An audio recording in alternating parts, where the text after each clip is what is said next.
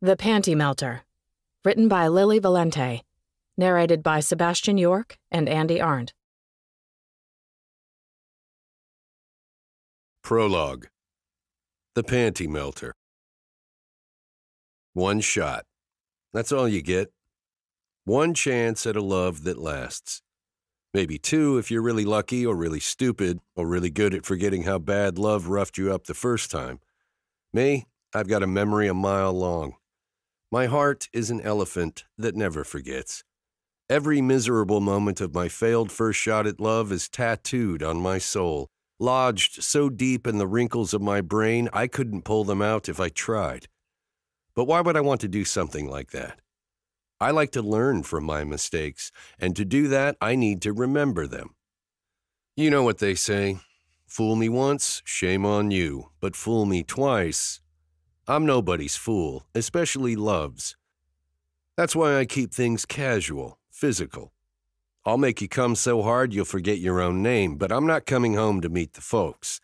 I've got enough on my plate with my own crazy family. I don't need a booster shot of nuts from yours, especially when we both know it's not going to last. Chemistry fizzles, love fades, and happily ever after is the stuff of fairy tales. The only thing you can count on is this moment, this breath, this chance to choose pleasure over pain, to make love instead of ill-advised romantic declarations you'll regret when the hormone rush fades away. I know these things to be true. They might as well be tattooed next to the pinup girl I got inked on my shoulder during my first deployment. But as I guide Violet Boden to the dusty floor of the attic at the Morton's annual Halloween party, lips fused, breath coming fast, and hands everywhere, all at once, I'm possessed by the certainty that everything is about to change.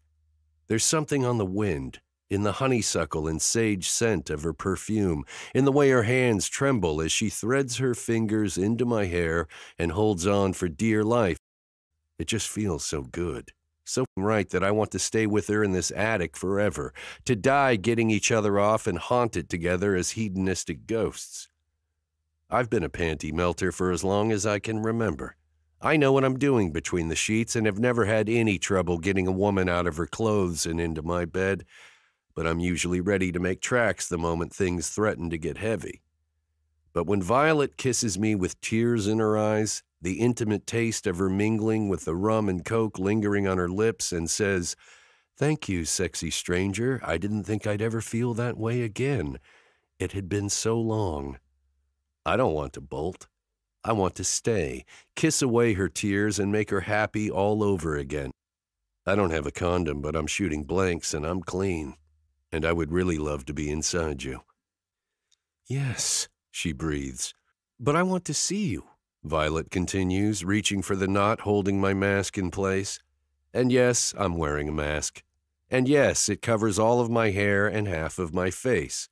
And yes, Violet and I are relatively new acquaintances, only having met once before this party, when I stopped by the shelter where she works to let my brother, her boss, know that his pet cow was knocked up.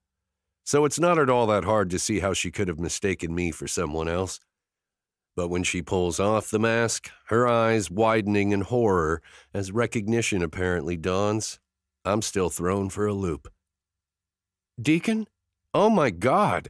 She scrambles backward across the dusty boards, fumbling for her discarded genie pantaloons with a frantic hand. "Oh my God!" "Is something wrong?" I ask, wincing as I adjust my equally confused. Me." She shakes her head as she jabs one foot into her pants and then the other, jerking them up around her hips with a rush of breath. "We can't do this. No way. If I'd known who you were, I never would have—" She cuts off with a laugh that stings a little. "Oh my God, this is crazy."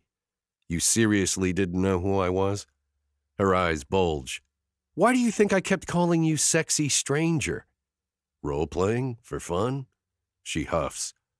"I don't role-play on a first date or first hookup, or whatever this was." She winces. "I don't do this at all, ever. I must have been out of my mind." She backs away, hands flapping at her sides. "I'm sorry. Please, let's just forget this ever happened, okay? Thanks. Sorry. God, Bye. Before I can say a word, she dashes across the drafty room and disappears down the secret staircase, leaving me holding my own sword and feeling like an asshat for letting "this could be something special" thoughts knock around inside my skull. Tonight wasn't special, and nothing is going to change. Violet Boden clearly likes me about as much as she enjoys razor blades and her Halloween candy, and I can't say I'm too fond of her right now either. But as I head back to the party, I can't get her smell, her taste, her touch out of my head. I go home, lie in bed alone, and jerk off to memories of her writhing beneath me, but it doesn't help. I pass a restless night plagued by erotic dreams of Ms. Boden until a call from my youngest brother, Tristan, wakes me up the next morning so he can announce he's decided to get married in his backyard. Today, immediately. And guess who's officiating the service? That's right, Violet, wearing a skimpy sundress with no bra and acting as if nothing happened between us. She's cool, distant, and so sexy I can't keep my eyes off of her. I spend the ceremony hiding a semi behind my crossed arms and bad attitude, and spend the after-party as far from the object of my erotic frustration as possible. I leave early, heading to a dive bar to drink the insufferable woman off my mind. Only I'm not sure there's enough whiskey in the world to numb the sting of the cold shoulder she gave me today, or how damn much I still want her in spite of it.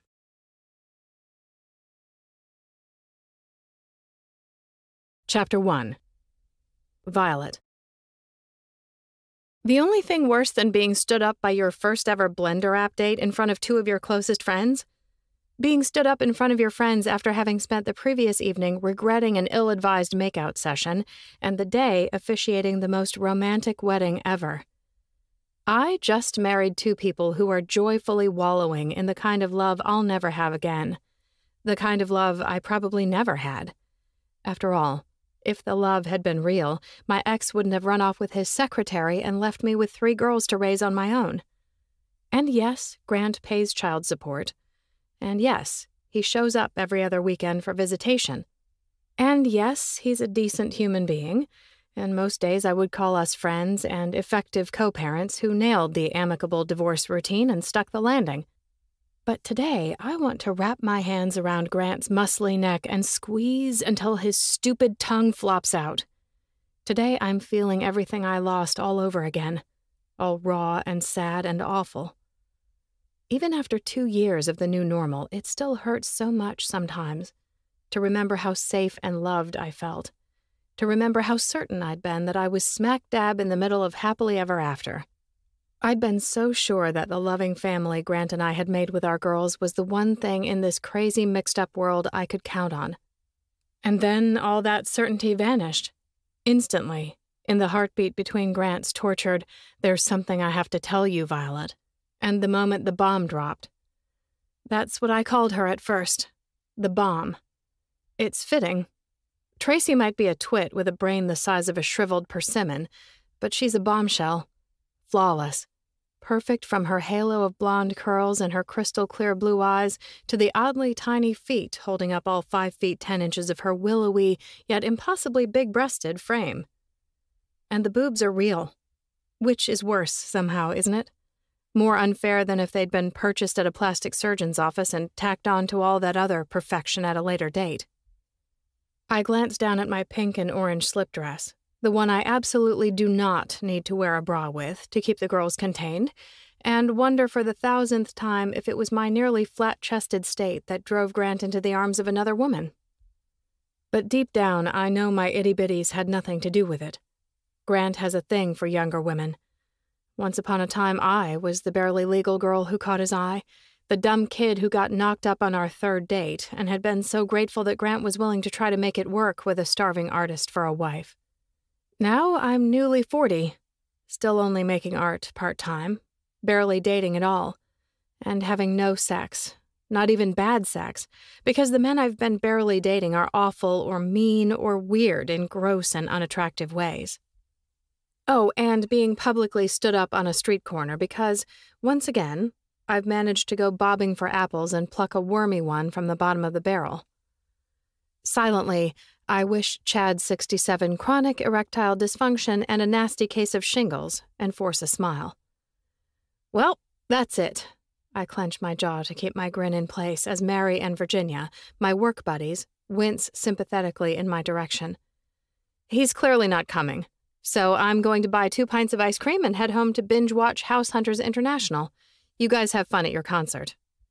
Oh, honey, Mary murmurs. I'm sorry. I shrug a breezy shoulder. So I got stood up. It's fine. I'm totally fine. Better than fine, Virginia agrees with a nod that makes her gray ponytail twitch. I'm telling you, Violet, males of the species are more trouble than they're worth. You'll see. Mary and Virginia have been volunteering at the animal shelter where I work for 15 years and are some of my sweetest old friends. They're both in their 60s and gave up dating many moons ago. They assure me I'm going to love being older and alone. Apparently, as soon as my sex drive sputters out, life will be all smooth sailing, bingo nights, wine tasting with girlfriends, and long walks through the redwoods with no one droning on in a big stupid man voice, disturbing the peace. It sounds amazing. So amazing that the back of my nose begins to sting and tears stab into my eyes as I contemplate a life with no kisses in it. No snuggles into shirts that smell like smoky cologne. No more catching someone's eye across the room and knowing the smirk that curves his lips is just for me. And, of course, no more orgasms that don't come courtesy of my battery-operated boyfriend. Last night with Deacon was a mistake. A huge, terrible, awful, no-good mistake, for so many reasons. But the worst part is that he reminded me of all the things I'm missing. Things like human touch and kisses and pleasure and orgasms. God, there were so many orgasms. I've missed them so much. No vibrator on earth can hold a candle to a man's mouth, a man's hands, a man's... Nope. I shake my head firmly. I'm not going to think about that. Deacon was a mistake I won't be repeating, and the rest of Sonoma County's single men are more trouble than they're worth. I'm just going to have to get used to a life without cock. A cockless, solitary, lone vagina against the world existence. I can't stop a pathetic little sob that makes both my self-appointed chaperones coo with concern as they close ranks around me. Oh, sweetheart, come here. Oh, I could just kick that jerk in the face. Mary gathers me into her arms, crushing me against her ample bosom, proving that even the big-breasted among us can get tossed aside. Mary's husband left her when she was 38, too, right after she gave birth to their second child. That's not where I'd kick him. I'd aim lower, Virginia mutters, making me laugh. I step away from Mary with a sniff, determined to pull myself together. You guys are the best. You want to hit bingo night at the Sisters of Mercy next week? It's still on Wednesday nights, right? Mary's eyes light up, and her furrowed brow relaxes. It is! And I've got a new selection of lucky hats. Enough for all of us. Bring Adriana, she'll love them. I ignore the fresh pang of sadness that flashes through my chest at the mention of my youngest daughter. I'll try, but she's been so busy with track and all her senior activities I barely see her anymore. She might be too cool for bingo these days. No one's ever too cool for bingo, Mary scoffs. She'll come. She won't be able to resist. Deep down, she's still the same kid who brought her troll dolls to the VA bingo tournament and lined up red jelly beans along the top of her cards for good luck. You'll see. I smile, hoping she's right. I'll try to talk her into it. But you two should get going. Doesn't the concert start soon? If you don't hurry, you won't find parking. They're sold out, or we'd offer to bring you along, Virginia says. But we can be late if you need us to stay. Mary casts a glance up and down the street in front of Oakville Grocery, where Chad 67 and I were supposed to meet. It's still a good hour until dark, with plenty of people out enjoying the warm Indian summer night, but Mary's a worrier from way back. I hate to leave you here alone. Do you need us to walk you to your car? No, thank you, I say. I'm fine. Or you could take my ticket, Mary says, her eyes lighting up as inspiration strikes. I don't mind. I'm leaving for my Alaskan cruise next weekend, so I should get home and start packing anyway. No way, crazy. I'm not taking your ticket. I shoo them off. I'm fine to get home by myself. You two go. Have fun. It's been a big day, and I'm honestly relieved for an excuse to get in my pajamas." "Well, if you're sure," Mary hedges back a step, tugged along by Virginia, who hasn't missed a Rockin' the Vines performance at Sampson's Point Vineyard in 10 years. I continue to insist that I am sure as they turn toward Mary's car, and Virginia calls over her shoulder, "Remember, don't let the bastards grind you down." I hide my wince behind a wave as they buckle in and roll out onto Matheson Street, headed toward the highway. Only when they're out of sight do I let my arm drop heavily to my side and my shoulders slump. Time to head home. Home. It's the same house I shared with Grant when we were married, the one the girls and I have made a true pink-celebrating lady lair in the past 2 years, but it doesn't feel as cozy as it used to. Emily and Beatrice, my 2 oldest, are both away at college and living in the dorms. It's just Addie and me at home, and she's out with friends tonight, staying over at a hotel in Vallejo so they can hit the amusement park nearby first thing in the morning. That's the reason I arranged to meet Chad the douchebag tonight in the first place, so I wouldn't have to go home to a lonely house after the wedding and eat a depressing dinner for one in front of the TV. And so I wouldn't be tempted by a certain brooding alpha male. Deacon looks way too good in a suit. So good a girl could forget that he's her boss's big brother and way too much like her ex-husband to make dating him a wise choice. I'm finished with bossy, domineering, love-'em-and-leave-'em men. I'm going to find a nice man who checks all the boxes on my relationship wish list or die alone. "I don't want to be alone," I murmur to a miniature poodle tied up outside a wine-tasting room near the grocery. She barks as if to say, "It could be worse, woman. You could be chained up on a gum-pocked sidewalk while your owners get wasted. At least you've got your freedom." "True," I agree, pulling myself from my purse. The poodle is right. I've got free will, and it's not too late to turn this night around. I shoot my friend Mina, my only single girlfriend, a text to see if she might be up for a spontaneous girls' night, but she almost instantly shoots back, "Sorry, can't," on a date with one of my hot babies. My nose wrinkles as I tap out, "How old is this one? 28? 27! Her enthusiastic response is accompanied by a winking emoji, a kiss-blowing emoji, and a string of perky-looking eggplants. I roll my eyes, encourage her to have fun, and drop my phone back into my purse. At least someone is enjoying themselves tonight, and getting laid, even if it is by a man 12 years her junior. But Mina insists the only available men are either a decade younger or a decade older, and from what little dating I've done, I'm afraid she's right. I don't know what the men around our age are doing, staying happily married or dating girls young enough to be their children or having such debilitating midlife crises they're unable to drag themselves out of the house after work. But they are in shockingly short supply. Most of the men I've gone out with have been in their 50s and already working on a middle-aged paunch and a grouchy old man attitude.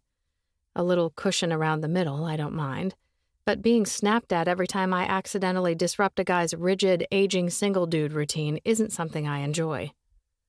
I have 3 hormonal daughters to snap at me, thank you very much. Maybe I should give younger men a chance. Mina certainly seems to be enjoying her shameless sampling of the 25 to 30-year-old men of Sonoma County, but I can't help but wish for something more. For someone closer to my age, who understands where I'm coming from, who's been knocked around by life enough to appreciate little blessings and everyday miracles. Someone who has something on his mind aside from how quickly he can get me out of my clothes and into his bed. Because I'm not into one-night stands. Or I wasn't into them. Until last night, when I almost banged Deacon in a stranger's attic. Though, of course, I didn't know he was Deacon at the time. I thought I was banging a complete stranger in a stranger's attic, which makes the entire thing even worse. But if I hadn't whipped off his mask and revealed his true off-limits identity, I wouldn't have stopped. I was out of my mind with wanting him, possessed by a wild lust monster clawing away beneath my skin, desperate to rip free and devour everything in its path.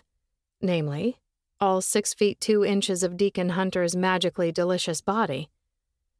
The man is mind-bendingly fun to look at, with sky-blue eyes, the broadest shoulders I've ever seen, abs of pure titanium, and powerful calloused hands that knew exactly how to touch me without a word of direction. It's 80 degrees outside, but still I shiver, my nipples pulling tight against the silky fabric of my dress as I start across the street, not sure where I'm going, but needing to move, to burn off some of this restless, pulsing energy. I want to go back there, to that dusty room with the stranger in the mask, to that moment before I peeled away the fabric covering Deacon's face, and this time keep going. I want to know what it feels like to have him inside me more than I want air. Definitely more than I want dinner from Oakville Grocery or those 2 pints of ice cream. I'm not hungry for food. I'm starved for touch, for skin on skin, for Deacon's lips hot on mine, and his hand sliding down the front of my panties. No, not Deacon. The stranger.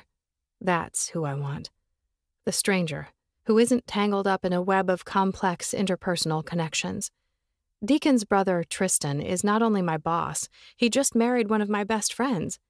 And the other Hunter brothers, Dylan and Rafe, have been in my life for years. Sometimes I even babysit Dylan's daughter when his usual sitter is out of town. In a lot of ways, they're like family. And you don't roll around naked in an attic with your family's family, even if the man in question has been working outside the country so much the past 20 years that you barely know him. I know enough to realize it would never work, even if he weren't a hunter. Deacon spent 25 years in the military. I'm a pacifist who's never shot a spitball, let alone a gun. Deacon is a logical rule follower.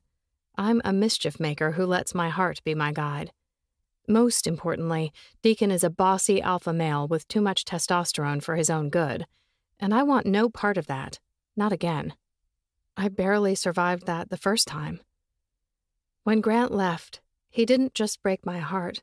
He left me scrambling to learn how to pay the bills, renew the car insurance, stick to a budget, and all the other things he'd exercised complete control of during our marriage. It was terrifying.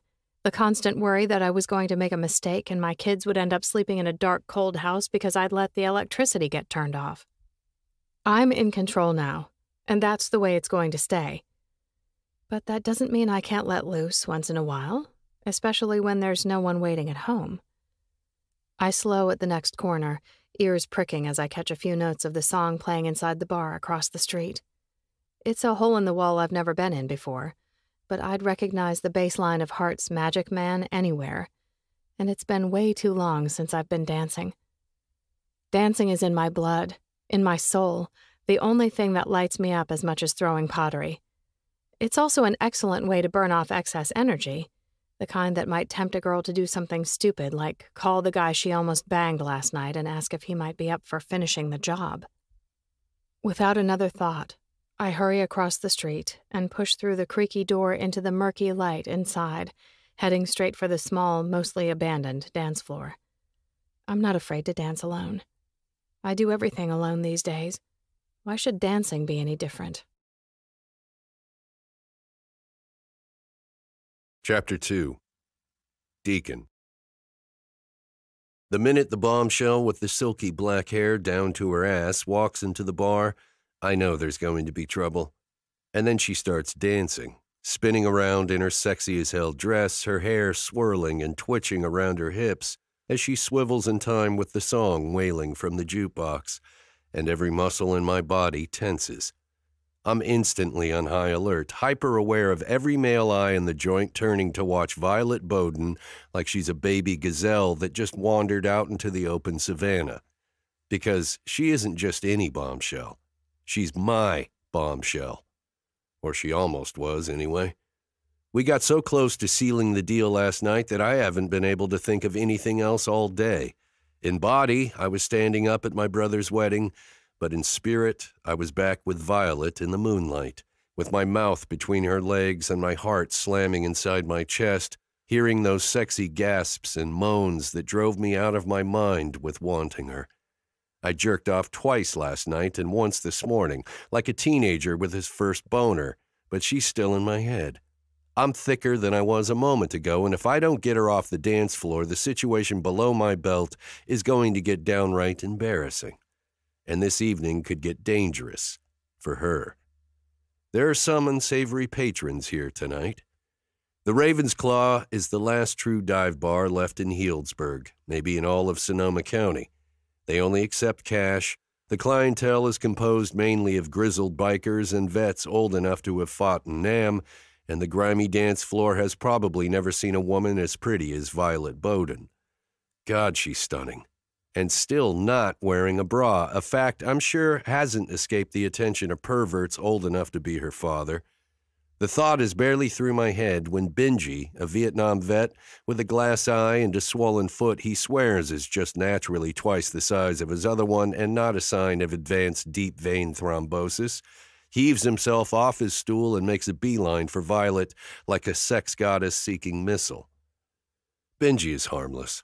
He might talk Violet's leg off, but he wouldn't lay a hand on her. But the man swaggering onto the floor to her left could be trouble. He's probably 30, but looks older, his thin chest hollowed out by too much drink. He's got a hungry look in his eyes that makes me want to throw my jacket around Violet and hustle her outside. I don't recognize him, and I've been coming to the Claw since my dad used to drag me in here for harvest parties when I was still too young to drink. But of course, I did drink.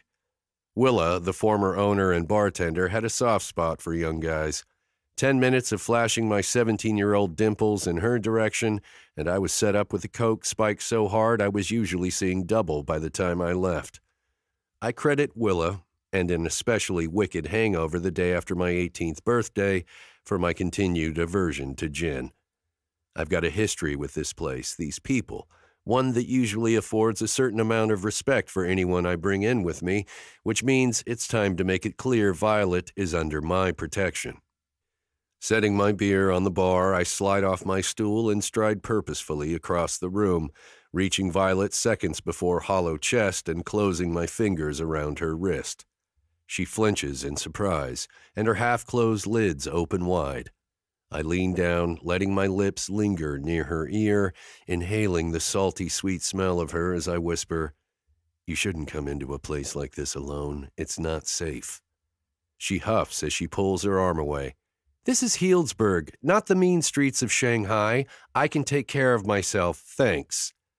I'm not so sure about that. I stand my ground at the edge of the dance floor as she starts to sway once more. "Well, I am." She flutters her fingers as she lifts her arms over her head. "I appreciate the concern, but I'm just fine." I nod.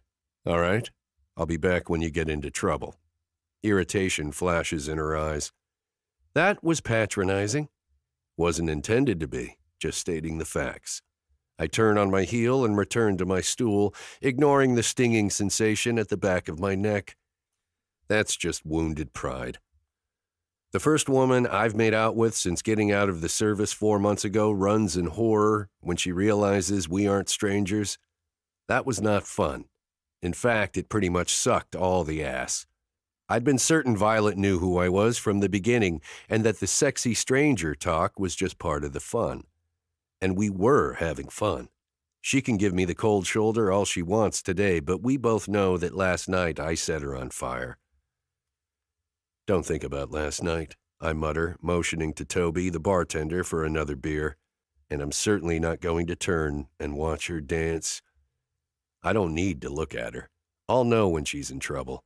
I'll be able to feel the change in the energy of the room, the shift in the wind as potential danger becomes something I need to worry about. Years of training and multiple deployments to war zones have given me a sixth sense when it comes to trouble. Too bad I don't always listen to it." "You know her?" Toby asks, nodding toward the dance floor as he sets down my pale ale. "I do. And I knew she was trouble the moment I laid eyes on her. But I still danced with her, flirted with her, and led her up to a secret place where we could be alone because opposites attract. Until they start to irritate the shit out of each other. Say, when one of them insists on putting herself in danger for absolutely no reason except that she refuses to listen to the voice of reason, for example. She's something else. Toby's graying eyebrows lift higher on his forehead. Makes me wish Baxter was in tonight. Always nice to have an off-duty cop around, just in case. I grunt in agreement. I'm concerned about the new guy, the one in the blue t-shirt and flannel. You should be. He's been drinking whiskey since 4 o'clock, and Cassie already had to give him an earful about an hour ago. He wouldn't let up with Becca, even after she told him repeatedly that she likes girls and was here with her partner. I'm sure Cassie made him regret that. Cassie is only 5'3", but she was a Marine for 10 years. She's tough as nails and fiercely protective of her girlfriend. Toby chuckles.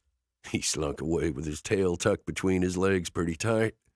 Thought he was out of here, but guess he just went out for a smoke. He definitely perked up when your gypsy walked in. He glances past me, amusement flickering in his eyes. Though, looks like Benji's giving him a run for his money. I swivel on my stool to see Violet twirling under Benji's arm, laughing at something he's just said like they've been friends for years. For his part, old Benj is beaming, his round face flushed bright red.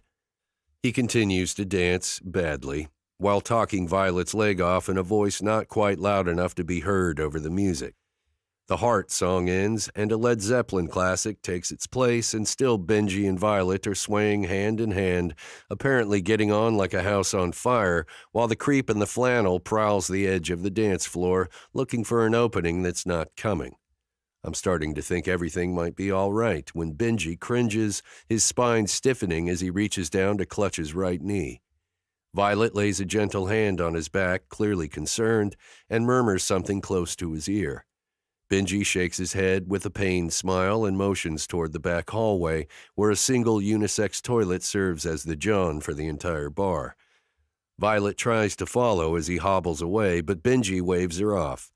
Whether he's faking the need for a bathroom break to cover for his bad knee or really has to take a leak, it doesn't matter.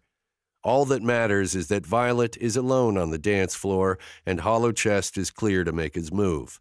I see it coming.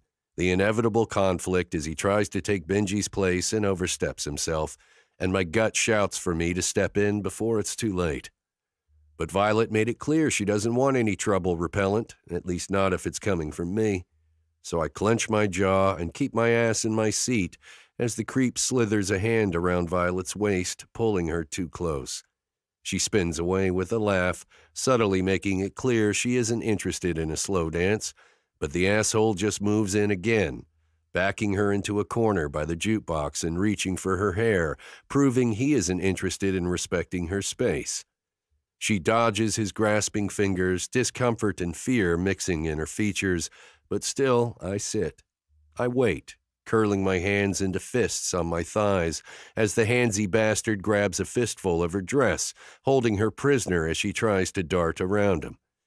Violet shoves at his arm, her eyes bright and angry, and Hollow Chest responds with a mean laugh as he braces a hand on the wall behind her. Every cell in my body is screaming for me to get over there, rip the guy's hands off of her, and stuff them into his mouth, but I'm not going anywhere until I get the signal. The sign I'm waiting for.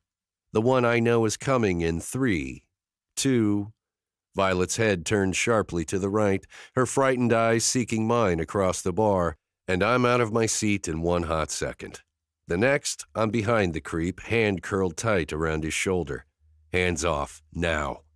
I dig my fingers tighter into his bony flesh, silently promising him that I'm only going to ask nicely once. He wheels around to face me, eyes narrow and a sneer on his lips that falls away when he gets a good look at who he's about to start a fight with. All of the men in my family are tall and solidly built, and for 20 years the weight room has been my second home. Exercise is my therapy, one that doesn't cost a dime and keeps me in the kind of condition that ends most fights before they get started. Unless they're really drunk or really stupid, most men know better than to mess with a guy who's got 50 pounds of pure muscle on them and a "don't fuck with me" look in his eye. Hollow Chest is drunk. I can smell the cheap whiskey in his sweat. But he isn't drunk enough to start something that's going to end with him unconscious on the floor. "Didn't realize she was spoken for, man," he says, sliding away toward the jukebox. "You should keep a tighter leash on your lady." "I'm not," Violet begins, but I cut her off with a sharp, "And you should learn to keep your hands to yourself. Now leave, and don't come back. This isn't the bar for you. We don't like your kind of asshole." "Yeah, only our kind of asshole," George, a seriously bearded biker, shouts from the nearby pool table, inspiring laughter in the rest of the men gathered around the cues. For a second, hollow chest looks like he's going to pop off to George, which would be a much bigger mistake than running off his mouth at me, seeing as George hits first and asks questions never. But apparently this loser isn't stupid either. In the end, he scrubs a hand over his clenched jaw, mutters something unintelligible beneath his breath, and slinks out the door, letting in a rosy flash of sunset on his way out. The warm glow lights up Violet's pale face, making her look like a model from one of those old Italian paintings my first stepmom loved so much, and then darkness falls again, leaving us alone in the shadows. After a long beat, she clears her throat. "Thank you." "You're welcome." I try not to sound smug, but do a shit job of it, so I'm not really surprised when irritation flashes across her features again. "Go ahead and say I told you so it'll make you feel better." "I feel just fine," I say, but I don't. I'm feverish, hungry, starved to the bone for another taste of Violet's mouth. I'm out of my head with wanting this woman. It's the only explanation for the words that come tumbling out of my mouth, seeing as I'm not usually a glutton for punishment. Though I'd like to know why you ran away last night. I thought we were having a good time. I know I was. Her lashes flutter. "Last night was a mistake. We're not a good fit, Deacon." "How do you figure? You barely know me." "I know your type," she says, crossing her arms. "And I know a lot of women are into the controlling alpha male thing, but I'm not." I frown so hard my nostrils flare. "Controlling alpha male? Where the hell did you get that?" "From the way you walk, the way you talk, the way you boss your family around." She motions toward the dance floor. "The way you decide what's best for complete strangers and rush in shouting orders." I wasn't shouting or rushing, and you weren't safe. I point toward the door her harasser exited less than 2 minutes ago. Clearly, I wasn't controlling, I was protecting. And as far as, I don't need protecting, she pops back, lifting her chin. "Pardon my French, but I'm going to have to call bullshit on that, Ms. Boden," I say, leaning closer to her stubborn little mouth. "You need a bodyguard almost as much as you need a shot of common sense." Her eyes flash. "I can't believe I got naked with you." "You got naked with me because I drive you crazy," I murmur. "Hell, I'm driving you crazy right now." "I can't stand you." "But you still want to kiss me," I whisper. "I want lots of stupid things," she says, her hands reaching for my chest. I'm certain she's going to push me away, so certain that I'm already braced to catch myself with a quick step back. Instead, she fists her hands in my shirt, hauling me close as she presses up on tiptoe, fusing her lips to mine. The kiss is instantly hot, wild, and completely inappropriate for public consumption. I'm dimly aware of hoots and cheers coming from the other patrons as Violet's tongue sweeps into my mouth, but it's hard to focus on anything but the rush of attraction, the electric feel of her hands smoothing around to grip my shoulders, the spike of arousal coursing through me as her curves press against my chest. I know we should stop, or at least take this outside, but my brain can't talk my body into cooperating. I'm too lost in this woman, helpless in the face of a firestorm of attraction even hotter than the one that raged between us last night. Finally, she pulls away, panting against my lips. "I'm going home now." Is that an invitation? "No, we're not going to do this. We're going to be friends, just friends." "I don't want to be your friend." "Good," she says with a sniff. "I don't want to be your friend either." And then she kisses me again, hard and deep, before making a beeline for the door and slamming out into the evening air without a backward glance. I'm about to go after her when the door opens and Violet pops her head back in, pointing a stern finger my way. "Don't follow me." She vanishes again, leaving me with the laughter of the assembled company. A beat later, Benji appears at my side, clapping a hand on my back. "It's okay, man. Some wild horses just can't be broken." "I don't want to break her. I want to date her," I hear myself saying. I'm not sure where the words came from. I don't want to date her. I find her every bit as frustrating as she finds me. but still, there's something about her.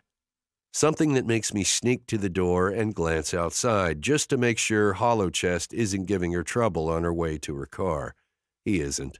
There's no sign of him, only a firecracker in a dress all the colors of the sun, running away from me as fast as her shapely legs can carry her.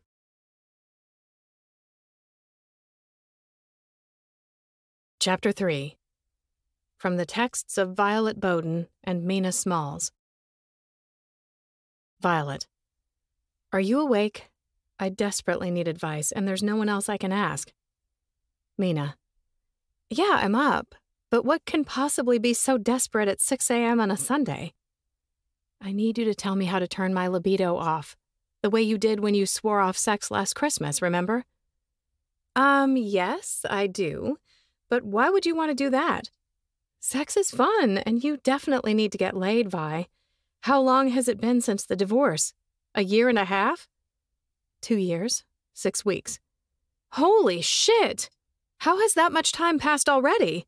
It seems like you guys just split up. It's because we're old. Time flies when you're getting old.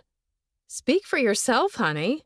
I'm feeling amazingly youthful and vibrant this morning, especially considering I didn't get to sleep until 2 a.m. Hot babies don't require sleep. They can survive on energy drinks, ramen, and sex alone. Or probably just sex and the occasional glass of water to replenish all those lost bodily fluids. Stop. I don't want to talk about sex or hot babies or bodily fluids. I want to talk about winter landscapes covered in fallen snow and bare tree limbs and still, quiet darkness without a speck of light. That sounds depressing as hell. Who has you so upset, Mama? Tell me his name. I'll kick him in the balls for you.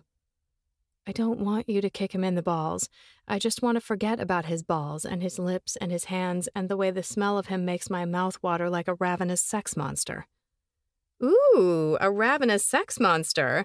That sounds like fun. You should go for it. Ravage him, girl. Tear his clothes off and have your wicked way with him. You're not listening. No, you're not listening. It's time to come out of hiding, Violet. You've mourned long enough. It's time to get back in the saddle and ride this stallion who has you so worked up. Ride him all night long, girl. I can't. He's a jerk with an ego the size of Tracy's enormous boobs, and I refuse to lose my divorce virginity to an asshole. I hear you. Mean people are the worst, and you can't reward that kind of behavior with pussy or they'll never learn. He's not mean exactly, just bossy and controlling and insufferable. But for some reason, I can't stop thinking about him and fantasizing about him and wanting his big, stupid hands all over me. I barely slept at all last night. It's like I've been infected with some sort of terrible disease, Mina. You've got to help me. No. It's not a disease, darling. That's just your lady beast ready to come out and rule the night. And we don't want to put her to sleep. We just need to point her claws in another direction. I tried that, but that guy I've been texting on Blender stood me up. Well, I can't say I'm surprised. That's what you get for trying to hook up with someone named Chad. What's wrong with the name Chad? Chads are all pasty, weak-willed, whiny, overly entitled rich white guys who think their shit doesn't stink and their tiny cocks are God's gift to women. That's harsh, but maybe kind of accurate now that I think about it. I once named a hemorrhoid Chad. That's all that name is good for. LOL. You're insane. Agreed, but I'm also here for you, and I've got an extra ticket to the River and Blues Festival this afternoon. You should come with me, drink a few beers, listen to some good music, and see if any of the shirtless men catch your inner wildcat's fancy. If all goes well, we could have you happily boinking a hot baby of your own before sunset. I don't think I want a hot baby. Okay, fine, then you can scope out a sexy silver fox and leave all the hot babies for me. I find that a more than acceptable arrangement. I'd forgotten how nice it is to be able to get a guy hard with nothing but a wink and a smile. Getting my ex in the mood was such a production, I was exhausted before we even got started. Grant never had problems with that. We're not talking about Grant or thinking about Grant. Grant is the past. The smoking hot single men of Sonoma County are your future. Meet me at the parking lot by the River Road exit at noon. We'll carpool. Okay. But I'm over Grant, Mina. I really am. This isn't about wishing I was still with my ex. It's about not wanting to make the same mistakes I made the first time.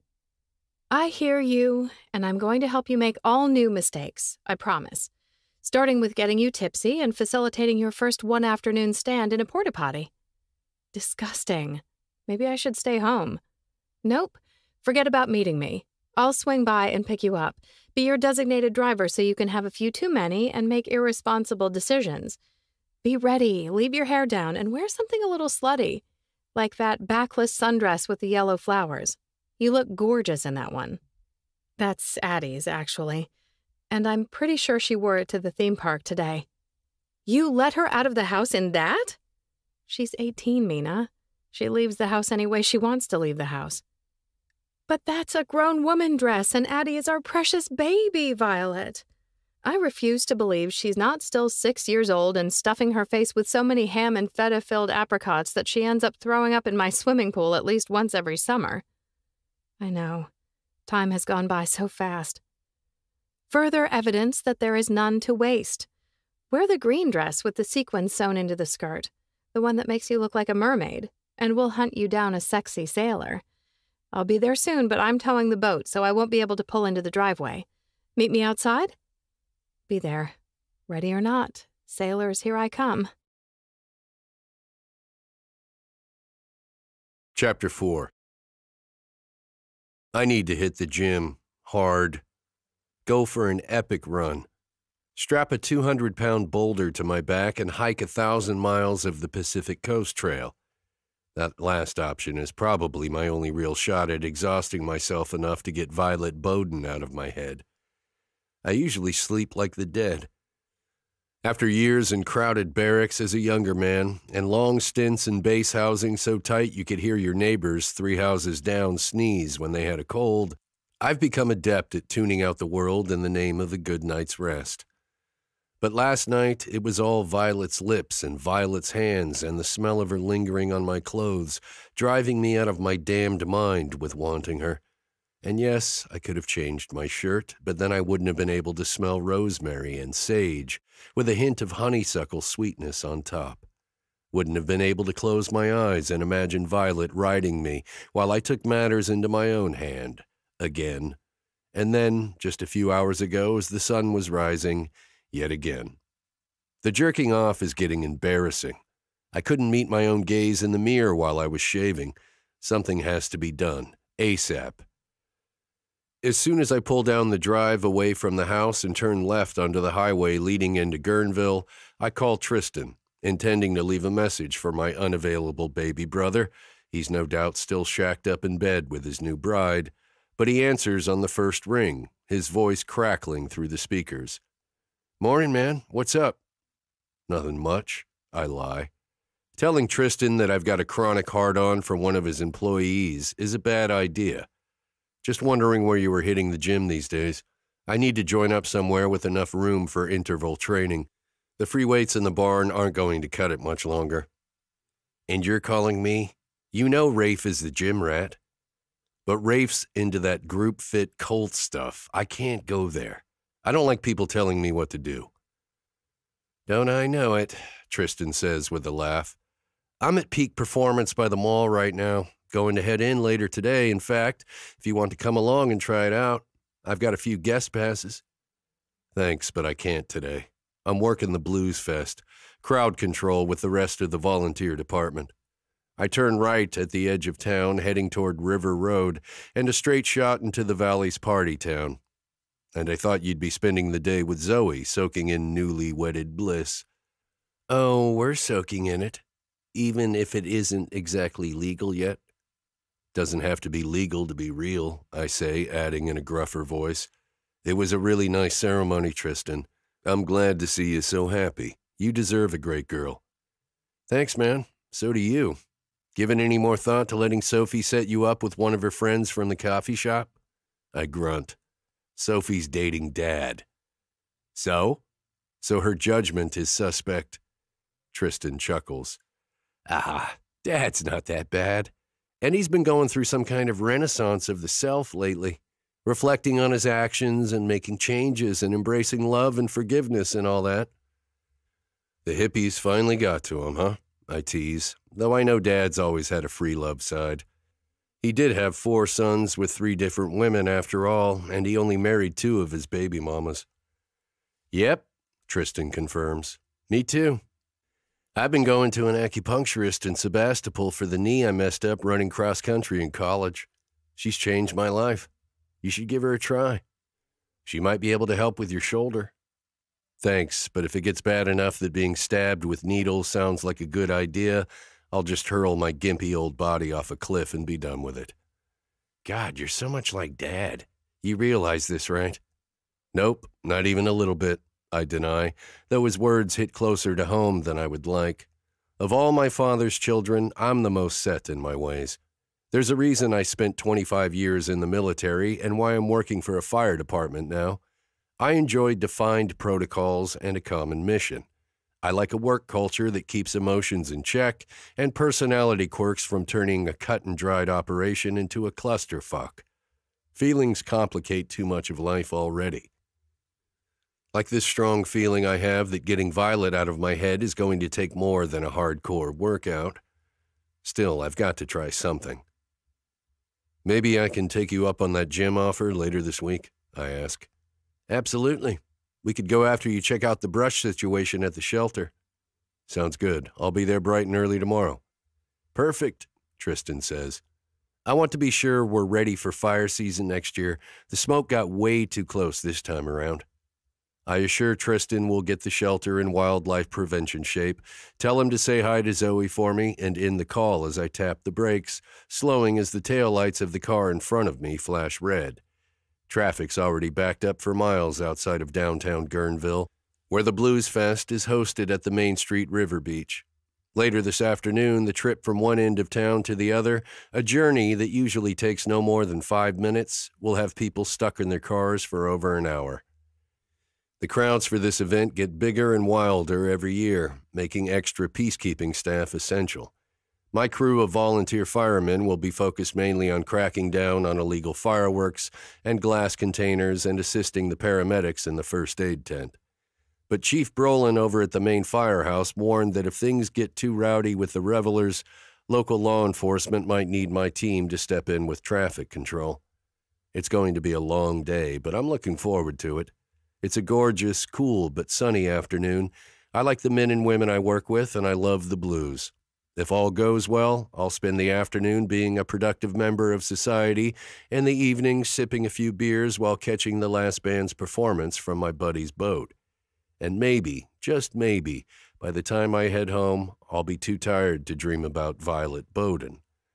No sooner has the thought planted roots in my head than a convertible towing a tiny pontoon boat zips past me, zooming around to cut in front of my truck as we both steer into the turn lane headed down to the beach.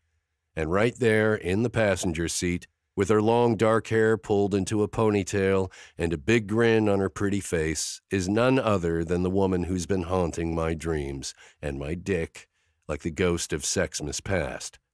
It's almost enough to make a man start believing in things like fate. But if this is fate's idea of fun, she's got one sick sense of humor.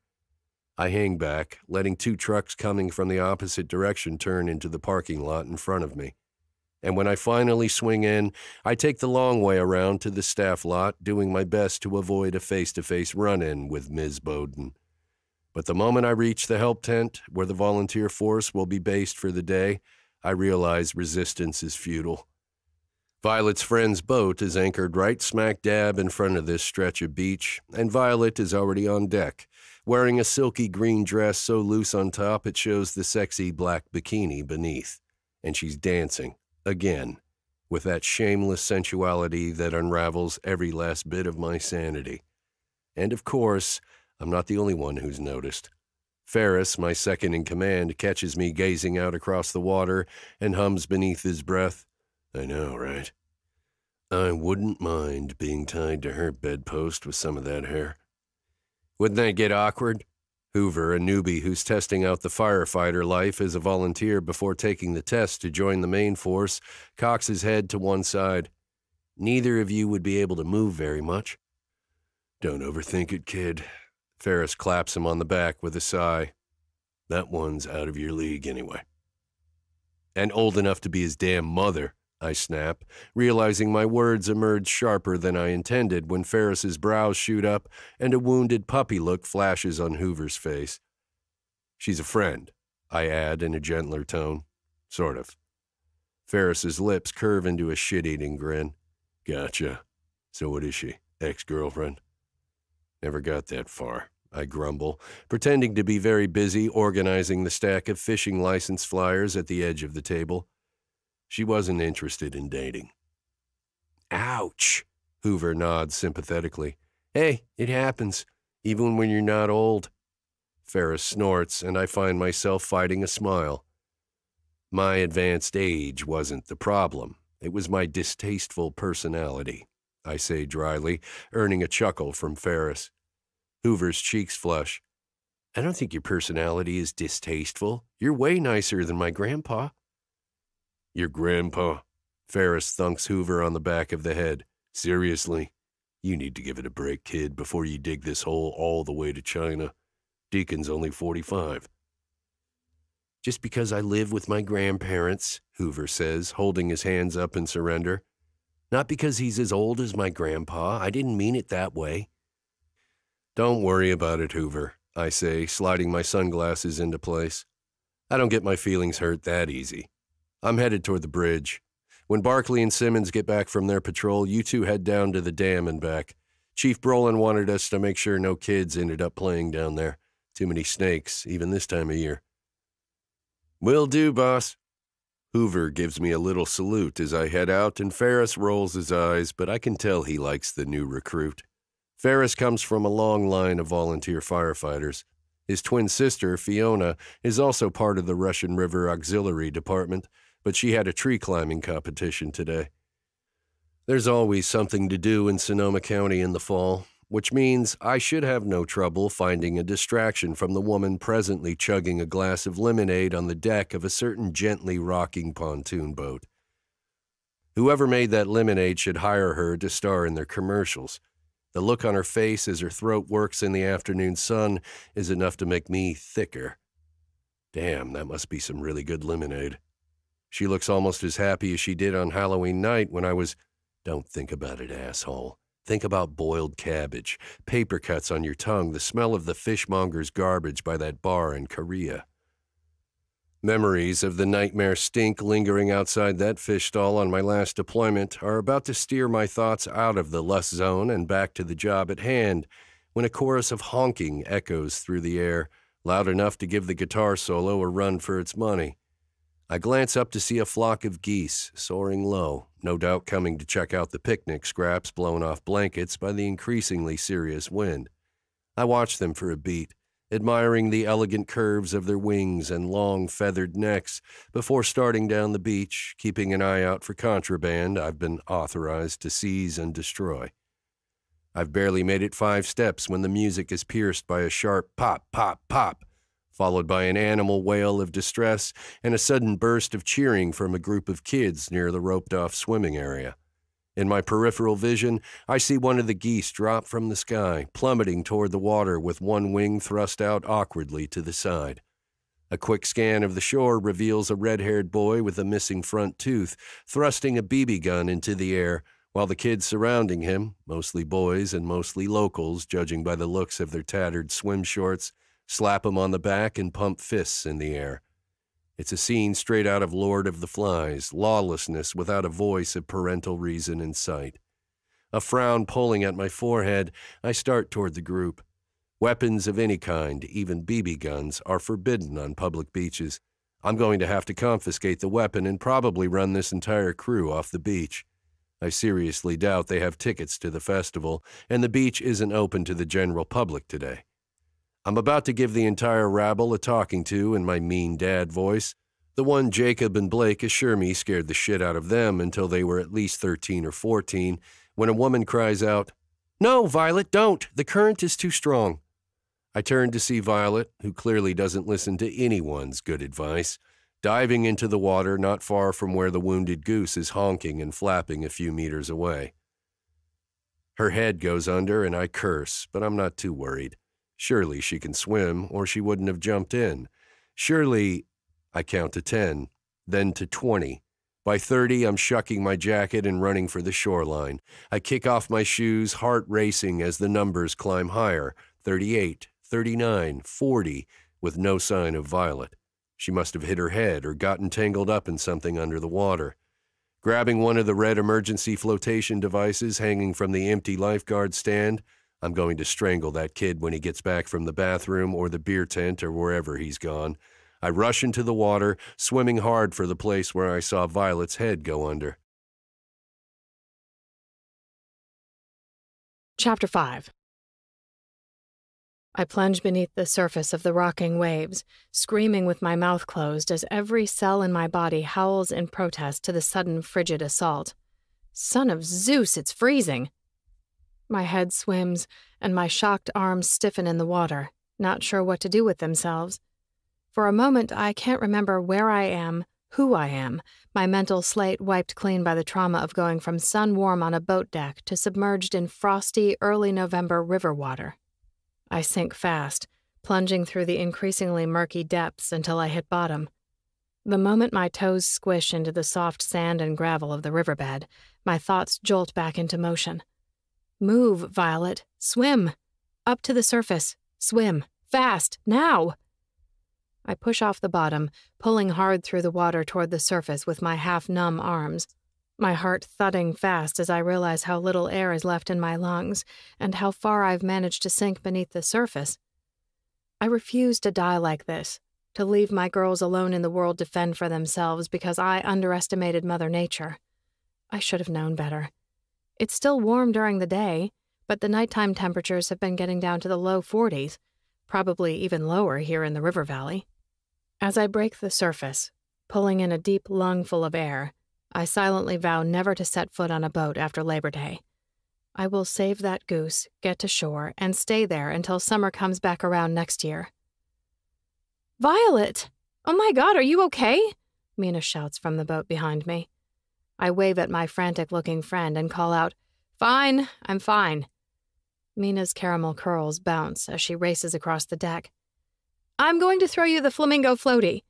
I don't need it, it's fine, I insist, knowing the giant pink inner tube will only make it more difficult to maneuver through the choppy water.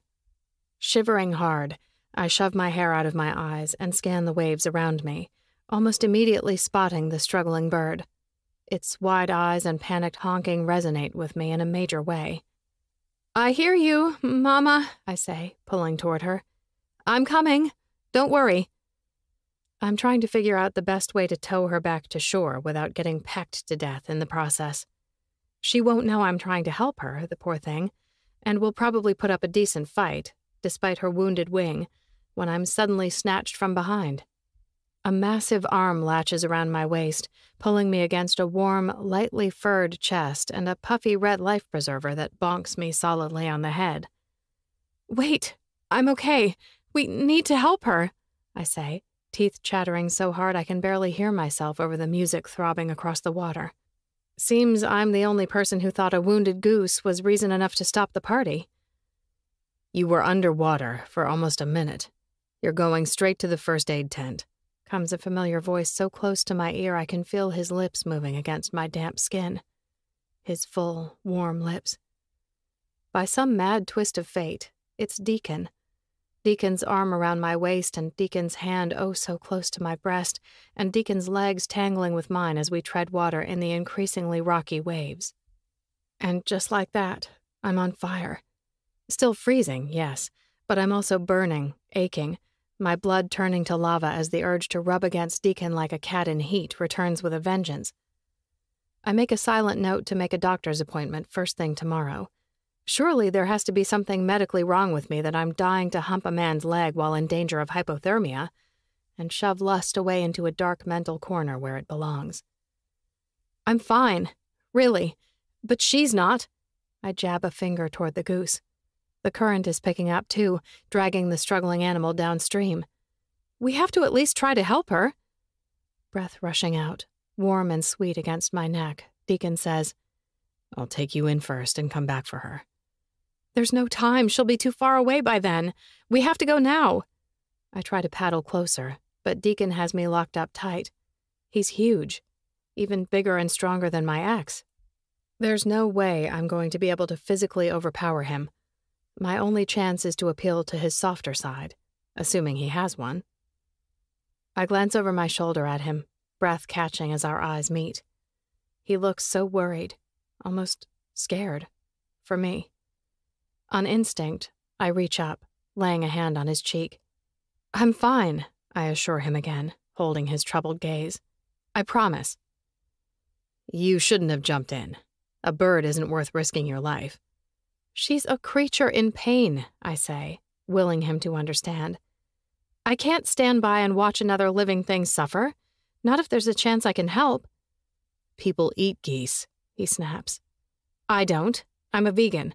But if I did, I would eat a goose that had been humanely raised and slaughtered, not one who'd been injured and doomed to a slow, painful death by drowning or infection or being chomped on by coyotes because she's too injured to fly away. I cast a quick glance across the water, heart leaping as I see the bird beginning to sink lower as she's dragged away. Turning back to Deacon, I funnel every ounce of passion in my shivering body into my words. Would you want to die like that? Scared and alone and hurting and not even knowing why? She won't understand what happened to her, Deacon, but I do. And I know that animal doesn't deserve to go out that way. His brow furrows and his jaw locks tight. But after a beat, he sighs again, an exasperated sound that makes it clear I'm the most frustrating person he's ever had the misfortune to attempt to save, and nods sharply. Fine. 2 minutes. If we don't have her by then, we're going in, and you're not giving me any more shit about it. A smile curving my trembling lips, I nod. Deal. Deacon shifts the long red flotation device, tucking it under both of our arms until we're side by side in the water. I kick hard, but it soon becomes clear that I probably don't need to bother. Deacon's churning legs carry us across the surface at fighter pilot speed, closing in on our little girl so fast I don't have time to get nervous about how the actual rescue is going to go down. One moment we're surging through the waves, and the next I'm gripping the back of the wounded bird's neck firmly in one hand, while cradling her body against the squishy red rubber of the floaty with the other. She thrashes once, letting out a pitiful honk, but quickly goes still as Deacon turns us around and starts back toward shore.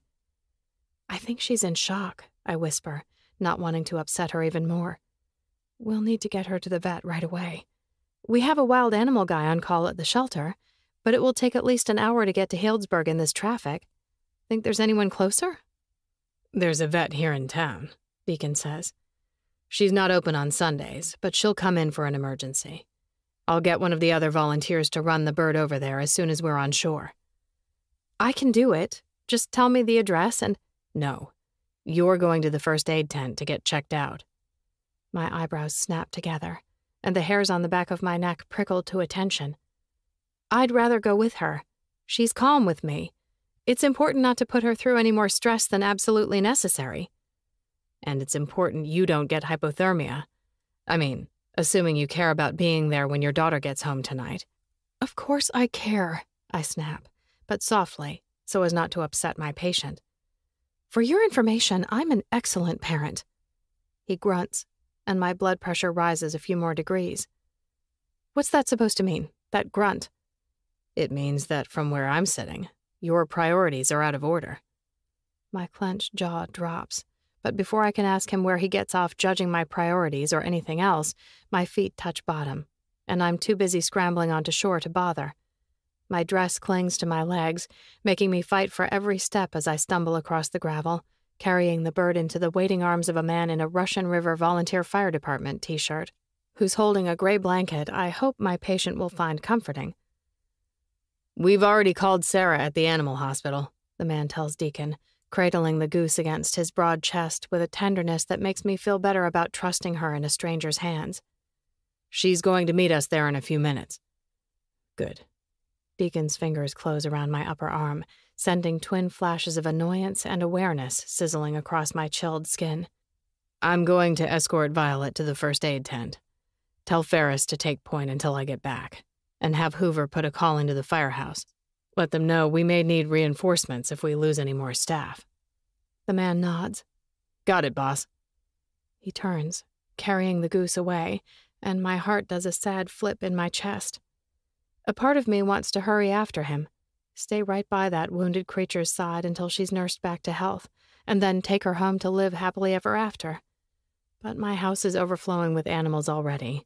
She'll be better off in the wild, and I apparently have a bossy jerk-mandated appointment with the first aid tent. Come on, let's get you checked out, Deacon says, his voice gruff. I can find my way on my own, I say, squirming my arm free. Wouldn't want to inconvenience you. You've already inconvenienced me, and I'm soaked. I need to dry off, and they've got towels in the tent. He glances down at my dress. You should probably get out of those wet clothes, too. And that's all it takes. Just the mention of getting out of my clothes. Electricity dances across my skin, and heat rushes up my neck, and it's suddenly all I can do not to wrap my arms around Deacon's shoulders and drag his mouth down to mine. I want to kiss him hard, so hard and deep that he won't have any breath left to boss me around. I want to show him with my lips, teeth, and tongue just how much I can't stand him. I want to rip off my wet clothes, get skin to skin with every irritating inch of him, and ride him until the urge to strangle him fades away in the supernova of pleasure that rips through my body every time he puts his hands on it. Those presumptuous hands that are, even now, settling on my waist, lifting me up onto the boardwalk like I weigh less than the goose I just handed over. Get moving. He nods toward the parking lot and the festival tents beyond. The sooner we get this done, the sooner we can go our separate ways. Good. I lift my chin. Because I, for one, don't like having murderous thoughts about people. I'm a pacifist. His lips quirk, and his blue eyes do a flashing, sparkling thing that makes my knees weak. What's that supposed to mean? I ask. He shakes his head. What? I motion toward his maddening and gorgeous face. That look. I was just thinking you're awfully confrontational for a pacifist. I am not, I snap, nose scrunching when his brows curve into a see what I mean squiggle. Fine, I sigh. You could have a point, a small point. I'll go to the first aid tent without a fight, but I would like my reluctance to be noted. Noted, he says with another smug grin I'd like to slap off his face. But that wouldn't be very peace-loving either, so I don't. I follow him to the first aid area with my arms crossed over my chest, keeping my hands and my traitorous nipples to myself. Chapter 6. One look at the pair of us, soaked to the skin and shivering in the cool wind, and the two nurses at the first aid tent leap into action. Oh, you poor things, did you fall overboard? The female nurse with curly red hair bustles Violet behind a privacy partition on one side of the tent without waiting for an answer. Don't worry, we'll get you all fixed up and dried out. There should be a stack of towels back there. Wrap up in one, give me your address, and I'll pop up to the main lodge and throw it into the dryer. Thank you so much, Violet says. She continues to speak, something about the goose and the animal hospital, that I lose track of as I'm bustled through the tent's back exit by the second nurse. We emerge into a private grassy area surrounded by trees where several lawn chairs are arranged in front of a clothesline strung with beach towels. I can take your clothes up to the dryer too, if you want. He grins as he brushes a hand back and forth over his tightly curled hair, also red, making me wonder if he and the other nurse are related. Or you can hang your clothes on the line and chill out in your boxers back here. He nods toward the chairs with a wink. I'll make sure no one bothers you, except maybe me when I get off my shift in an hour. Thanks, I say, with an only slightly uncomfortable laugh. After growing up next door to one of the hottest LGBTQ vacation spots in the country, you'd think I'd be used to getting hit on by other guys by now, and I am, mostly. But I'm on duty, and I've got another shirt in my truck. I will use your line, though, if that's all right. I can hang up my wet shirt and come get it later. Totally. Whatever you want, doll. He nods over his shoulder. I'm Kip, by the way. I'm heading up to the main lodge with Melody to grab some more water bottles. Make yourself at home, and if anyone comes looking for us, tell them we'll be back in the shake of a lamb's tail, okay? Got it, I say, turning my back as he ducks into the tent. I strip off my shirt, feeling better almost instantly. Wet jeans aren't enjoyable by any stretch, but I really can't stand the feel of a wet t-shirt clinging to me like a second skin. I'm about to hang it on the line when a soft sound behind me makes me glance over my shoulder to see Violet standing barefoot in the grass, wearing nothing but a rainbow-colored beach towel wrapped around her tempting little body. Her gaze drags slowly from my hips to my chest with a weight I can almost feel. Her fingers tighten on the fabric clutched around her chest, and her toes curl into the grass, and the last of my irritation evaporates in a rush of lust so intense my hands tremble as I toss my t-shirt onto the clothesline. Half the time, this woman drives me up the wall. But the other half... She trails off with a gentle shake of her head. I forgot what I came out here to say. The other half, she makes me wander with an intensity that's flat out crazy, dangerous. I value boundaries, logic, and level-headed interpersonal interactions. It's one of the reasons I've never done drugs and rarely drink to excess. I don't like being out of control. But one look at Violet Boden, and I'm a junkie prepared to do whatever it takes to get his fix. If I knew what's good for me, I'd head back into the tent, grab a towel, and get out of here before I do something I'll regret. Violet isn't interested. She's made that clear on numerous occasions. Continuing to pursue her is an exercise in futility and embarrassment, neither of which I enjoy. Too bad that doesn't stop me from eating up the distance between us, wrapping my arm around Violet's waist and pulling her close. Her breath rushes out as her hands settle on my bare chest, but she doesn't push me away. Her fingers curl against my skin as she bites down on her bottom lip with a hungry moan that goes straight to my already aching. Before I know what I'm doing, my hand is fisted in her damp hair, and my lips are devouring hers. And from the first taste of her absolute sweetness, I'm desperate for more, ravenous, starved for her touch and her breath warm on my skin and her pleasure washing over me in thick, sticky waves that make me desperate to take her. To show her how good it's going to feel when we make touch our primary mode of communication. I don't need words. All I need are her nails digging into my shoulders and those breathy sounds she makes that let me know I'm doing everything right. We have to stop, she pants against my lips, even as her fingers dive into my hair, pulling me closer still. I don't want to stop. I want my tongue between your legs, I say, groaning as she shudders against me, and her leg skims up to wrap around my thigh. I'm off at 4. We'll go to my place. I'll make you dinner. I don't want dinner. Her head falls back, and I devour her neck, biting and kissing as her grip tightens in my hair. I don't need food. Me either. All I need is your body. My heart jerks hard in my chest, threatening to stop beating. God, Violet, I want to be inside you so much. I want to take you right here on the grass. Yes, she sucks in a breath as I reach between the folds of her towel. Now, yes, please. We can't, I say, the logical side of my brain shouting to be heard over the lust monster breathing fire into my veins. It's private back here, she says. No one will see. Kip and Melody will be back any minute. Then we'd better hurry. Violet reaches for the clothes of my jeans, but I catch her fingers, but a part of me doesn't want to stop her.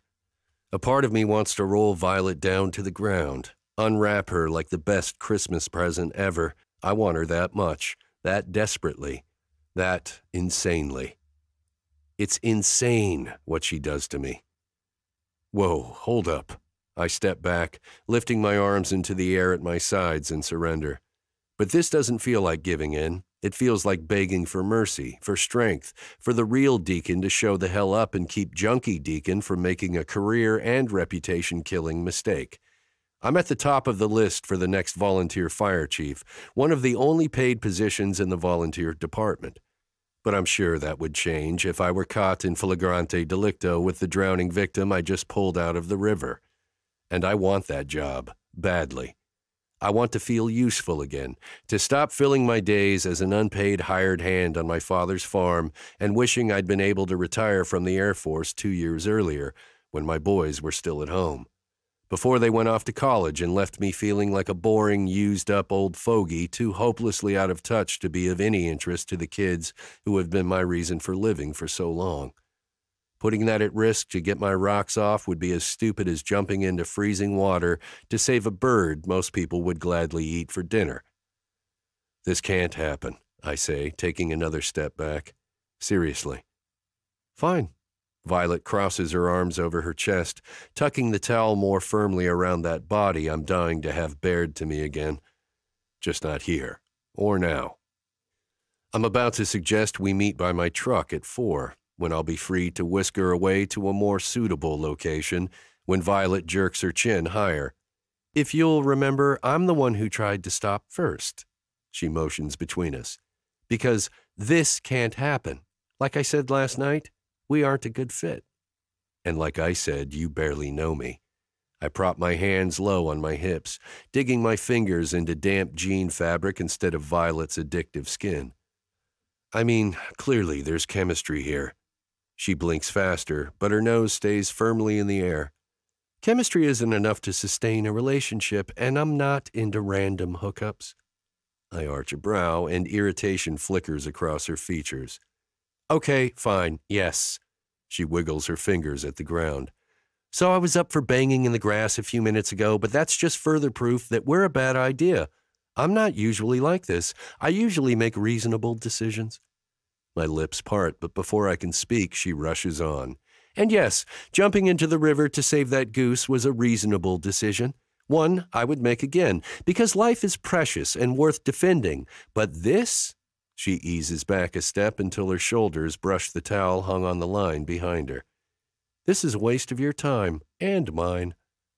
Stung more than I would like to admit, I clench my jaw and nod stiffly. Then I guess I won't be seeing you around. She swallows. I guess not. Fine, I say. Fine, she echoes. And it is fine. So why do I still want to kiss her so badly that my hand is shaking as I snatch my shirt from the line and head for the exit, leaving the first aid tent and Violet Boden far behind?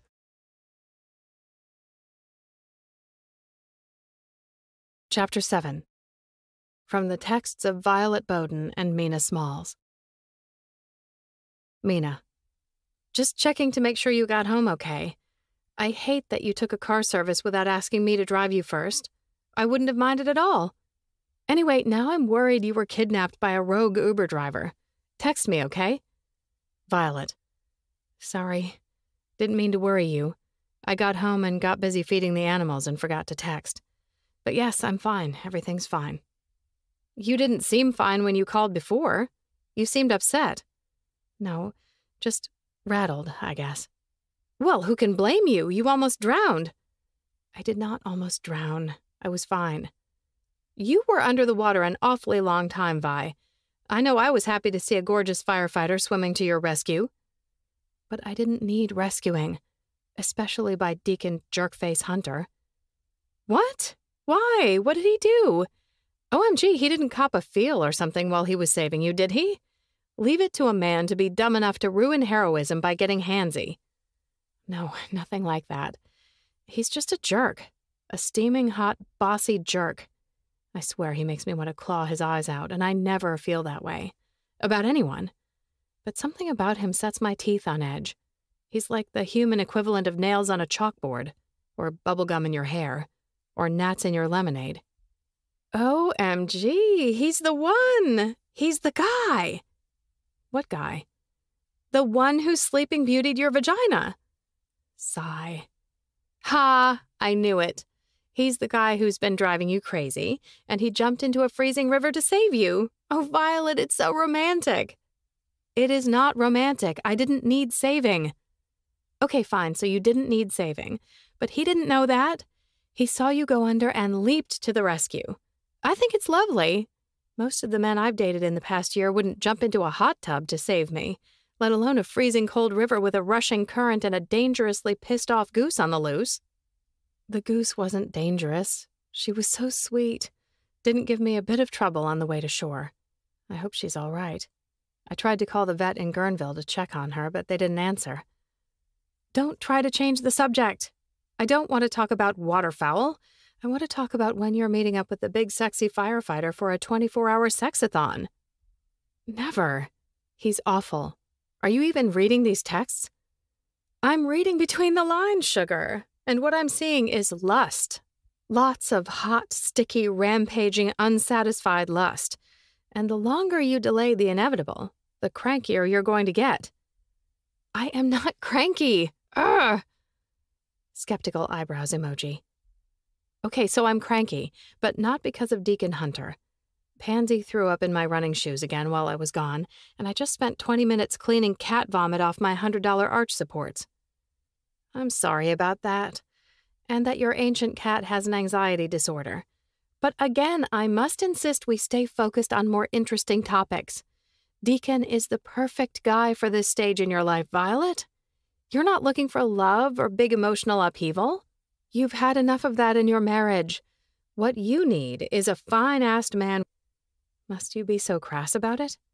Yes, I must. We're too old to be coy, sister. No, I didn't. LOL. Well, someone smart said that. Maybe Gabrielle Union in her memoir. Anyway, it's so true. You're in the prime of your life, and so is that gorgeous poos of yours. It's a tragedy that you've kept her under lock and key for so long. Set a date for Dong with Deacon. Again, I'll remind you that I can't stand him. All the better. That way you know you won't get in too deep. The rebound danger is real with your first guy post-divorce, Vi. You don't want to get emotionally attached just because you're naked with someone new for the first time. Yes, naked used to mean making love to a person who cared about you. But now, naked just means naked. Best to go in a little pissed off at your new boy toy. It'll help keep your head on straight. That sounds so depressing. It's not, I promise. There's great fun to be had in the dating jungle as long as you don't take any of it too seriously. And it's great that he's older. He might actually be able to last longer than 5 minutes the first few times. I adore my hot babies, don't get me wrong, but there are definite advantages to having a full-grown man in your bed. He's certainly full-grown. Oh, yeah? Do tell. Is he hung like a sperm whale? More like a banana slug. They're hermaphrodites with penises as long as their entire bodies. Also, they occasionally bite them off their partner when they're finished mating. True fact. Repulsive? I'm so glad you work at an animal shelter and learn such horrific things to share with me. It's Zoe's fault. She has a way with gross animal facts. They get stuck in my head and I can't get them out. Right. That reminds me, we should have a talk before you and Mr. Wellhung get down to business. Make sure you're prepared for the big event. Pun intended. Thanks, but no thanks. I'm not going to call him Mina. It just doesn't feel right. If I'm going to be intimate with someone, I want it to be a person I have more in common with than chemistry, no matter how combustible it is.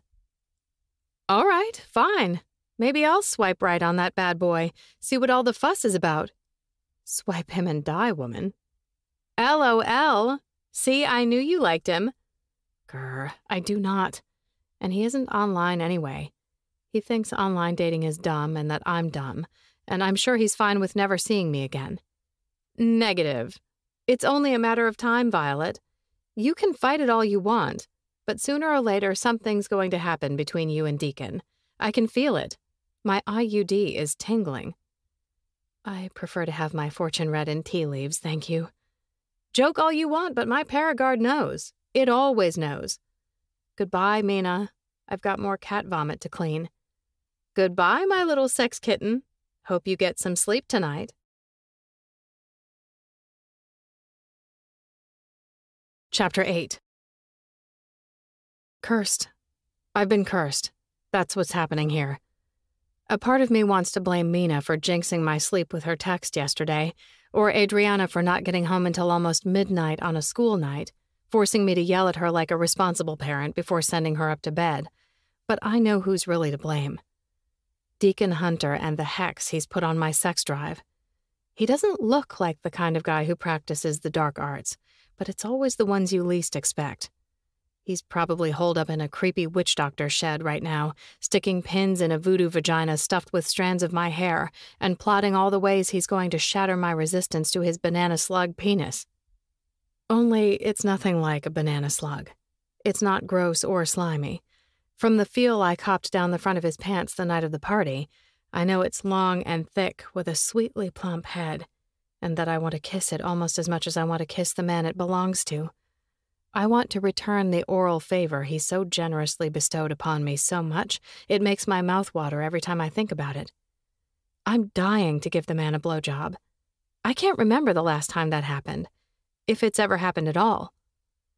Black magic, I grumble as I throw leftover tuna fish salad and crackers in Addie's lunchbox. It's the only answer. "Mom, have you seen my water bottle?" she calls from the top of the stairs. "It's not in my backpack." Scanning the kitchen countertops, I spot Addie's purse and her massive sticker-covered water bottle sticking out of one side. "Yeah, I see it. I'll rinse it out for you. But you need to hurry, Adriana. I have to be at a meeting in 20 minutes. I don't have time to drive you if you miss the bus." A beleaguered, "I know, Mom, please and thank you," drifts down the stairs in response, making me roll my eyes. "If you know, then why do you miss the bus at least twice a week?" I mutter to myself as I grab the water bottle, sending a sheet of notebook paper inside Addie's purse fluttering to the floor in the process. I bend down, grabbing the page, intending to stuff it back in with the rest of the mess and move on to water bottle rinsing, not to read it or to invade my daughter's privacy. I'm not that kind of mom, never have been. When I see it, that 4-letter word, love you, drive safe and text me when you get home. Had a blast with you this weekend and can't wait to see you again, sexy. XO, Jacob. By the time I'm done reading, my eyes are about to bulge out of my head. What the fresh hell is this? As far as I know, Adriana isn't even dating anyone seriously, let alone in love with some kid who calls her sexy. Oh God, sexy. It's happening. Again. My last virgin daughter is about to have a close encounter with a penis. Heck, judging by the tone of this little love note, she may have already had a close encounter with a penis. She hasn't asked me to make her an appointment to get birth control sorted out, the way she swore she would when she was ready to take that next step. But that doesn't mean she's not sexually active. Adriana is all about breaking her promises lately, and lying to her parents like it's her job. This note is hard evidence that she didn't spend the weekend at Six Flags with her girlfriends the way she said she did. She spent it with a boy doing God only knows what and who knows where. Thankfully, she made it home safely last night, but if she hadn't, I would have had no idea where to tell the police to start looking for her. I didn't know who she was really with or where she was going.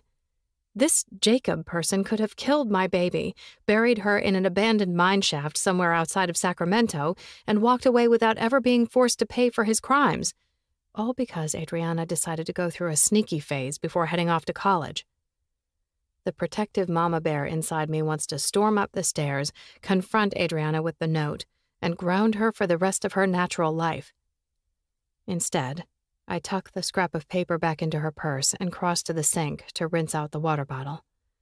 Addie is 18.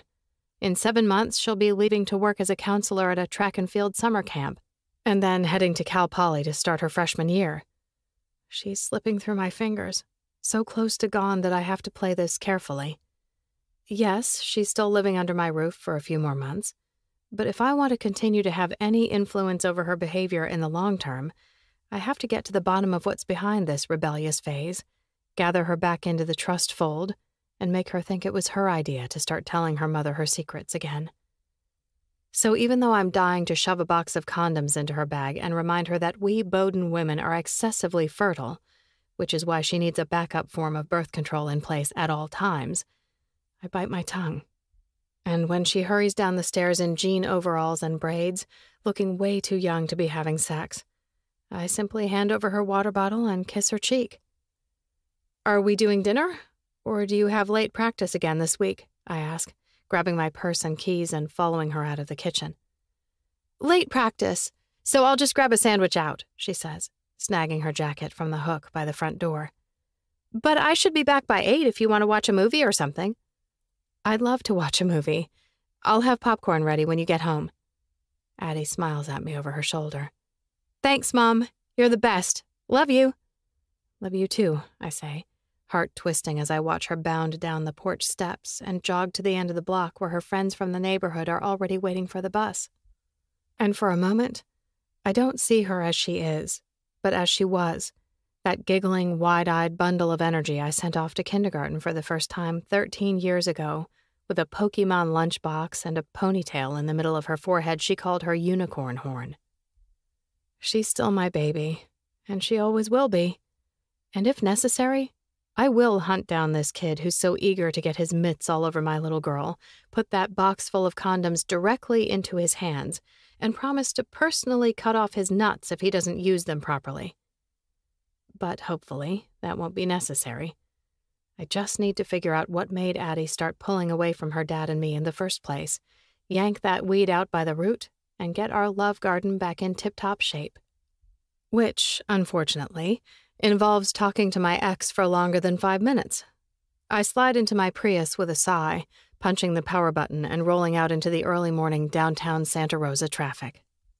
We've had this coffee date scheduled for over a week. Grant wants to discuss Addie's dipping grades. He thinks a B+ in calculus is reason for alarm.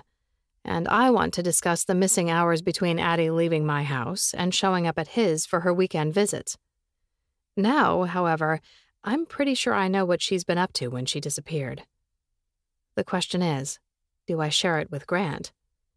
I pull into Nitro Joe's a few blocks away from the big bad bank where he works, debating the pros and cons of telling my infamously unreasonable ex that his baby girl has a secret lover, and find Grant already sitting at a table in the front garden. He's early, something that hasn't happened in ever? Grant is always late. Chronic tardiness is ingrained in his DNA, a trait sadly passed on to 2 of our 3 daughters. But here he is, dressed in one of his $800 suits, with his silver and black hair perfectly swooped up in front, and 2 lattes on pale blue saucers on the cafe table in front of him. He's even grabbed one of the sugar bowls with cubes in it that I like, instead of the packets of diet poison sweetener he prefers. Something is definitely up. My ex-drama sensors are blaring out a code red warning, lifting all the hairs on my arms as I step out of the car into the cool breeze, when my phone starts barking in my purse, signaling a code red of another kind. It's Virginia's ringtone, and she never calls this early unless there's trouble at the shelter. Lifting a hand with an "I have to take this" finger raised to Grant, I bring my cell to my ear. "Hey, Jenny, what's up?" "Violet, you have to come quick. They're after our salamanders."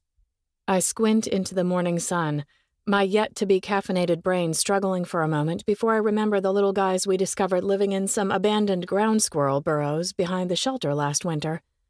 Virginia is a big amphibian fan in general, but the beauties in our backyard are endangered California tiger salamanders, a fact that made the discovery even more thrilling. But now, apparently, someone is after them? "They're going to rip all the shrubs out and kill them, Violet," Virginia continues before I can ask who is after our manders and why. "They can't survive without ground cover. They'll get too hot in the summer, and their burrows will flood and collapse in the winter. We have to do something, but I know they won't listen to me." "Who, Virginia? Who won't listen to you?" I ask, plugging my other ear in an attempt to hear her better over the roar of early morning traffic on College Avenue. "Is Tristan there? Can you get him to intervene? Or Zoe?" "Zoe's out on a food run, and Tristan is part of the problem." Virginia makes a pitiful whimpering sound that makes me wish I was there to give her a hug. Ginny can be a prickly pear when you first meet her, but underneath the bluster, she's all heart. "Please, Violet. I'll stall them with coffee, but you've got to get here before he goes for the bulldozer. Hurry!" "Bulldozer?" I frown blank. "What on earth?" I'm cut off by a scuffing sound on the other end of the line as Virginia hangs up. I sigh, the arm holding my phone dropping to my side. So it's going to be one of those Mondays. Lovely. I lift an arm to Grant as he pushes through the wrought iron gate surrounding the outdoor seating and says, "Hey, you should sit. The coffee's getting cold." I shake my head. "I'm sorry, I can't stay after all. There's an emergency at work. Virginia's freaking out, says I need to get there right away. Can't someone else handle it? Grant asks, fingers tapping nervously on my ancient Prius's hood, near the patch of missing paint I know must be driving him crazy. I need to talk to you. I know, and I know you're worried about Addie, but I really have to go. If I don't, endangered salamanders could lose their habitat. Grant arches a brow. Seriously? I nod. Seriously? He sighs, clearly not thrilled, but not wanting lost amphibian lives on his conscience either. Grant might not always treat people the way I'd prefer, but he's an animal lover from way back. He never put up a fuss about adding another critter to our family, no matter how many battered creatures the girls just had to rescue.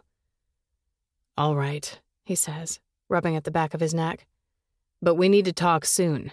Not just about Addie. There's other stuff, too. I turn my head, studying him from the corner of my eye as fear whispers through my thoughts. Grant is in incredible physical shape, but he is getting to the age where scary things can start to go wrong. What other stuff? Are you okay? I'm fine, he says, banishing my cancer and infected hair plug fears. I'm just... He shakes his head, apparently at a loss for words for the first time in his life. Some things are happening. Things I'm not sure I can walk back now that they've started, and He stretches his head to one side. Maybe I haven't thought everything through the way I should have the past few years, Violet. Maybe I've taken a hard right when I should have stayed the course. You know what I mean? Not really. I toss my purse back into the passenger seat, secretly grateful for an excuse to jet. Whatever's got Grant worked up, it sounds personal, which isn't my business anymore. But I've really got to go, Grant. I'll text you about Addie later. I'm sure, between the two of us, we can get her back on the right track. He sighs, his fingers curling into a fist. Fine. But tell her I expect to see her daily quiz scores up this week. I'm checking her grades online. She's not going to graduate top of her engineering class at Cal Poly if she goes in with a soft foundation in calculus. I give him a thumbs up, even though I'm not the least bit worried about my brilliant daughter's math foundation, and sink back behind the wheel. Talk to you later. Hopefully much later, I think, as I pull out of the parking space. I have enough drama in my life right now. I don't need Grant plopping his mess on top of the pile. That's the only good thing about suddenly becoming a single parent so late in life. I'm no longer responsible for helping my disaster-prone husband out of the messes he somehow always managed to find his way into. Now it's my problems and the girls' problems. That's it. Well, and Virginia's problems. At least this morning. I swing into the shelter's parking lot 20 minutes later to find Ginny waiting for me at the end of the walk leading up to the shelter, pacing back and forth, rattling the wooden bracelets on her wrist like a witch doctor warding away evil. The moment she sees me, she hustles across the pavement, urgently motioning for me to hurry. "They're finalizing the plans," she says, nervous energy vibrating off of her in waves. "You have to go, now! Run! I'll catch up." She grabs my purse and lunchbox from me, tucking them both under one arm as she puts a hand between my shoulder blades and shoves, none too gently. And even though I seriously doubt this situation is urgent enough to require a sprint up to the office building, I take off, jogging through the cool morning. I'd rather run and feel silly than walk and upset Virginia any more than she is already. I'm mentally composing what I'm going to say to my boss, how to explain to Tristan that endangered salamander lives are in his hands, when the front door opens and the man himself steps out into the sunshine, with 6 feet 2 inches of trouble right behind him. It's Deacon, again, looking even sexier in the flesh than he did in all my dirty dreams last night. Chapter 9. Violet stumbles to a stop in front of me, her eyes going wide and her lips parting in a soft O that immediately makes me think of things I shouldn't. Things like the dream that woke me up in a sweat this morning, featuring Miss Boden wearing nothing but a pair of tiny lace panties and a hungry look on her pretty face. But I refuse to get a hard-on in front of my kid brother. Or Violet. I'm done with this woman. I don't care how hot the chemistry is between us. I've got a high tolerance for pain, but I'm not a glutton for punishment. "Hey, Violet, what's up?" Tristan asks, glancing past her to the twitchy woman pacing beneath a nearby tree. She's been shadowing our footsteps all morning, delivering so many cups of coffee I'm a little worried about my blood pressure. "Everything okay?" "Ginny called me a little while ago." Violet nods toward her coworker. "She said something about plans to remove the brush behind the clinic. It had her worried." Tristan frowns as he crosses his arms over his chest. "Why? There's nothing to worry about. It's a good thing. Deacon's going to remove the brush and build dry creek beds there instead. Come fire season, the lack of tinder will help protect the building and animals in case wildfire gets too close." He jabs a thumb over his shoulder. "I'm going to get sprinklers installed on the roof, too." "That's wonderful." Violet's brow wrinkles. "But we discovered a colony of California tiger salamanders living behind the paddocks last year. They're endangered in Sonoma County and pretty rare in California in general. Taking out the brush and digging trenches would destroy their habitat, wipe out the entire population." Tristan sighs, dragging a hand through his hair. "Crap. Why didn't she say anything? I had no idea." "She didn't think you would listen," Violet whispers, her gaze darting my way as she adds, "and I think she was a little intimidated by Deacon." "No need to be," I say, shooting a smile Virginia's way, which is met with obvious suspicion. I turn back to Tristan. "Sounds like we need to put a pin in this for a while. See if there are any laws on the books protecting the habitat. You don't want to get hit with a fine. Some of them are pretty severe." "You don't want to kill innocent, endangered salamanders either," Violet pipes up, glaring up at me with narrow-eyed disapproval that's becoming all too familiar. "Agreed," I say with a nod. This plan was about protecting animals and property, not putting a native population in danger. We'll have to come up with a plan B. The surprise that sweeps across Violet's face, softening every tight muscle, would be funny if it weren't further confirmation that she thinks the worst of me. "Got it," Tristan says. "Let me put in a quick call to my guy at Fish and Wildlife. Do you have a second to hang out, Deacon? See if I can get any info from Dawn?" I've got lots of seconds. I reach for the door, holding it open for Tristan and Violet, who, after a beat of hesitation, drifts closer, pausing to look at me, her eyes searching mine. "What's up?" I ask, voice huskier than it was before. Standing this close to her still affects me, no matter how much I wish it didn't. "I'm just—" She pauses, pulling in a deeper breath. "Thank you for listening and being so understanding. This is really important to Jenny and to me." "Me too," I say. Contrary to what some people might think, I'm not a brainless cretin who enjoys killing animals for sport. I've actually got a soft spot for just about all living things. I shrug, except hornets. Violet nods seriously. "Well, yeah, hornets are awful. I mean, lots of other insects have stingers, but they're not aggressive jerks who go around attacking people all the time. Hornets need to relax." They do. I attempt to keep my tone neutral, but apparently I do a shit job of it. Or maybe Violet's just a mind reader. "Point taken," she says with a sigh. "I apologize for making unkind assumptions. For what it's worth, I'm not usually this prickly. I think we just got off on the wrong foot, rubbed each other the wrong way or something." I arch a meaningful brow, and Violet's cheeks go pink. "Well, right." She flicks a lock of hair from her forehead as her gaze shifts sharply to the left. "Obviously, not all the time. Sometimes we rub each other okay." I know I shouldn't say a word. I'm done with this woman, remember? But I can't help asking. "Just okay?"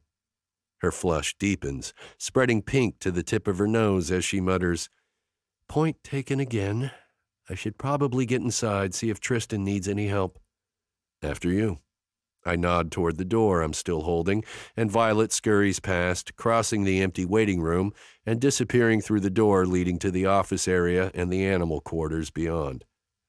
I cross to a couch by the wall and take a seat, grabbing a copy of Sonoma County Weekly and staring at it in a vain attempt to stop thinking about all the ways I would like to keep rubbing Violet the right way. But it's no use. The words smear and swirl, my brain too busy replaying every kiss Violet and I have shared the past few days to leave any bandwidth for reading. I'm still on the first page of an article about goat cheese ice cream when Virginia slips through the door, gliding across the blue and white tiles to disappear into the office as well. Not 2 seconds later, I hear her whisper, "What's happening? Do we need to call the cops? Stage a sit-in? Get Greenpeace involved?"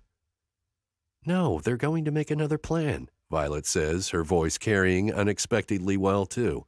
It's quiet in here, but I wouldn't have thought I'd be able to hear them from this far away.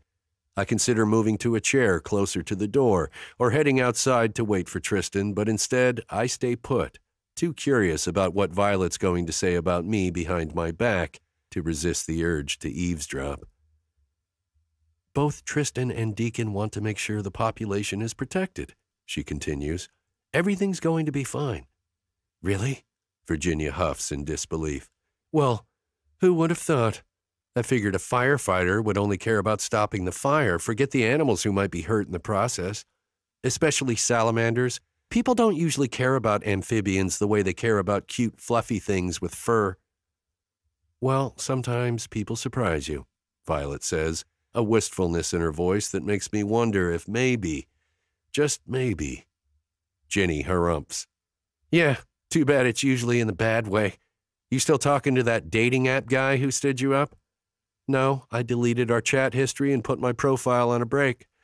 I'm considering deleting the app altogether. Yes, it's hard to meet people in real life, but I seriously doubt I'm going to find what I'm looking for online." "Absolutely not," Jenny agrees without missing a beat. "If that guy looked as good as his pictures, he would have shown up for the in-person meeting. He's probably a troll who's been living under a bridge for 20 years and has forgotten how to shower or clip his toenails." "Gross," Violet laughs. "But I'm not really worried about that. I mean, yes, I'd like someone who's pleasant to look at, but I'd also like someone who's kind and thoughtful. Someone who makes me laugh and think and who's fun to spend time with, you know? The whole package.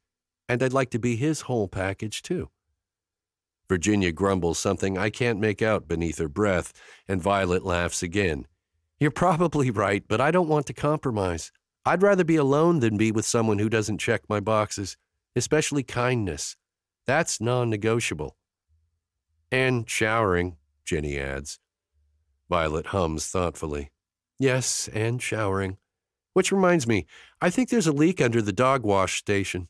I keep finding mysterious puddles every time I—" Her voice fades away as she and Jenny apparently move away from the front desk, making further eavesdropping impossible.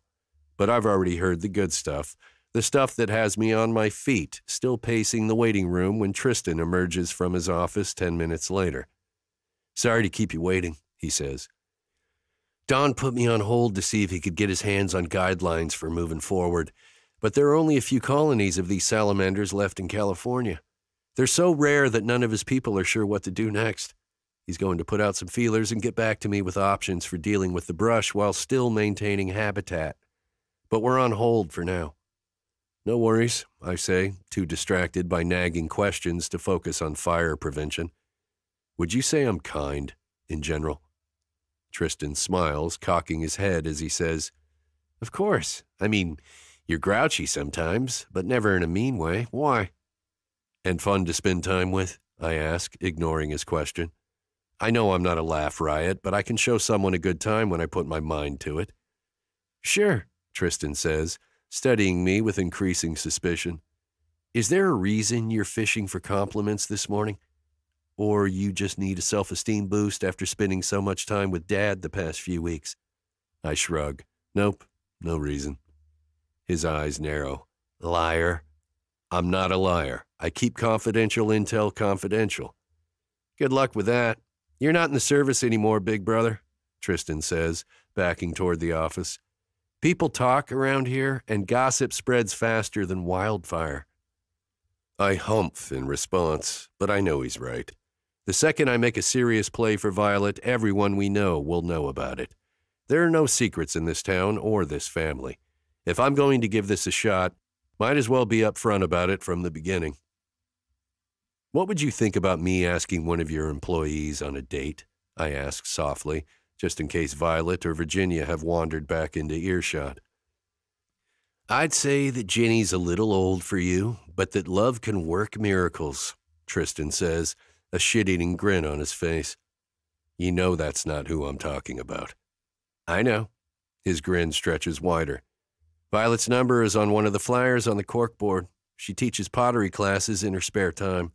I'm sure she wouldn't mind getting a text from the most eligible bachelor in Sonoma County. I roll my eyes, hard. It's true, big bro, Tristan insists, aiming a finger in my direction and pulling the trigger. Now that I'm off the market anyway. Touch base with you when I hear from Dawn. Let me know if you need help flirting via text. He pauses, frowning as he adds, or calling. Were phones even invented the last time you were dating? I flip him the bird, he laughs, and I head for the door. I don't intend to stop by the corkboard. If Violet wanted me to have her number, I'd have it already. But my hand reaches out of its own free will, ripping one of the remaining rectangles from the bottom of the page. My hand doesn't care about looking over-eager or getting shot down a fourth time by the same woman. My hand just wants to touch her again. I tug my cell out of my back pocket on the way to my truck, figuring there's no point in waiting. Now is as good a time to be shot down as any. Punching in Violet's digits, I shoot off a quick message. You're right. We got off on the wrong foot, but maybe it's not too late to get on the right one. Can I take you to lunch today? I don't expect an answer anytime soon. She's at work, and I'm sure she'll need some time to decide how best to let me down easy.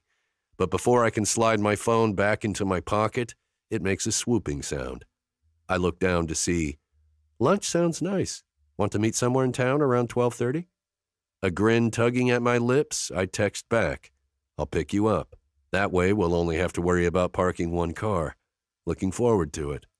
She responds with a thumbs up, a smiley face emoji, and a me too.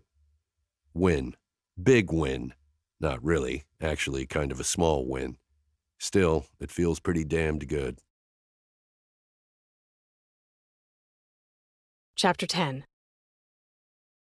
This isn't a date. It isn't even close to a date. It's just lunch, the midday repast and least interesting of all meals. Dinner begs to be lingered over. Breakfast is the start of a bright and beautiful new day. Lunch is something you throw in your mouth to keep your blood sugar stable while you're busy getting shit done. And I have tons of shit to get done, a fact I'm reminded of as Deacon pulls into a spot on the street near the weekly farmer's market, currently in full swing in the adjacent parking lot. I should pick up lettuce and carrots before we head back. I jump out of the truck, even though I'm pretty sure Deacon is an open-a-lady's-door kind of guy. But having my door opened would confirm that this was more than a friendly lunch, and I'm not ready for that. I'm still not sure why I said yes to meeting up in the first place. Temporary insanity?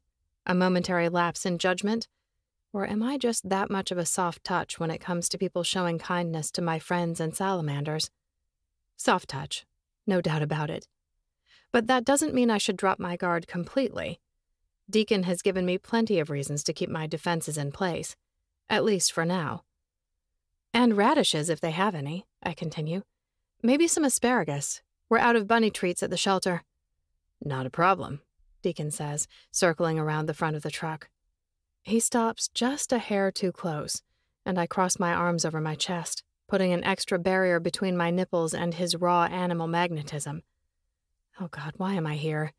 Why did I agree to have lunch with this man who turns me into a feral sex monster every time he gets near enough for his delicious scent to invade my space bubble? What if I start humping his leg under the table at the sandwich shop or something equally embarrassing? It sounds ridiculous, but I'm not my usual relatively level-headed self when I'm around Deacon Hunter. I mean, if you're not in a rush, I add as he shifts even closer, making my pulse race as he pushes the truck door closed behind me, summoning a nervous laugh from my lips. Sorry, I thought I'd closed it. No worries. He smiles down at me, making it even harder to breathe. I'm not in a rush. Now that we have salamanders to consider, I've got the entire day free. My tongue slips out to dampen my lips. Salamanders to consider. That would be a great band name. He smiles, and I see stars, fireworks exploding in the blue sky behind his even deeper blue eyes. Damn, he's pretty when he smiles. It would, he agrees. But what kind of music would STC play? Country, maybe? Bluegrass? Bluegrass with an old-school indie rock edge. Ben Folds 5 meets Alison Krauss in Union Station. I nod slowly, a grin curving my lips. That would actually be pretty amazing. The more I think about it, the more I like it. So you're pretty into music? I am.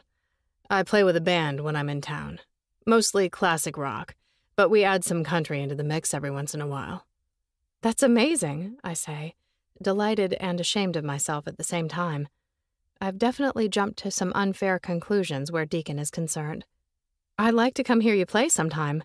Classic rock is my favorite dancing music. I know this about you, he says, making me blush for the third or fourth time today and reminding me that he's still the man who tried to boss me off a dance floor. The fact that he ended up being right about the potential danger at the Ravenclaw doesn't excuse the fact that he barged in and started giving orders like I was a child in his care instead of another adult capable of calmly discussing his concerns. Maybe we could go dancing sometime, he says, throwing me for a loop all over again. You dance? I arch a brow. He inclines his head. I do. Nothing to write home about, like you, but I move well with others. I bet you do, I think, even as another part of my brain blares out a warning that dancing is definitely a date activity, not something new friends would enjoy together on a free weekend. But would that be so awful? Just because Deacon and I have spent half of our time together so far fighting like cats and dogs doesn't mean the trend has to continue. People can change. I believe that. I've seen it, both for the worse and for the better. Maybe we should go dancing then, I say breezily as I lean back against the truck, pretending my pulse isn't already discoing in my throat at the thought of spending the evening swaying in Deacon's arms. But we should probably see if we can make it through lunch without wanting to kill each other first. His lips lilt into a sleepy smile that ramps up the flood of hormones rushing through my bloodstream. I never want to kill you, just strangle you a little, gently, until you stop fighting with me and let me kiss you again. I try to bite back a grin and fail. The kissing is nice. Nice isn't the word I would use, he says, the look in his eyes making every nerve ending in my body hum as he braces his arms on either side of my face. What word would you use? Incredible. He holds my gaze with an intensity that takes my breath away. Amazing. Sweet. He tips his head closer to mine. I know I'm not your idea of a dream date, Violet, but we'd have fun together, and maybe I could help you forget about being lonely for a while. I'm not lonely, I lie, lifting my chin and fighting, with everything in me, the urge to press my lips to his. I will not make out with him in public in broad daylight. I know too many people in this town, and I'm not sure what will happen the next time his lips meet mine. Well, I am, Deacon says, the unexpected vulnerability making my heart go soft and achy around the edges. My boys are off at college, and the rest of my friends and family have lives they built while I was deployed on and off for 20 years. I spend a lot of my time feeling like I'm on the outside looking in. I could use some company. A friend. Or maybe more than a friend. My hands drift to his chest, molding to his powerful muscles without my conscious permission. But he just feels so good. So oddly familiar, even though we've really only known each other, more than to say hello to, for less than a week. Still, chemistry isn't a guarantee that we'd work as friends, let alone anything more. What if we can't find anything to talk about? I don't think that'll be a problem. But if it is, then we don't have to talk, he whispers. And then he kisses me. His lips capture mine for a slow, deep, oh-so-sexy kiss that turns my bones to jelly and ratchets up the aching between my legs to an intensity that's almost painful. But sweet, too. Painfully sweet. I kiss him back with everything in me, fisting my fingers in his soft shirt and pulling him closer, even though my gut insists I'm going to regret this. Regret it like that third piece of birthday cake. The one that leaves you sick to your stomach and cursing yourself for taking too much of a good thing. Deacon is too much of a good thing, and definitely way more than a woman who hasn't dated since she was a teenager is prepared to handle. But when he pulls away, leaving me trembling with wanting him after just one kiss, I nod my spinning head. All right, let's do dinner. Tonight. My place. 6 o'clock. But you have to be gone by 8 when my daughter gets home. Or we could go out, he says. I'd like to buy you a meal. I don't want you to buy me a meal. I want you to kiss me until all of my clothes come off, I confess in a rush. I haven't been able to sleep for days. I can barely eat. All I can think about is touching you, kissing you, doing more than kiss you. Me too, he confesses, a haunted look on his face that I completely understand. I was starting to think I'd have to sign up for an Ironman triathlon to get you out of my head. I grin. Yeah? Yeah, he says, his lips curving. You look pretty pleased with yourself, Ms. Boden. Do you enjoy torturing men with your insane sex vibe? I grin harder. Well, you know what they say. Misery loves company. So does pleasure. He winks. I'll be at your place at 6 sharp. Good, I say, a shiver of excitement whispering across my skin. I'll text you the address after lunch. Yeah, lunch. Let's get to that. I'm starving. What are you in the mood for? Barbecue? A sandwich from Oakville Grocery? I arch a brow. What if I said I wanted a tofu scramble from Vegan Voodoo with a kale and kiwi smoothie? I'd say that sounds disgusting, he says without missing a beat. But I'd give it a try.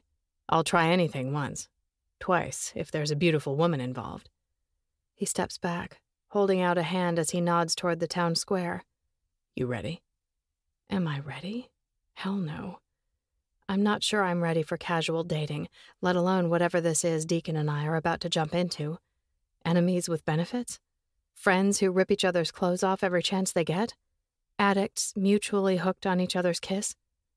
I have no idea, but it's too late to turn back now. I couldn't resist this man if I tried, and I don't want to even attempt to say no. I reach out, taking his hand, twining my fingers through his much larger ones with a nod. Ready. Or not. But here we go. Chapter 11. From the texts of Deacon Hunter and Tristan Hunter. Tristan. Just heard from Don. He's going to need the rest of the week to sort this out, find a specialist, etc. So we're in a holding pattern for now. Sorry again. I hate that you drove all the way out to Healdsburg for nothing. Deacon. It's fine. We're past peak fire season. We don't have to rush, and I've got nothing but time. What about the fire department? I thought you were getting ready to go 2 days on, 3 days off. I won't know if I got the promotion for another week or two. Until then, I'm still part-time, working a couple afternoons here and there when they need management help. Sounds like a sweet gig to me. If I had your pension, I'd be fishing every morning. Let the rest of us suckers do the 9-to-5 gig. Yeah, that was fun for the first few weeks. Now I'm bored out of my skull. With the boys gone and Dad and Dylan handling most everything at the farm, I'm ready to jump into something new. Speaking of something new, I wasn't going to ask, but Zoe is dying to know how your date went with Violet. It wasn't a date. It was lunch. But I'd say it went well. We're going to have dinner together tonight. 2 meals in a row. OMG, that's so exciting. This is Zoe, by the way.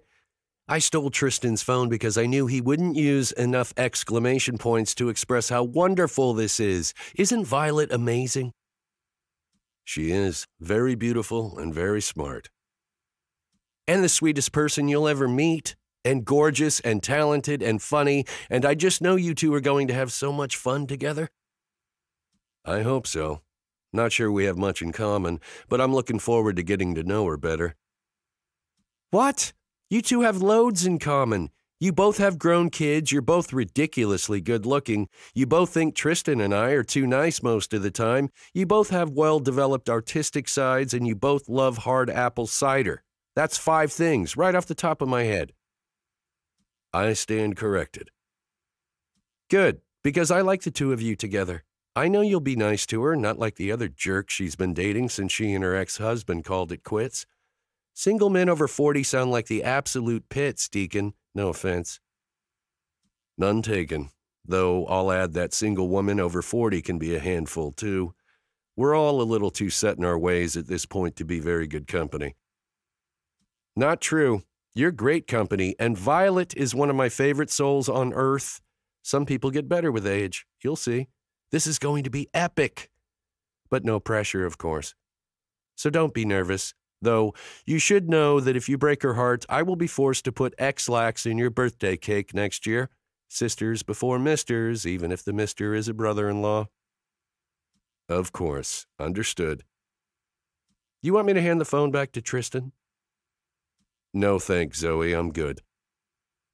Are you sure? Tristan is happy to help. Really, I'm good. All good.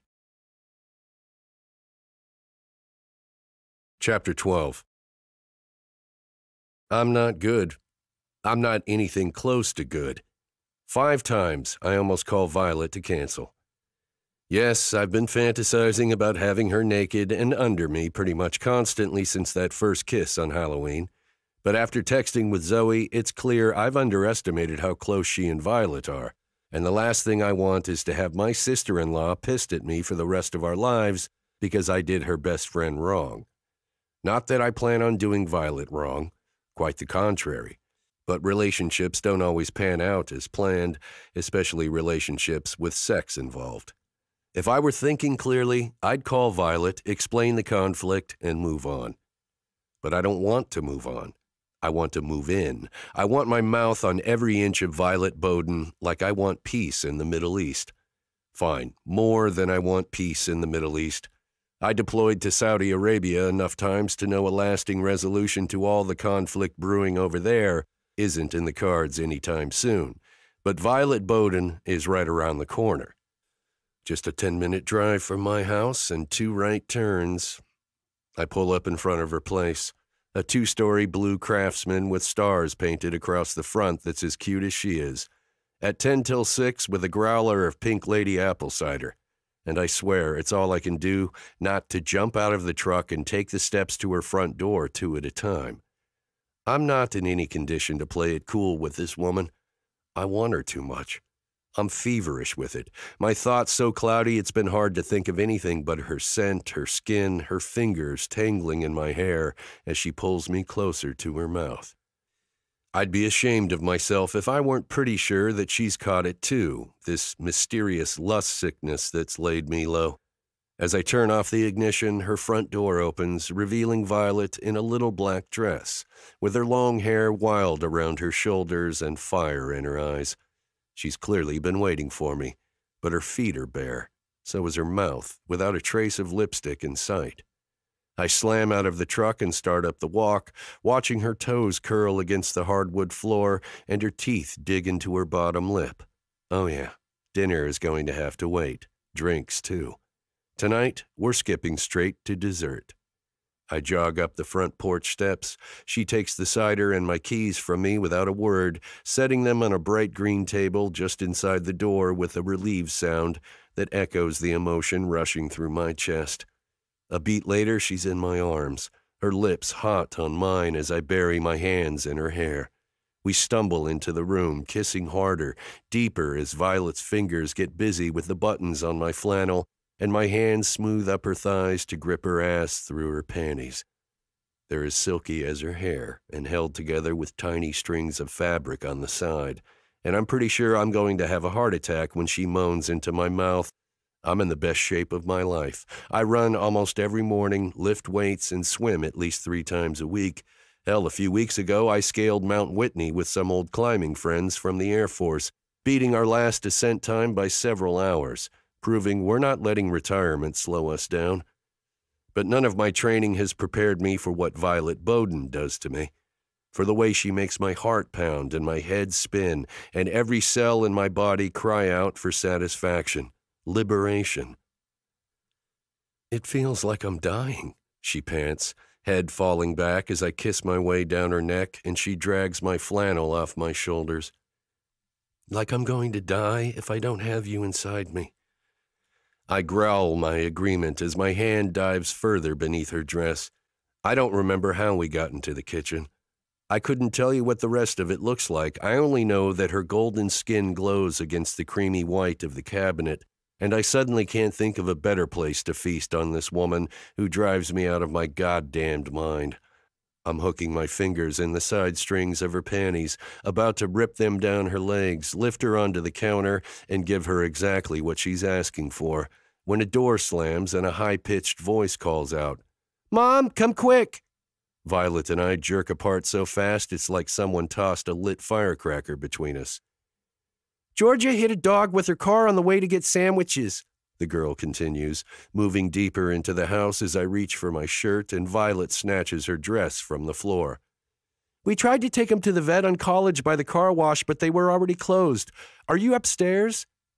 "In the kitchen, honey," Violet calls out in a surprisingly steady voice as we both hurry back into our recently discarded clothes. "And don't worry, Dr. Motion doesn't close until 7 on weeknights. We've still got time." I barely have time to tug my flannel back on and run a quick hand through my hair when a mini Violet with pink streaks in her ponytail appears around the corner. "Seriously, it's awful, Mom. The poor thing just—" Her words cut off and her eyes, blue instead of Violet's brown, go wide as they land on me. "Oh, I'm sorry. I didn't know anyone else was here." "This is Deacon," Violet says, nodding my way. "He's with the handyman service. He's here to fix the oven. Deacon, this is my daughter, Adriana." I lift a hand. "Hello, Adriana." "Hi," she says, her brows drawing together as she shifts her attention back to Violet. "I didn't know the oven was broken." Violet shrugs. "Yeah, it wouldn't get hot for some reason." "Wouldn't get hot," Adriana echoes, clearly still suspicious. "No, it wouldn't." Violet reaches out, patting my shoulder. "But Deacon fixed it. Now it heats up just fine." I duck my head, hiding a smile. "Now, let's go see this dog," she continues, starting out of the kitchen.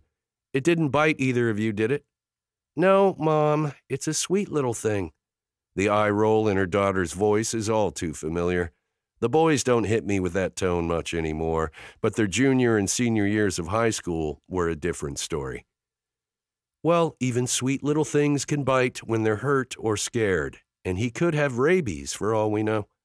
Violet grabs the throw blanket off the top of a pile near the cozy-looking couch where I'd hoped to be devouring her pussy for dessert. Sadly, it seems fate has other plans for us tonight. I'm about to offer my goodbyes and head for the door when it flies open and a second girl, a curly-haired kid with tears streaming down her honey-brown cheeks, appears, silhouetted against the darkening sky. "My car died. I can't get it to start again, Addie. It's dead, and the dog is almost dead, and this is the worst day of my entire life."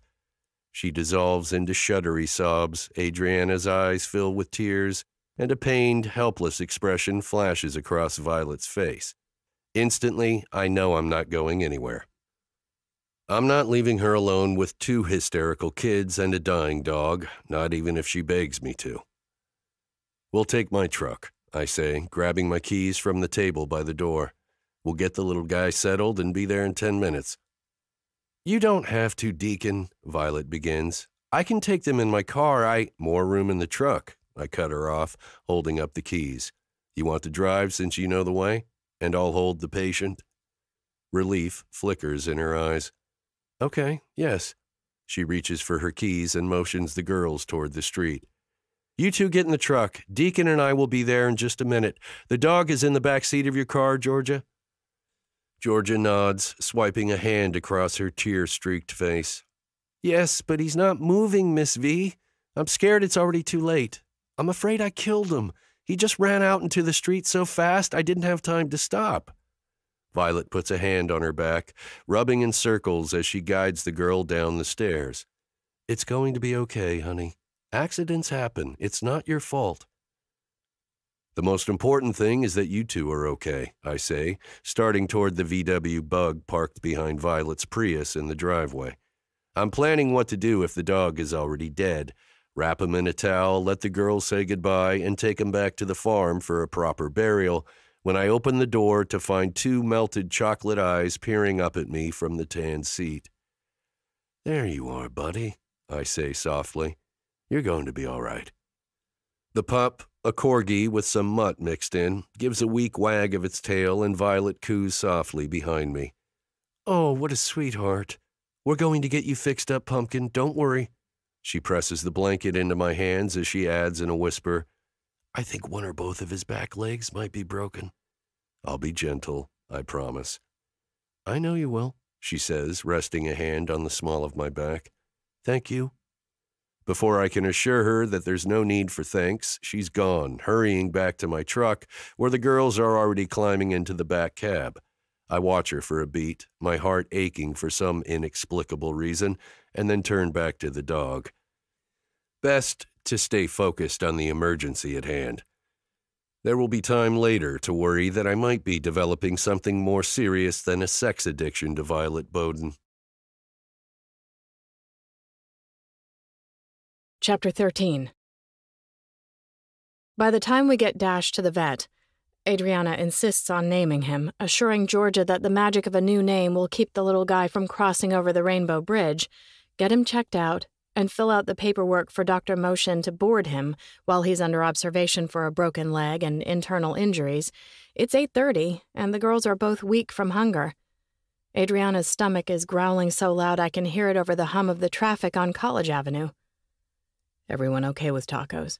Deacon asks, guiding the truck into the parking lot of Viva Taqueria.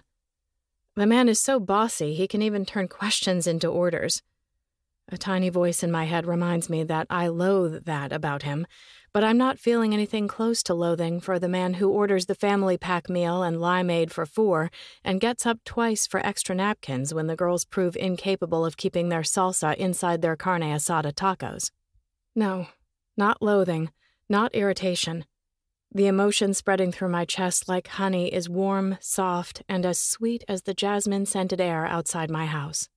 It teases at my nose as I stand in the drive, watching Deacon jumpstart Georgia's ancient bug and give her strict instructions not to turn off the car until she gets home. And tell your parents you probably just need a new battery, he says. I'd try that before taking it into the shop. Thanks. Georgia beams up at him from the driver's seat. It's just my mom and me. But my mom is great with cars. She rebuilt the engine for this one herself. Sounds like you're in good hands then, Deacon says. Georgia nods. And she's a really good cook. And an amazing dancer. You should get her number from Miss V, maybe, if you're single. I lift a hand to my face, concealing a smile as Deacon's eyes go wide.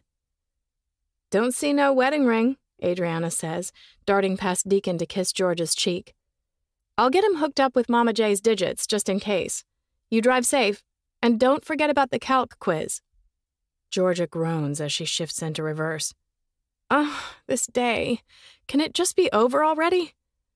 Almost there, Adriana encourages, pumping her fist in the air as Georgia pulls out. She waits until the VW bug glides away before turning back to pin Deacon with a hard look. You don't want Miss J's number, do you? Deacon shakes his head. No, thank you. Good. Adriana crosses her arms at her chest. Because that would be weird, considering you're dating my mom and all. My lips part on a denial, but Adriana is already waving a hand in my direction. Save it, Mom. I'm not stupid, and you're the worst liar ever. The stove wouldn't heat up? She rolls her eyes. Seriously, a 2-year-old could have seen through that one. Not to mention the googly eyes. I huff. I do not have googly eyes. No, but he does. Adriana jabs a thumb toward Deacon with a grin. You think my mom is so pretty. Beautiful, not pretty, Deacon says, not missing a beat. My cheeks go hot, and I instantly know I'm in trouble. Oh, look, and now Mom's blushing, Adriana says, going in for the kill as expected. You guys are gross and cute, and I approve. Now I have to go study. Thanks for the help and the dinner, Deacon. You seem super cool, but if you hurt my mom, I'll hurt your face. Understood. Deacon lifts a hand. Good to meet you, Adriana.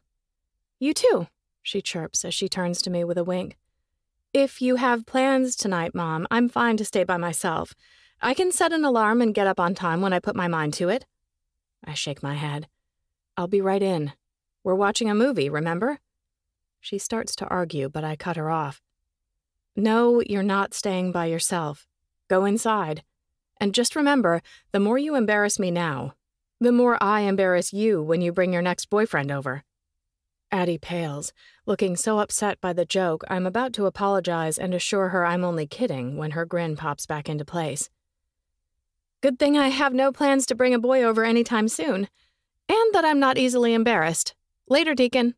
See you inside, Mom. She turns, trotting up the porch, her words leaving me feeling strangely deflated. She used to blush bright red at the drop of a hat. Of all my girls, Adriana was always the most sensitive, but sometime in the past year, that's changed. She's changed so much that sometimes I feel like I'm running to catch up with this confident new person she's becoming. This person with a secret boyfriend she apparently has no intention of introducing me to in the near future. You okay? Deacon shifts closer, stepping into the glow from the street lamp. I nod, forcing a smile. Yeah, it's just hard. She used to tell me everything and need her mama so much, and now... I glance back at the house, dropping my voice. Now she's in a relationship she doesn't talk about, and keeps secrets from me constantly, and I wonder if we'll ever be close like that again. You will be. She loves you, and girls always need their mothers. He sighs. It's boys you have to worry about. They'll head off into the world, fall in love, and forget all about the old man who raised them. I lean into him, nudging his arm with my shoulder. You're not an old man. I feel like one sometimes. Like when the twins are lecturing me on how to work that stupid SnapTalk app they like to use instead of calling. Or Caleb has to install the new operating system on my computer after I've crashed the damn thing 5 times. I smile. Okay, so maybe you are an old man.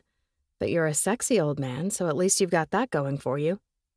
Deacon laughs, a low rumble that makes my skin hum as he draws me into his arms. Good. Glad I'm not a complete lost cause. Not even a little bit. I wrap my arms around his neck. You're growing on me, Mr. Hunter.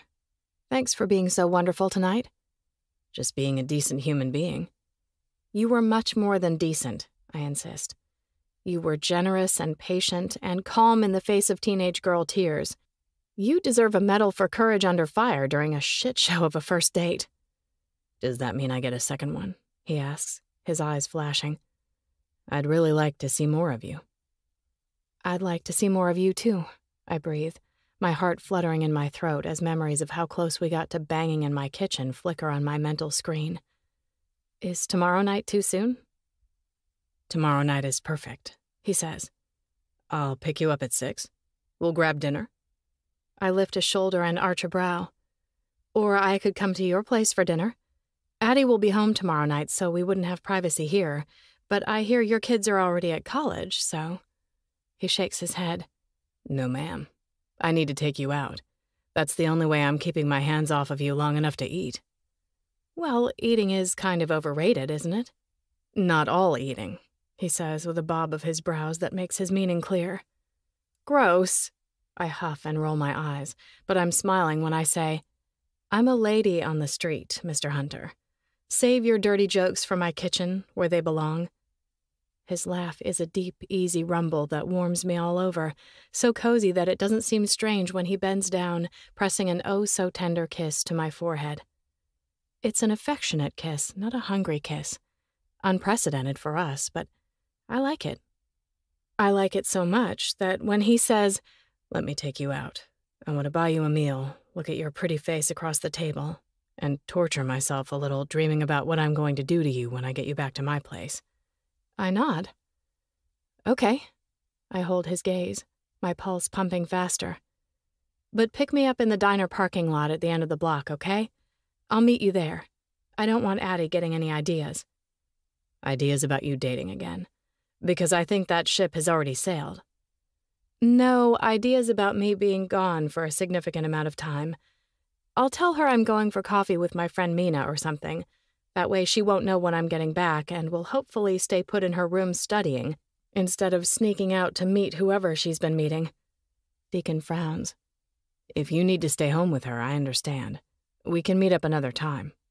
No, she's 18. She's fine to be home alone, I say, before adding in a softer voice. Besides, I want to see you again. I want to see you again, too. He draws me closer, kissing me one last time. But it doesn't feel like a goodbye kiss. It feels like hello and the start of something new. Chapter 14. She's all I can think about. All day long, as I help Dad fix a hole in the fence at the back of the property and make a run to town for groceries and gasoline for the tractor, my thoughts are 1,000,000 miles away. Or 22 miles away to be precise, at the Better Way shelter, where Violet is busy supervising cat socialization. She sends me pictures of the skittish-looking and downright irate cats, along with captions that have me laughing aloud more than once. They also give me an excuse to keep scrolling back through our texts to the picture she sent me this morning. The selfie of her pointing, eyes comically wide, to the kitchen counter where I came so close to being inside her. "I'm pretty sure my kitchen is haunted by the ghost of almost nookie past," she'd type beneath. "Excited to see you tonight." Excited doesn't begin to cover it. I'm out of my head, out of my mind, drunk with anticipation and dizzy with wanting her. I'm an addict in desperate need of a fix.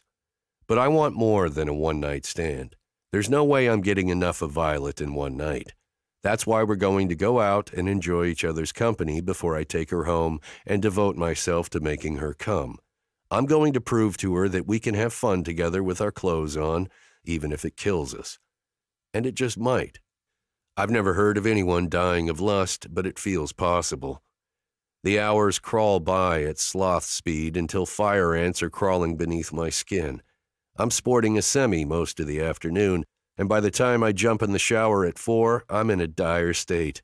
I almost jerk off under the hot spray just to take the edge off before I'm exposed to Violet's explosive sex vibe again, but in the end, some sick part of me insists on suffering. I don't want to come in my own hand to fantasies of Violet. I want to come buried inside her, with her legs wrapped around my waist, and her kiss on my lips and those sexy sounds she makes lighting me up the way no music ever has. And I love music. Music is the one thing in my life that has never let me down. I've had my share of shit days on the job and dud sessions at the gym, and I won't even get started on failed relationships, familial and romantic. But the moment I pick up my guitar, I'm there in my happy place, where there's nothing but the strings beneath my fingers and the melody in the air. My guitar has saved my life a few times, right after my divorce and later, when I was deployed and missing the twins so much, it felt like someone had carved out some vital organ. Playing my favorite songs always brought me back from the edge. But there's something about Violet's sigh in my ear, her hum of pleasure against my skin.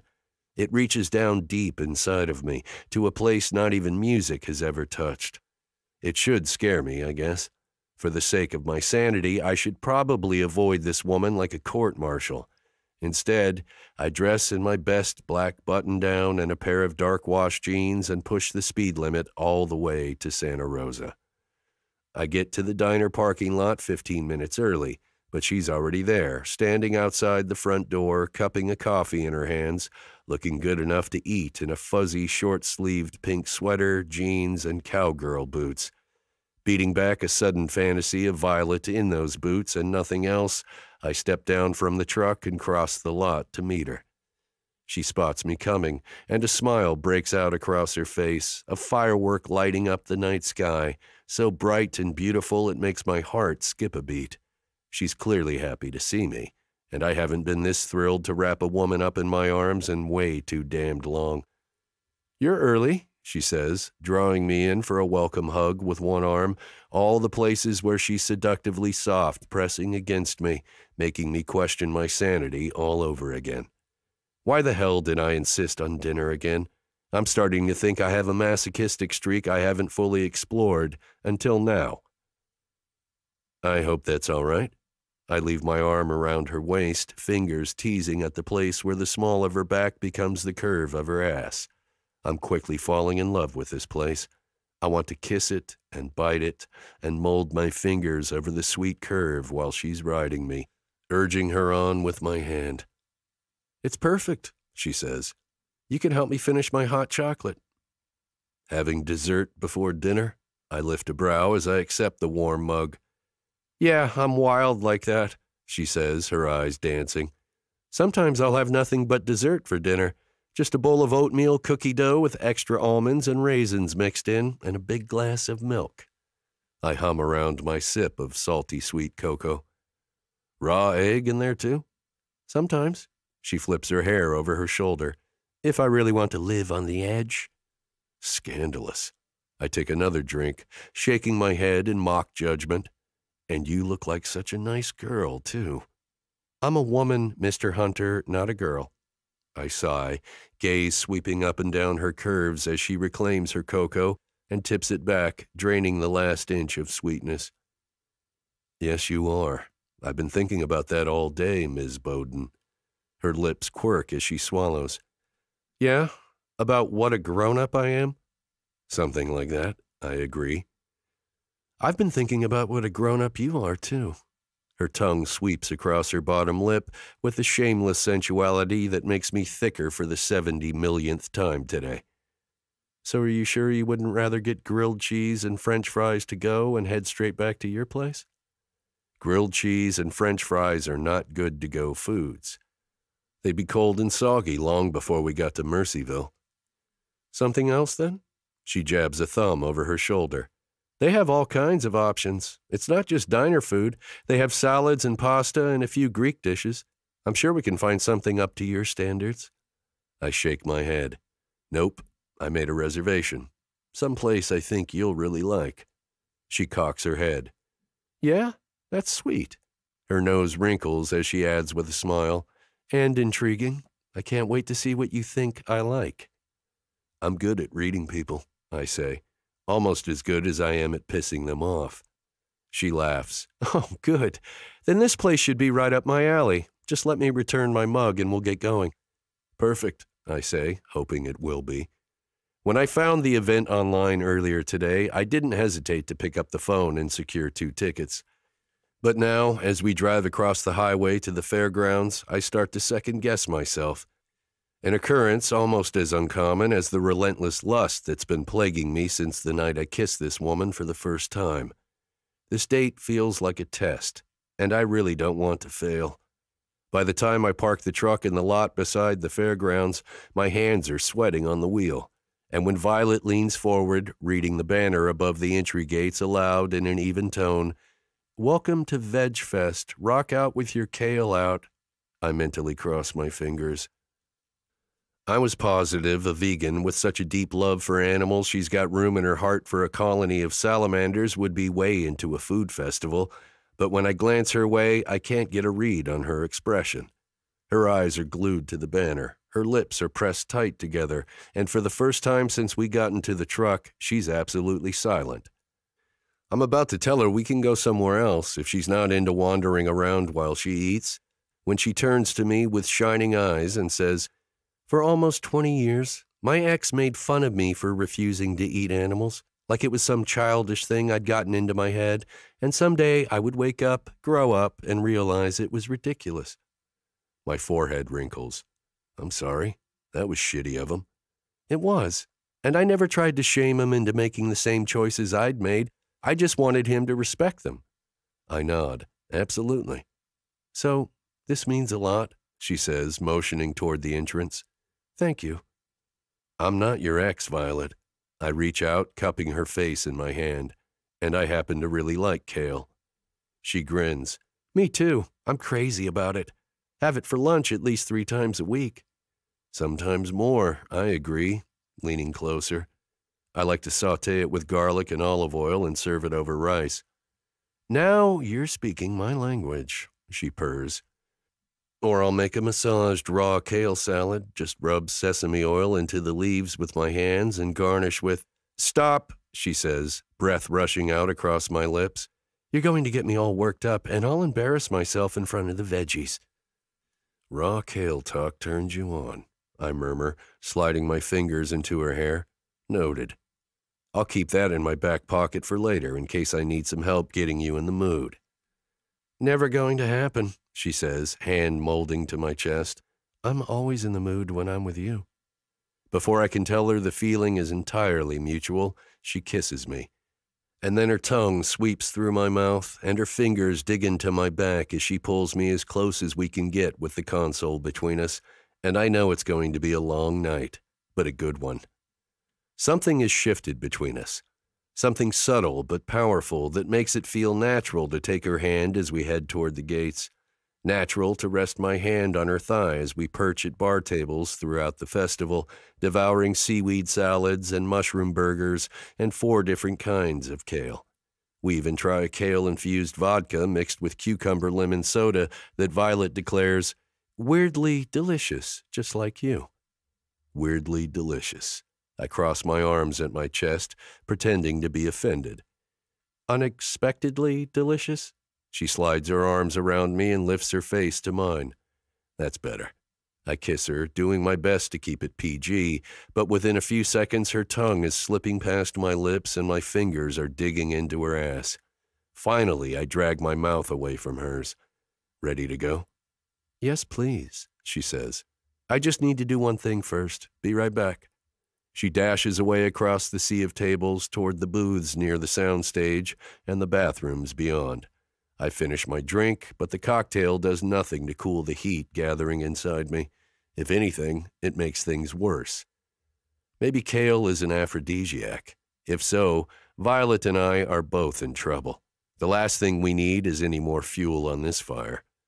I'm pulling my phone from my pocket, preparing to investigate the possible erotic properties of kale, when Violet appears at my side and chirps, "For you, a thank you present for a wonderful second date." She unfurls a rolled-up t-shirt, revealing a cartoon leaf with a big grin above the words, "Oh, kale, yeah," on the front. I laugh so hard I can barely breathe. I don't know why it cracks me up so much, but it does, and the fact that Violet's giggling along with me, obviously thrilled that her gag gift is a success, only makes things worse. By the time I regain control, my jaw hurts from smiling so hard. I've got a knot in my side, and my chest is full of bubbles. Happy bubbles that fizz and pop as Violet and I head for the exit arm in arm, making my blood feel shot through with sunlight even though the sun went down an hour ago. Chapter 15. I can't remember the last time I laughed this hard. The last time holding hands with someone made me as giddy as a kid on her first date. The last time meeting a man's eye was enough to make me shiver with excitement. Deacon is something special and so much more fun than I ever expected. He's not just a grouchy alpha male with a highly developed bossy side. He's also sweet and thoughtful and funny and so sexy I'm not sure I'm going to be able to keep my clothes on until we get up to his bedroom. My dad's spending the night at his girlfriend's house, he says, nodding toward the empty gravel beside his truck as he shuts off the ignition. Which means you're spared a game of 20 questions. At least for tonight. I've met your dad several times. I grab my purse, spilling out of the truck into the cool night air as I add, I like him, and he likes me. But you weren't dating his son before, Deacon says, circling around the back of the truck and holding out a hand I take without hesitation. He's protective. And you're clearly in need of protection, I say, with a pointed look up and down his powerful body. I mean, how will you ever defend yourself? He pauses, grinning as he catches my gaze. Oh, I don't plan on defending myself. You do whatever you want to me, baby. I'm not going to put up a fight. I bite my lip. No? Not even a little one? Just to make things more exciting? I'm going to show you exciting, woman, he says, swooping me into his arms, making me giggle as he jogs up the porch stairs and slams into the house. I barely have time to catch a glimpse of the long wooden table in the dining room and the slightly overwhelming display of antlers above the fireplace mantel before he's climbing the stairs to the second floor. And then we're in his bedroom and I'm back on my feet, and we're tearing each other's clothes off between kisses as we stumble toward his bed. And then he's on top of me, and his mouth is everywhere, and his hands are everywhere, and I'm drowning in him all over again. Drowning and burning up with fever at the same time. I've never wanted anyone the way I want him. Ow! I squeak, going stiff beneath him as a sharp sting zaps between my legs. And he stops, just like that. like I've flicked a switch, not a second of hesitation. And though the pain is still intense, I find myself flooded with a safe, happy, grateful feeling that makes my heart swell in my chest. And maybe it's a sad statement on my sex life up to this point, but I know for a fact that a lot of men wouldn't have stopped. Men who would have insisted they couldn't stop. The needs of their great and powerful penis were just too overwhelming, or have pretended they didn't hear me. But not Deacon, this man for whom my pleasure so obviously comes first. What's wrong? He brushes my hair from my face, worried eyes searching mine. Did I hurt you? I shake my head. No. Well, yes, but it's not your fault. I haven't... It's been a long time, and I guess... A tight laugh escapes my chest. I thought my friend Mina was kidding about the whole divorce virginity thing, but I guess she wasn't. It really does hurt. I'm sorry. No, don't leave. I just need a second. I think I would even if you weren't so big. Even if I weren't so big? He smiles down at me as his fingers trace the curve of my ear to tease the sensitive skin just behind. Trying to flatter me. Lips pressed together, I lift both brows. Not at the moment. I'd be okay with a little less of a good thing, if you know what I mean. Want me to look into it, reduction? He asks, smoothing one hand from my hip to my ribs and back again, a caress that is both relaxing and erotic. Would you? I ask. Right now. Yes, I would. Anything to keep doing this. You feel so damned good, Violet. I'm sorry it isn't the same for you.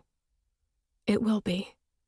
I run my hands up his back to grip his shoulders, relishing the powerful feel of him beneath my fingers. I still want you so much. I just need to take it slow.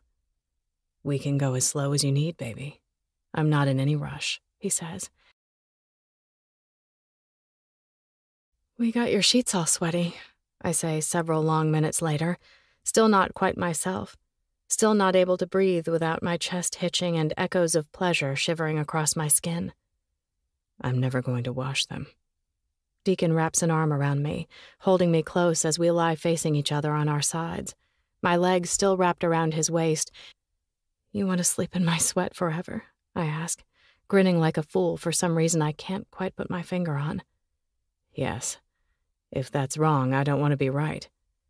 My laugh becomes a hum of pleasure as he kisses me again, long and slow. We can always get them sweaty again, you know. Yeah? Even though we got off to a rough start? It's not about the start. It's about the finish, I say, brushing his hair from his forehead. And the finish was silver medal all the way. Not gold, he asks, cupping my bottom in his hand and giving it a squeeze. I smile. Gotta give you a goal to shoot for. Don't want you to peak too early. I never peak too early, woman, he says, rolling on top of me with a wicked gleam in his eyes. Oh, yeah? I bite my bottom lip. Oh, yeah, he confirms, and then he hooks my knees over his elbows and proves he's a man of his word.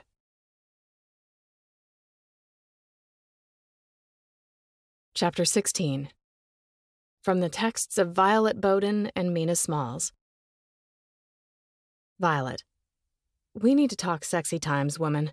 You've been holding out on me. Mina. I have? About what? My therapist told me I'm too forthcoming about my sex life with my friends and should establish better boundaries. Your therapist is a twit. You should have been telling me more, not less. Why didn't you warn me that losing my divorce virginity was going to hurt almost as much as losing my actual virginity? I was totally unprepared. OMG, you did it! You got your DV card punched! Congratulations, lady, way to go! Thank you. It was amazing. After the hurting part, anyway, which he was very understanding about. But it would have been nice to know, going in, that pain was going to be involved. Yeah, sadly, pussies are like goldfish. They have very short memories. Apparently. Again, would have been nice to know 12 hours ago. I'm so sorry. I was going to tell you and give you tips to help things along. I just didn't want to scare you away when you were still in the fragile, afraid to jump out of the single lady nest stage. You should have called me before the big event the way I told you to. I didn't realize you were serious. I thought you just wanted in on the gossip. Well, that too. So give me the goods. Did he deliver in the sack? Does he know what to do with that love pistol in his pocket, or is he shooting blanks? Not sure what to do with that metaphor, but he's definitely shooting blanks. He's had a vasectomy, and we've both been tested, so we didn't have to worry about condoms. It was so nice.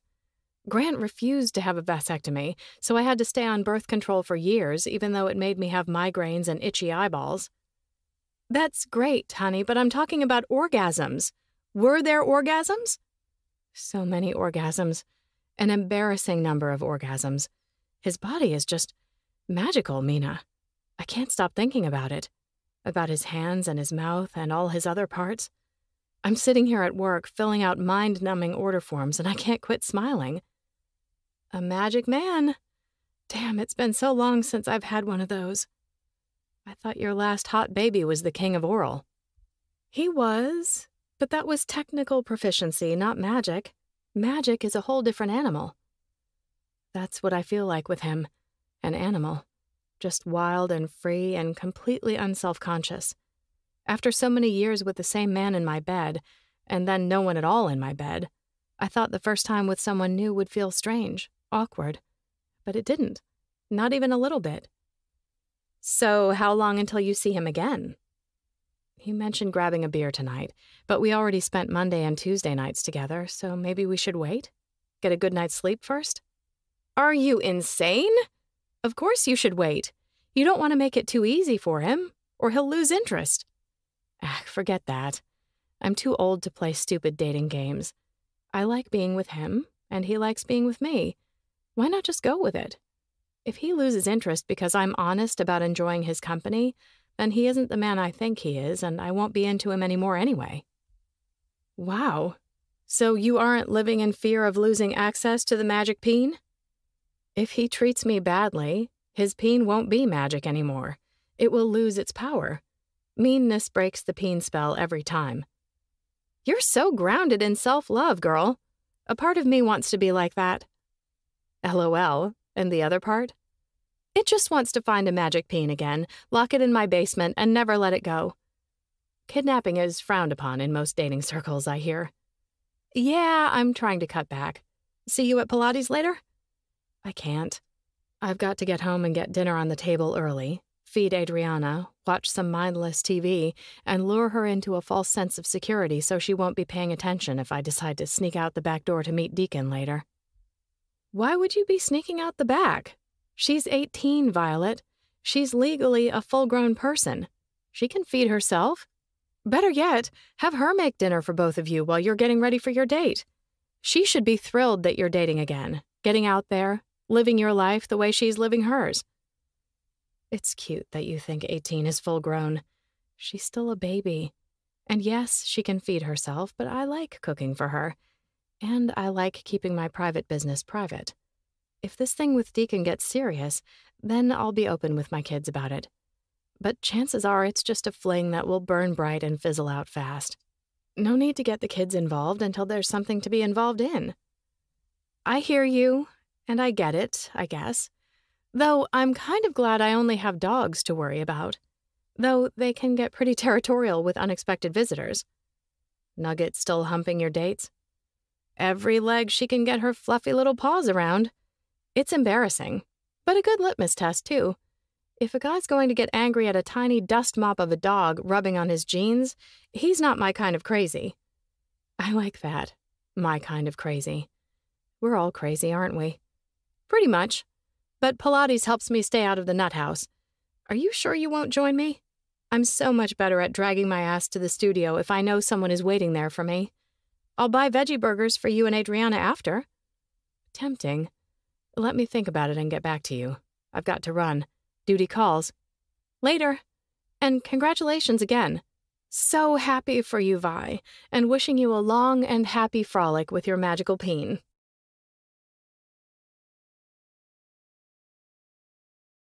Chapter 17.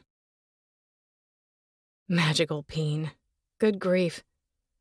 Tossing my phone back into my purse, I duck my chin, hiding my flushed cheeks behind my hair as I assure Virginia, "Be right with you, Ginny." Mina is a mess, But this time around, I'm in no position to judge. That magical peen and the man it's attached to are all I can think about. I was hoping that sealing the deal with Deacon might help me recover some of my lost focus, but so far, not so good. If anything, I'm even more lust-drunk than I was yesterday. I'm so out of it, Virginia had to snap her fingers in front of my face to get my attention.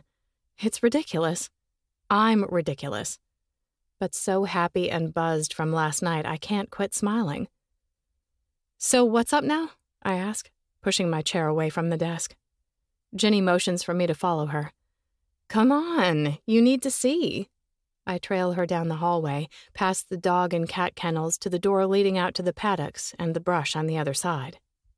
The brush that an older man in a khaki jacket and giant glasses is studying with a serious expression. "Who is that?"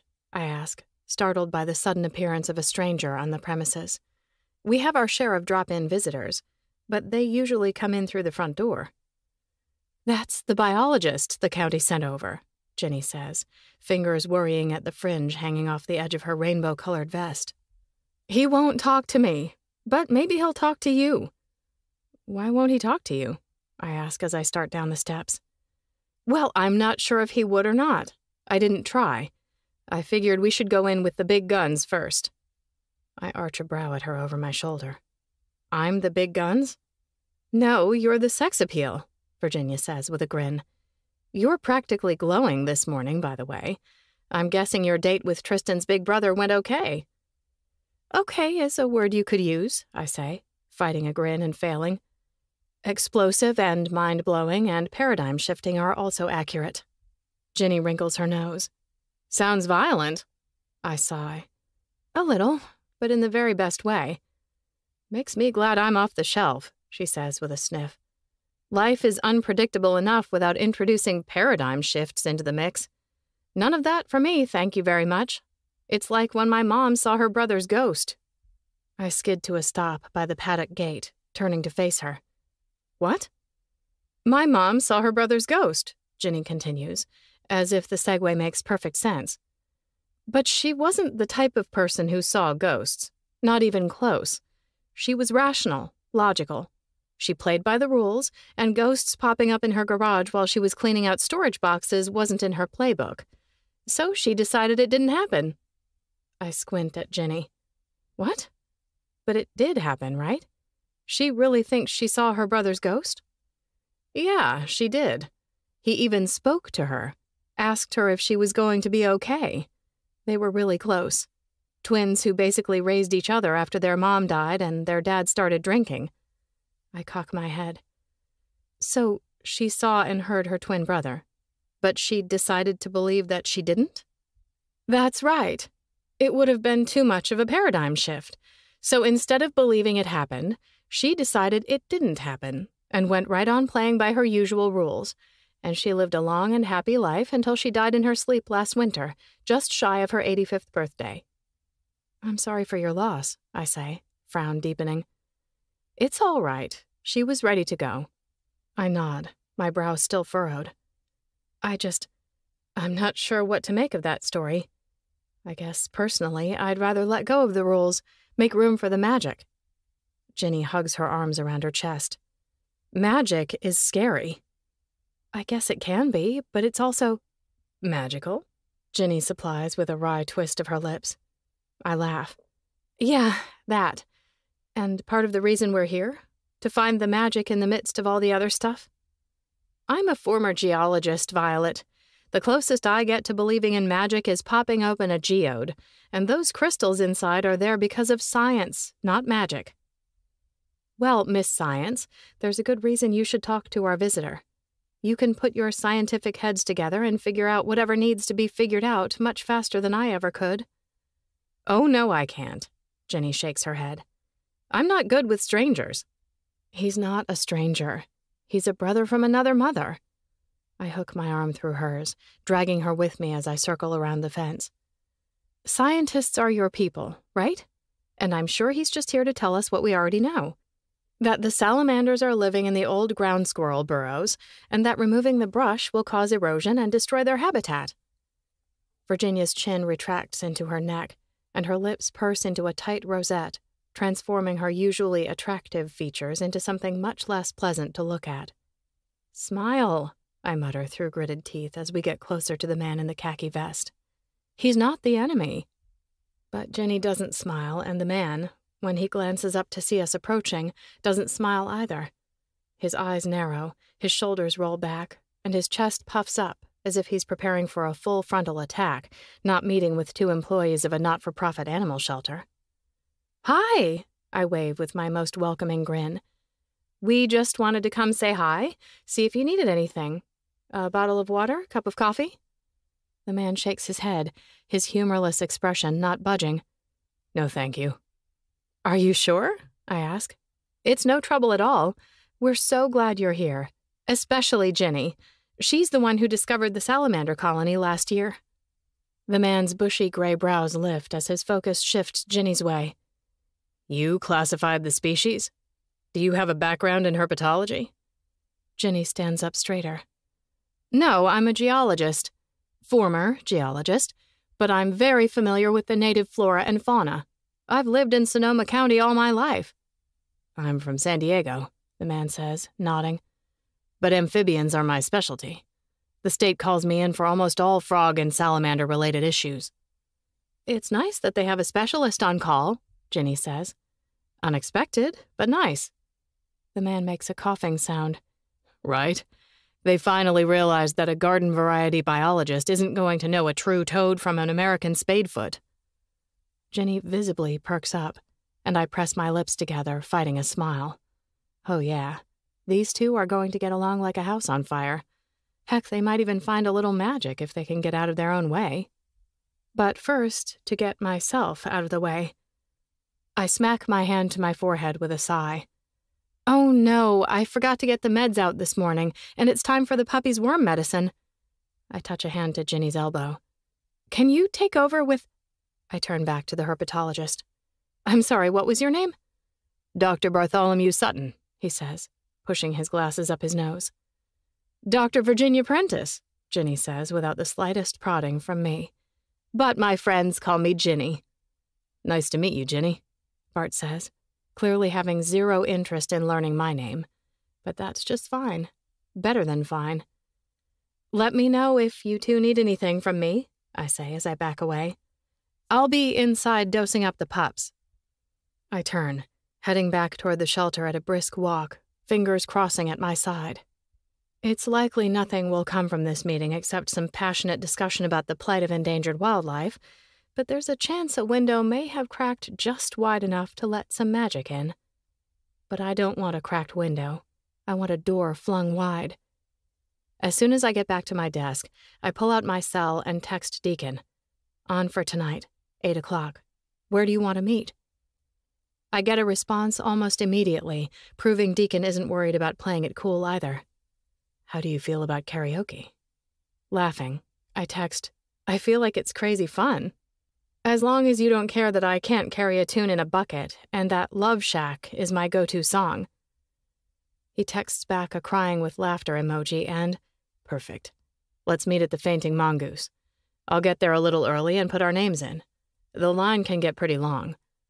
I hesitate, chewing on my bottom lip, but finally type, "So you aren't bothered by the fact that I can't sing? As a musician, that doesn't drive you nuts?" A beat later, my phone rings, making me jump and glance guiltily toward the main office, but Tristan and Zoe are currently elsewhere on the premises. And it's Deacon, so I can't help but answer. "Hey, I'm not supposed to be taking personal calls at work, you know."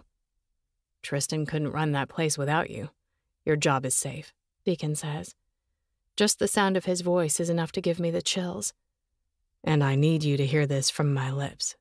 I love the sounds you make. All the sounds." My cheeks and other less safe for work places flush. "If you say so, but I'm warning you, my musical stylings are much less pleasing to the ear than my other sounds. I'm tone deaf. Completely." "That's fine. Music is about appreciation, not perfection." "That's what I tell my students about art. But I would be lying if I said the sight of a doo-doo vase doesn't make me cringe." He chuckles.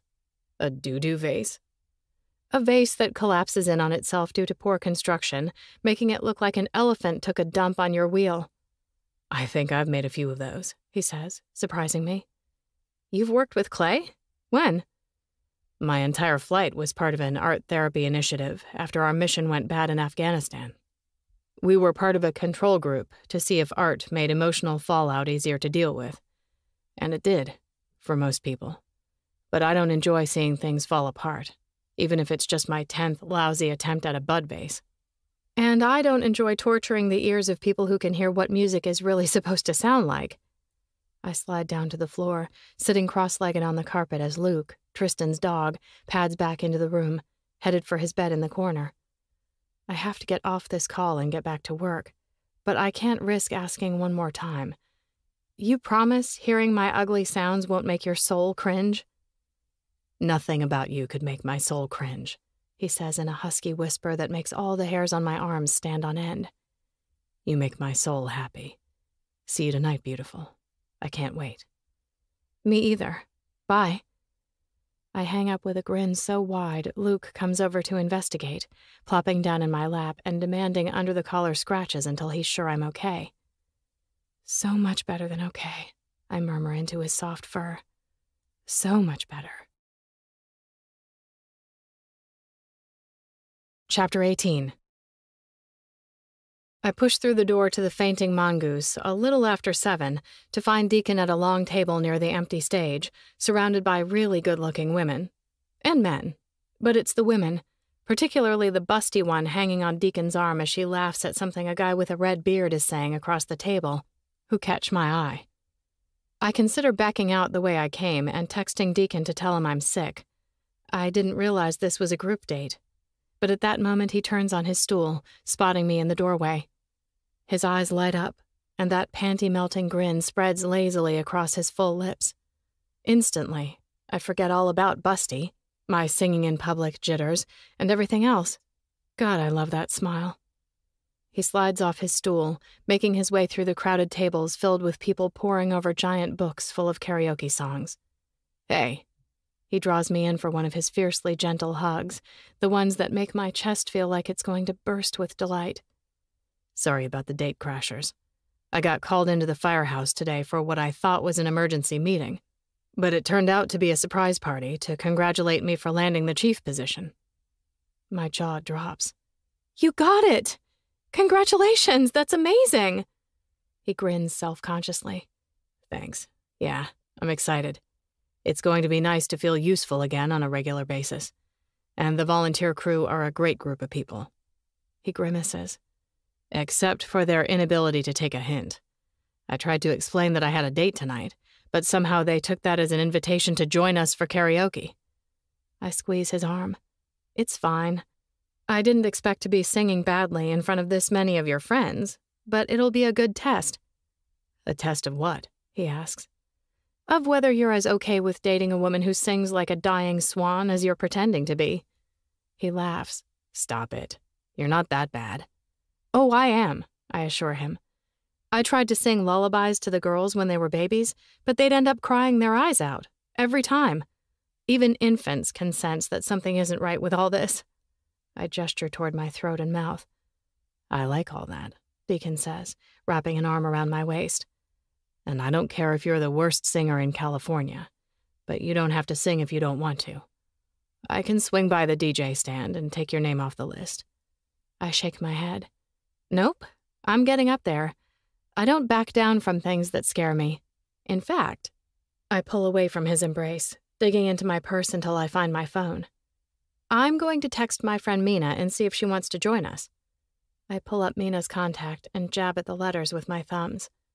She has an incredible voice and is always telling me that anyone can learn to sing.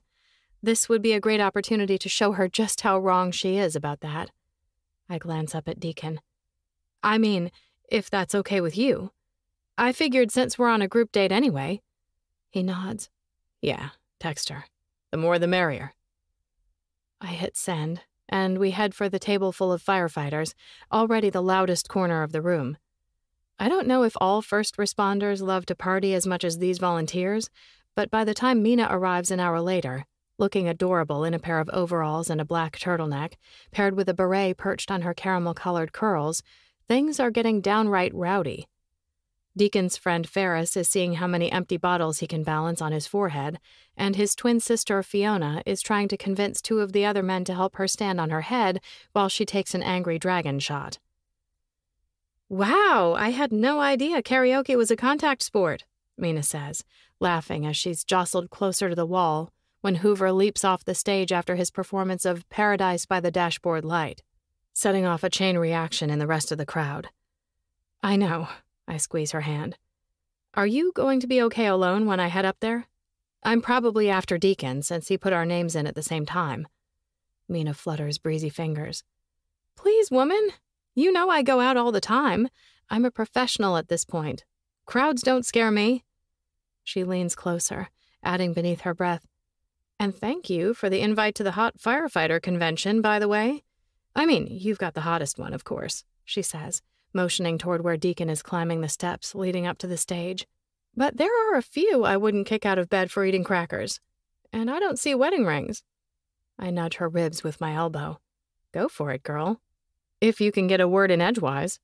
I cast a pointed look at Busty, who I now know is named Karen, but who will always be Busty McChattykins to me. The woman hasn't stopped talking since I sat down, though she did stop touching Deacon every 5 seconds, which was nice. Mina smirks. "Don't worry about me. I'll separate one from the herd and have him all to myself by the time you're finished delighting us all with the gift of song." I snort. "You're going to be so deeply disillusioned." Mina's lips part, but her reply is drowned out by an opening guitar solo. I recognize the intro to More Than a Feeling, and a delighted grin dances across my face. "Does he know this is your favorite song?" Mina asks, raising her voice to be heard over the music. "I don't know. I did mention it once. We were on our way back from lunch on our first date, and it came on the radio." I beam up at Deacon, who's smiling down at me with a knowing expression that makes it clear this isn't a coincidence. "Oh man, this guy has game. We'll have to keep an eye on him," Mina grumbles, but she's smiling too, a smile that stretches wider as Deacon begins to sing in a rich, resonant voice that makes the hair on my arms stand on end. Within the first few notes, it's obvious that he's going to be amazing.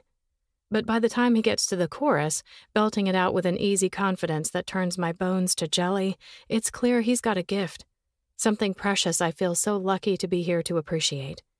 Every time his gaze connects with mine, it sends an electric shock through my system. By the time he finishes, I'm vibrating at a completely different frequency than I was before. All I want to do is rush across the room, throw my arms around him, and devour the sexy mouth that made all those beautiful sounds. But the DJ is calling my name. I take a deep breath and start through the crowd, feeling sorry for all the innocent, unsuspecting ears I pass on my way to the stage. They have no idea what's about to happen to them, and though I'll try to warn them, I already know they aren't going to listen. People never do, assuming it can't possibly be that bad. It's a mistake they live to regret. "You might want to step outside for a breath of fresh air until I'm finished, guys," I say as I take the mic, wrapping my fingers around the still warm metal as I move into the spotlight. "Seriously, this is going to hurt you more than it hurts me." "You've got this, gorgeous," Deacon calls out, giving me 2 thumbs up from near the front of the crowd as the opening strains of Love Shack fill the air. I smile down at him with a shake of my head. "You're about to eat those words, baby, and wish you'd brought earplugs." The room ripples with laughter.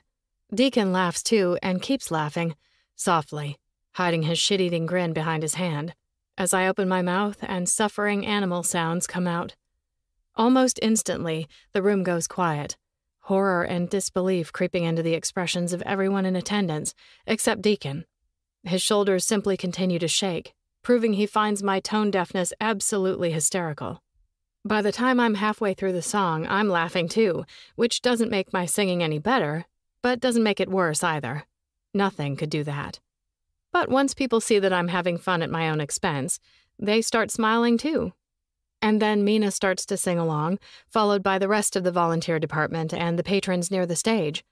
Soon, the entire bar is howling Love Shack Baby and dancing in spaces between the tables, covering my caterwauling with the sweet sound of 100 voices mixing together in song.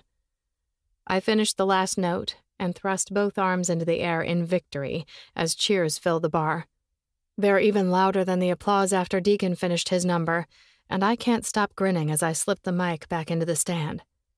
I leave the stage, high-fiving the hands held up in my path, and when I reach Deacon, he scoops me into his arms, hugging me so hard my feet leave the ground as he growls into my ear, "You're a badass, Violet Boden."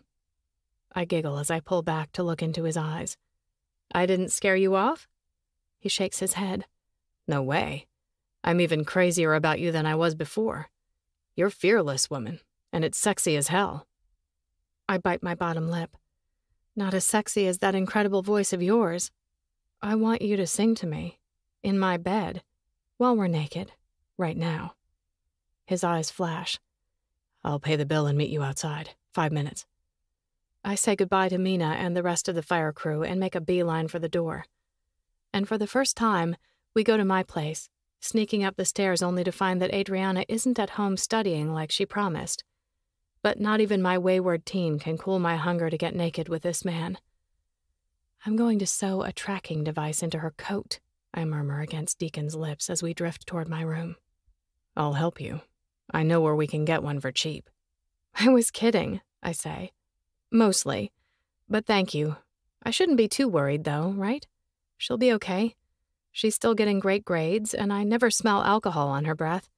She could just be at George's studying." "She could be. Whatever she's up to, she's a smart kid," he says. "She's going to be fine.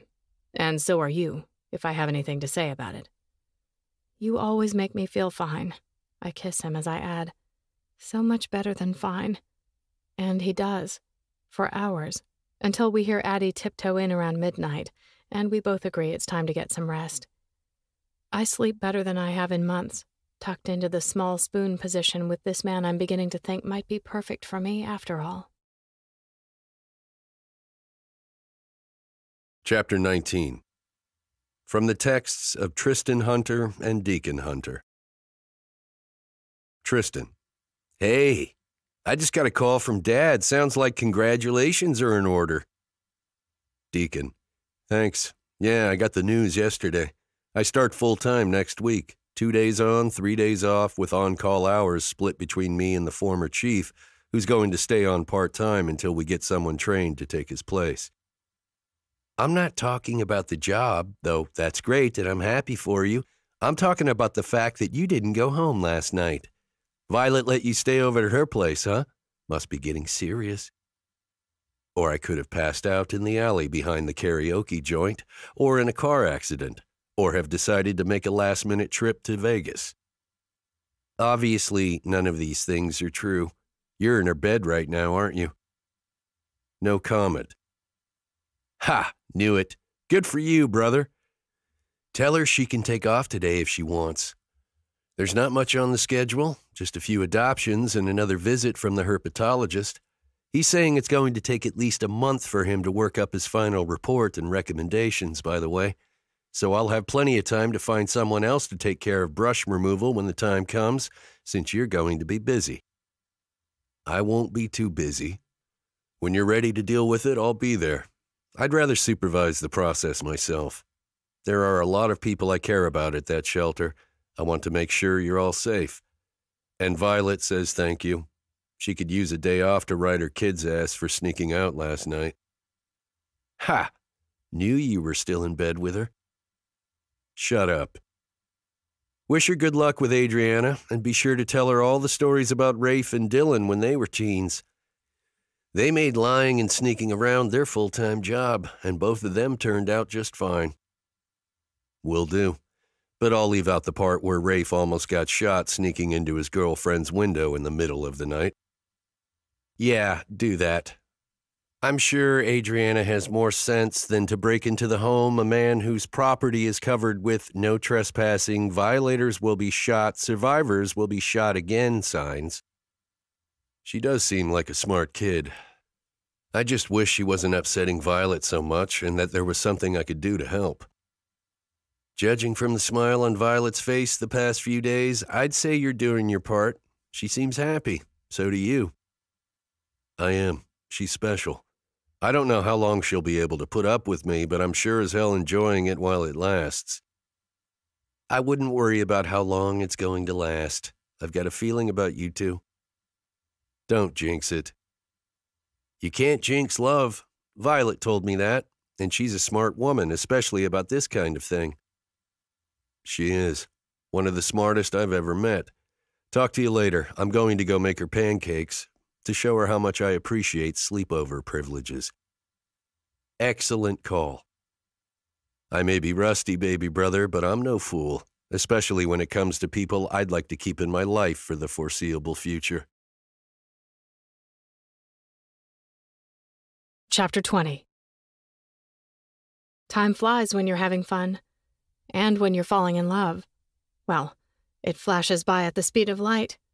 I blink, and November is winding to a close, ushered out with Thanksgiving at my mom's place with the girls, and a turkey sandwich picnic with Deacon the day after, shared around the fire pit behind my house with a bottle of Chardonnay and 2 miniature pumpkin pies from his stash of leftovers. And though I'd never tell my mother or any of the other guests at her holiday feast, my belated Thanksgiving with Deacon is my favorite part of the long weekend. Thanksgiving is all about gratitude, and of all the things I'm thankful for this year, Deacon is quickly becoming one of my top 2, right up there with the health of my babies and all the other people I love. He just makes me so happy, in a way I didn't think I'd ever be happy again. And then December arrives with a freak cold snap, and the pipes in my ancient basement freeze and burst, flooding the southeast corner and taking out my washer and dryer while they're at it.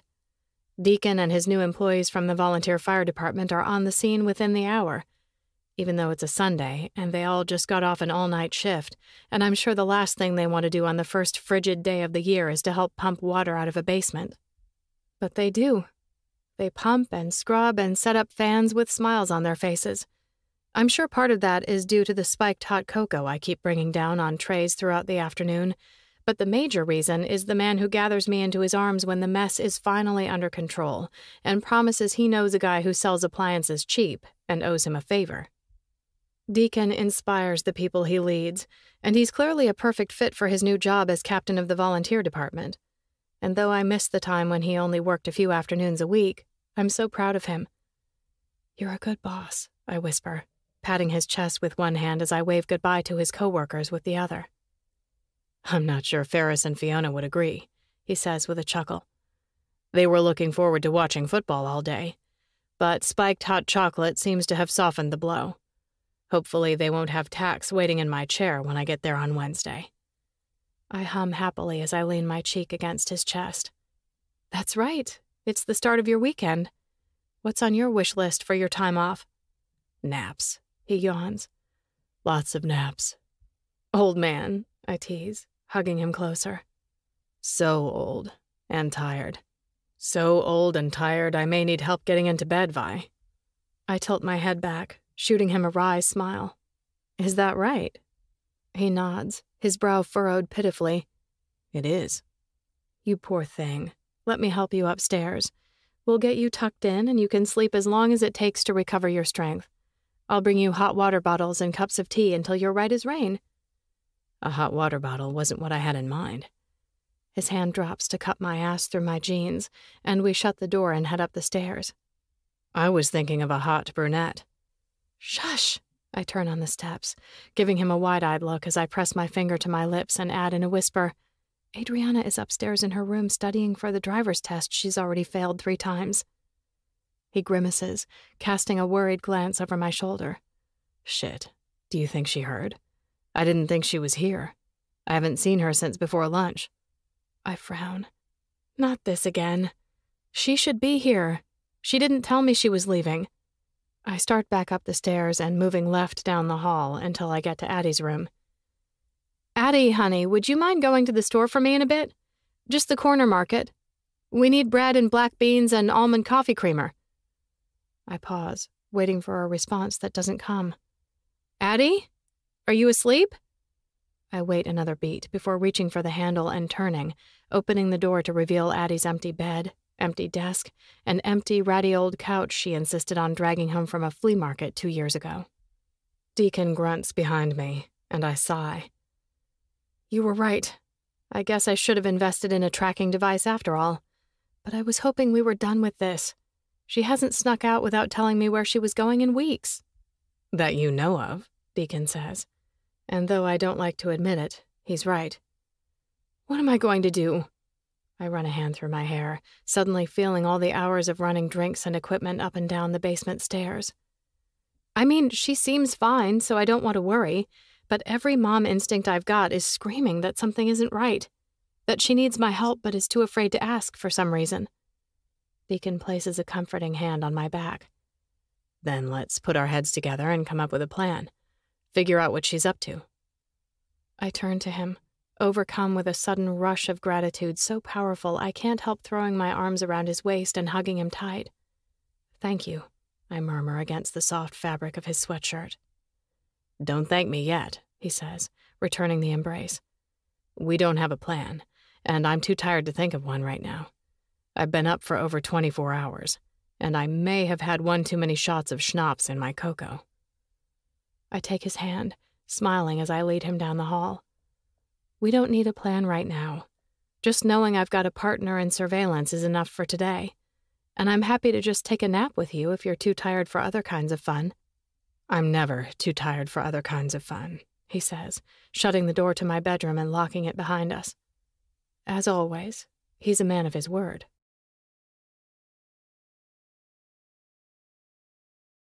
Chapter 21. From the texts of Deacon Hunter and Violet Boden. Deacon. How's your Thursday, sexy? Missed not having you in my bed last night. Violet. Me too. I was freezing.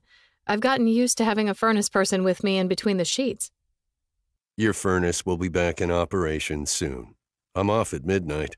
Is Operation Addie Track still a go for tomorrow? I think so. She's definitely still planning on going out. It's not wrong to spy on her, is it? Am I a terrible mother who's betraying the mother-daughter trust bond? Should I be sent to the corner for a timeout? No, you're a good mother who's concerned that your daughter's involved with someone who isn't right for her. You're an open-minded person with a big heart. It's not like you're going to disapprove of Adriana's choice of partner for some superficial reason. If she's hiding this guy from you, then there's probably something to hide. That's what I think, but it's good to hear it from someone else. I'm sure her dad would agree too, but I don't want to tell him anything just yet. No need to worry him until I'm sure what's going on. He tends to fly off the handle when it comes to the kids. If he had his way, the girls would all be locked away in a tower until they're 30. If I had girls, I'm sure I'd be the same way. My boys are gentlemen, but I know most men their age aren't. Thank you for raising two good ones. It's nice to know that there are at least a couple out there. But it does raise the question, what do we do when we find out Adriana's dating one of the bad ones? I mean, legally she's an adult and can date whomever she chooses. She's living under your roof, eating your food, sleeping in a room you pay to heat. Until those things aren't true, she's still a kid and subject to the rules of her mother's house. I can't threaten her with homelessness if she doesn't break up with this jerk, Deacon. That's too heartless. Besides, knowing Adriana, that would only make her want this guy more. She's stubborn. Like her mother? Worse. Much worse. My mind is relatively open and can be changed, occasionally. A fact I'm grateful for every time I kiss you. Oh God, don't talk about kissing. I'm dying for one, and it hasn't even been 2 full days yet. I could come over when I get off work, or you could come here. I can't. I'm at Adriana's track meet, and afterward I'm taking her and her friends for pizza and a late movie. They don't have school tomorrow, and none of them have their driver's license except Georgia, and she's so traumatized after hitting Dash that she's been bussing it along with the rest of them. How is Dash? Healing up, slowly but surely. If all goes well, Dr. Motion says he should be ready to put up for adoption in another week or 2. And you're actually going to let that happen? I have to. He's a sweetheart, but I already have 4 cats, 3 birds, 2 rats my oldest swears she's going to take to her dorm but never does, and an aquarium full of fish. I've got my hands full. But you don't have a dog. Dogs are the best. A dog's devotion never falters. If there's one thing you can trust in the world, it's a dog's love. I used to have a dog. 2, actually. Grant took Frankie and Penelope with him when he moved out. Asshole. It's okay. Now they live with Tracy, love her dearly, and are very happy. That's the other great thing about dogs. They bloom where they're planted. If the person they used to love isn't around, they'll find someone else to adore and be just as happy as they were before. If we broke up, I would never take the dogs and leave you with nothing but a pack of moody cats. My cats aren't moody. Pukey sometimes, but not moody. Still, they're cats. True, they are. And I appreciate the promise, though I don't think we have to worry about that just yet. In order to break up, we'd have to officially be together. Then let's officially be together. We've only been dating for 6 weeks. You could have a secret family in Peoria for all I know. Do you think I have a secret family? And where is Peoria, Illinois? I'm not sure. And no, I don't think you have a secret family. I think you're honest, almost to a fault. It's one of the things I really like about you. I really like that about you, too. And I don't need more time to know I want more time. I'm into you, Violet Boden, way into you. But if you're not ready to put a label on this, it's okay. I can wait. I'm way into you, too. I mean, spending 2 days apart feels like it's causing lasting damage. I'd say I'm pretty hooked. Then be my girlfriend. Let's make it official. Okay. Not the show of enthusiasm I would have liked, but I'll take it. LOL. Sorry, I am enthusiastic. I'm smiling so hard right now the people in the stands around me are starting to look at me funny. I'm goofy happy to be your girlfriend. Truly. Good. I like you goofy happy. I can't wait to see you again, baby. Me either. Tomorrow can't come fast enough. Adriana said she was leaving around noon, by the way. Then I'll be there by 11, in case she heads out early. Or you could come over at 10, and we could go grab brunch at the diner first. I mean, who knows where she's going? It could end up being a long day. We'll want to be sure we start with a hearty breakfast. True. And sometimes there's a line for brunch on Fridays. Maybe I should get there at 9, just in case. Or 8, and we could linger over coffee. I like the way you think, woman, and I love the way you taste. Are you sure I can't come over? I'll make it worth your while. You always do, which reminds me of a question I've wanted to ask you. Shoot, you know I'm an open book. How on earth did you manage to stay single for so long, a catch like you? You didn't think I was such a catch when we first met. Yeah, well, you grew on me. A lot. Surely sometime in the past 12 years there was another woman who could put up with your pretty face and lovely muscles and gorgeous singing voice and how obnoxiously helpful and generous you are. There were a couple.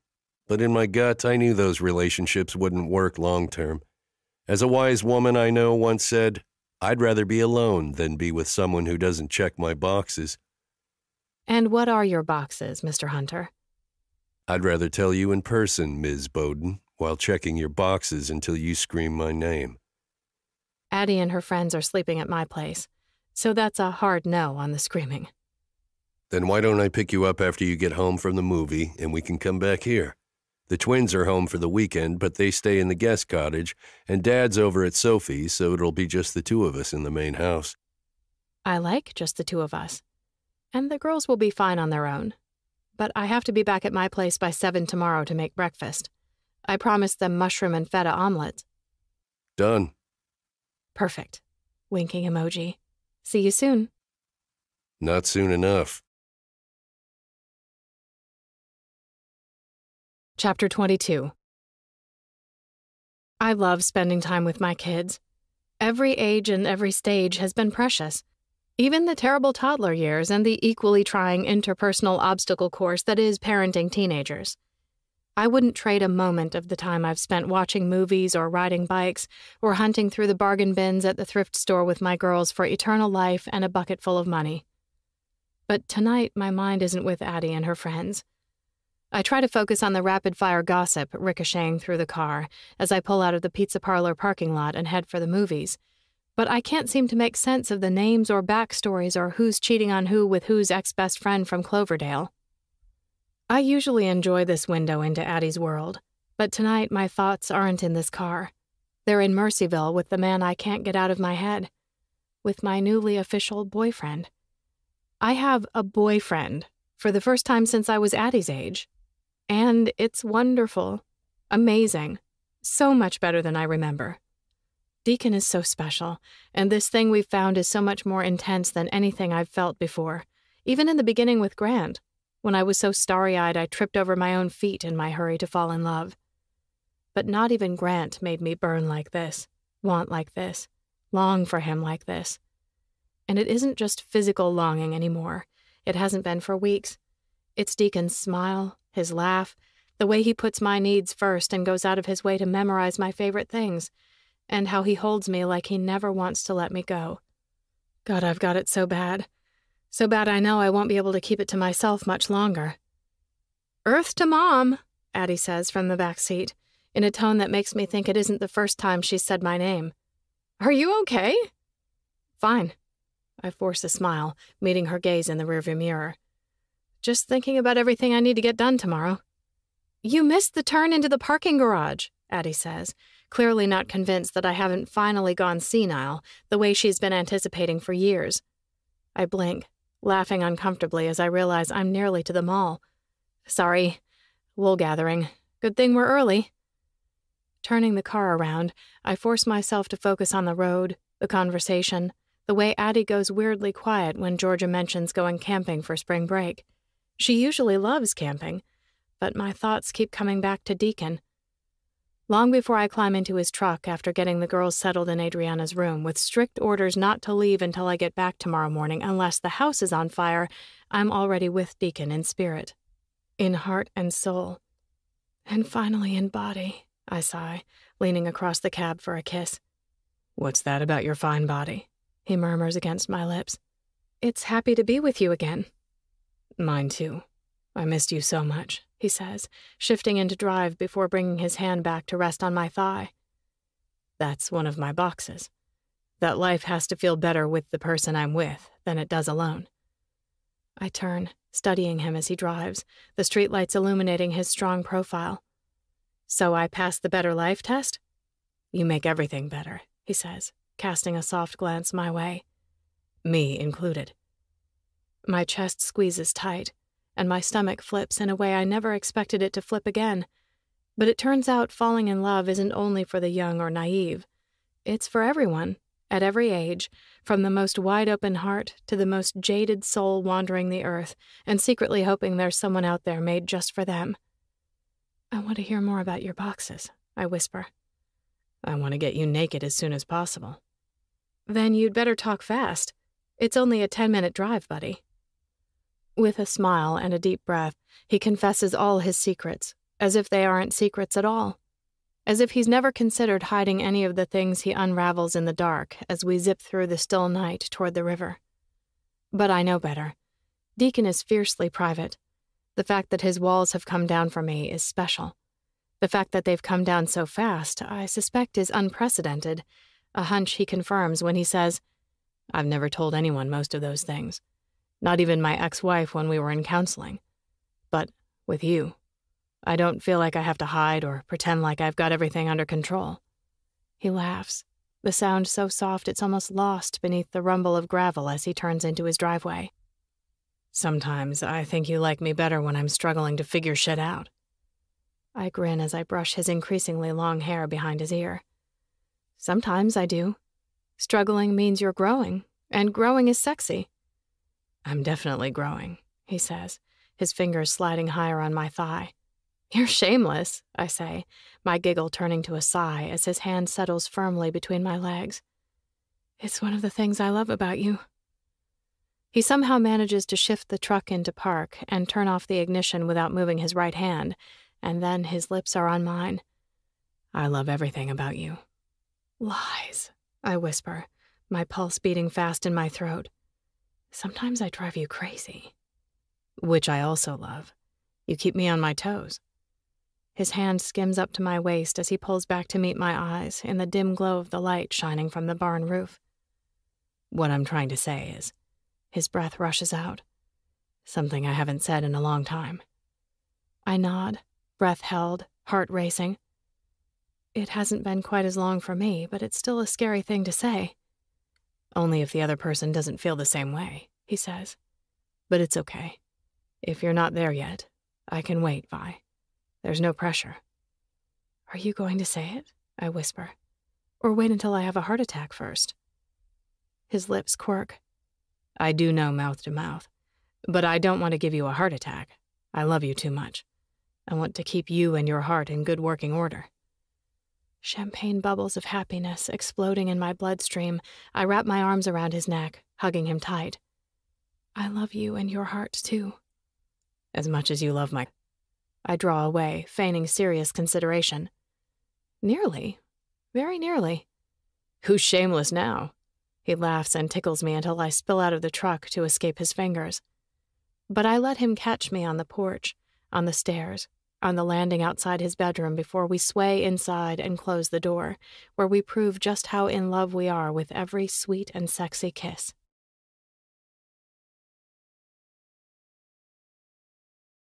Chapter 23.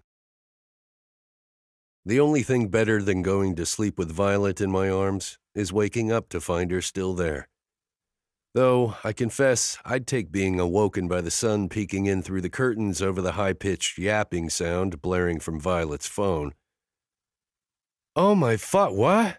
She gropes her way across the sheets, eyes still closed, as she fumbles for the phone on the bedside table. I squint her way, fighting a groan as I see the time. 4:45 a.m. A call at this time can only mean one thing. Someone's in trouble. I just hope it isn't a kid, or Sirius, or both. I sit up, reaching for the t-shirt and jeans Violet tossed to the floor when she ripped them off of me last night, intending to get dressed and ready to drive us wherever we need to go. I'm definitely coming with her, even if she fights me about it. No way I'm letting her face an emergency alone with only a few hours of sleep under her belt. We didn't get to bed until after 1 in the morning. Well, we got to bed, just not to sleep. Whoa, slow down, Jenny, Violet says, swinging her legs over the side of the bed as she sits up. What's going on? Her fingers abruptly freeze, mid-eye rub. What? Say that again. Her eyes go wide as they shift my way with a smile that makes me hope this isn't a code red situation after all. Good for you, woman. That's wonderful. I was hoping you two would hit it off, but I never... Violet trails off, wincing at something Virginia is saying on the other end of the line. Yeah, I know. That happens, apparently. The next time shouldn't be painful at all. Uh-huh. Yes, honestly. She scoots back into bed, covering her tempting bare legs with the blankets and propping up against the headboard, motioning me to join her. I hold up a finger and then jab a thumb toward the bathroom, and she smiles again, nodding as she asks Jenny, So is that the bad news? You said you had good news and bad. I head for the bathroom, use the facilities, wash my hands, and give my teeth a quick brush on the off chance Violet is up for letting me kiss her back to sleep for an early morning power nap. But when I return, she's pacing the rug in front of the bed with a thoughtful expression, and I know we're not headed back to bed anytime soon.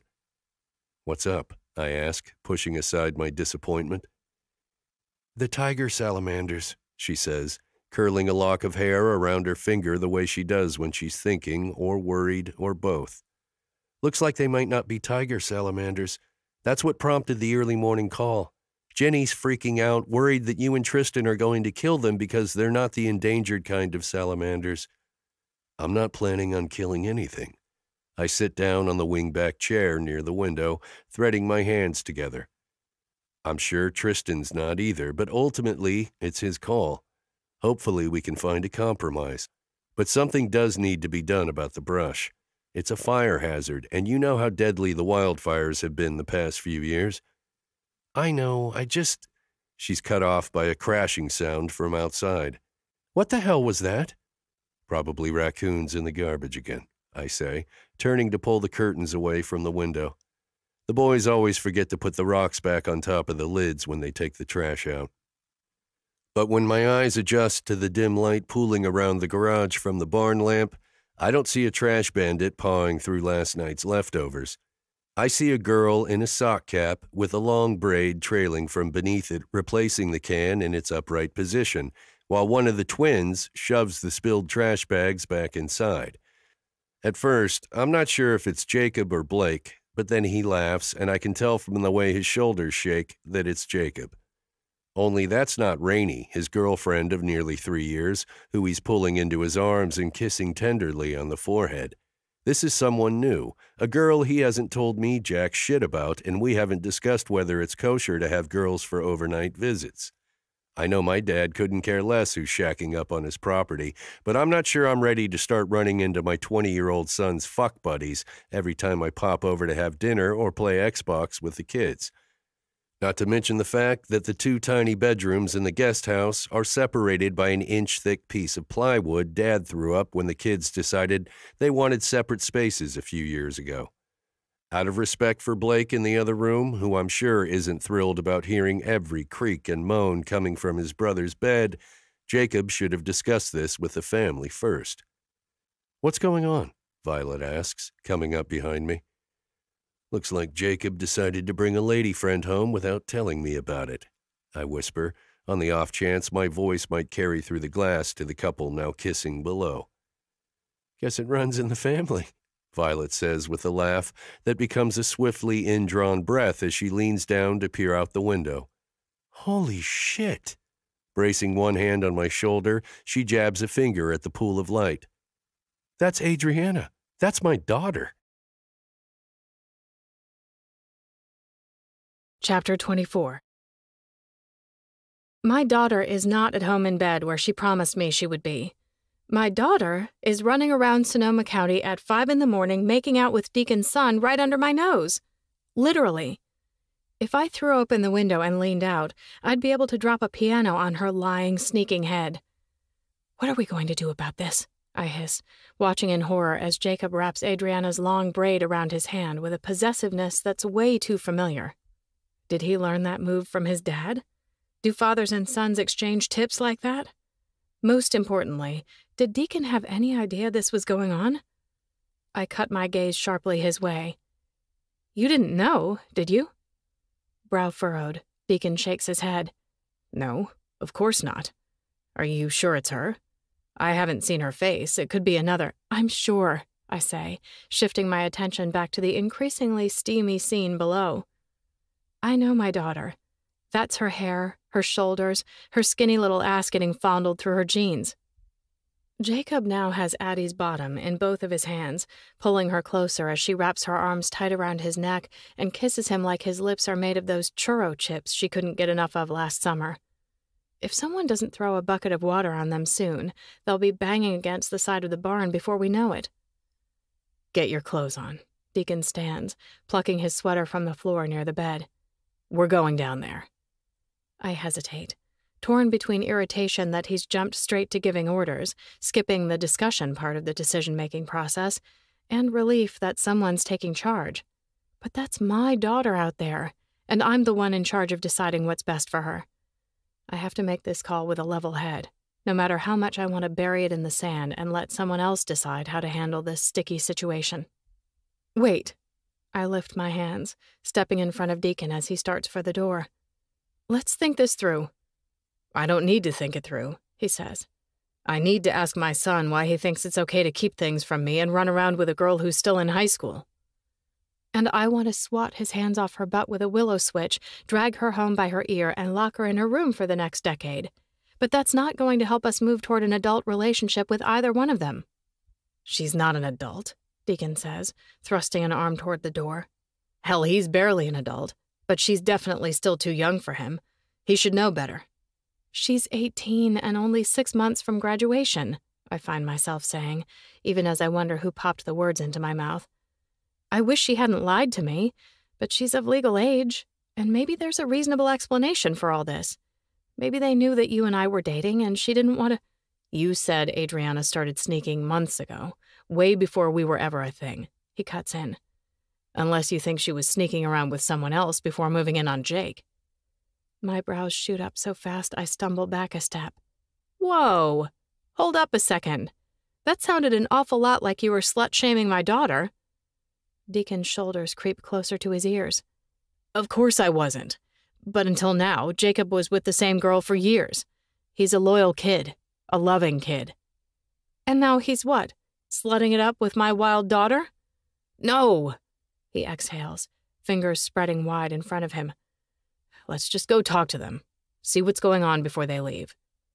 I think we should let them go, I say, crossing my arms. We're both surprised and upset. We should wait until the shock's worn off. We don't want... I want to talk to my son. And I'm going to. Now. You can decide how you want to handle things with Adriana, he says, starting for the door. For a moment, I consider trying to block his path again, but I've known Deacon long enough to recognize his unstoppable force face. He's going down there, no matter what I have to say about it. Now I just have to decide if I'm going too. Shit, I mutter as I pull on my dress and sweater from last night and hurry after him. I pad down the steps, shove my feet into my clogs, and push through the back door into the chilly December morning to find Deacon already in mid-lecture and the kids with their backs pressed against the weathered siding of the guest house. Jacob looks mortified and Adriana so utterly shocked that it's immediately clear to me that she had no idea my Deacon was her Jacob's dad. My Deacon. He might not be my Deacon after tonight. How can I keep dating a man who plows over me like a steamroller every time his judgment call clashes with mine? Decisions need to be made as a team, especially decisions with serious consequences like this one. Jacob and Adriana care about each other, a lot. That's immediately evident, too. Even now, with his dad reading him the riot act, Jacob holds tight to Addie's hand, his thumb brushing back and forth across her knuckles, and Addie is clinging to his arm like it's her lifeline in a world gone mad. She trusts him, maybe even loves him, I realize as her eyes begin to shine with unshed tears and her bottom lip quivers.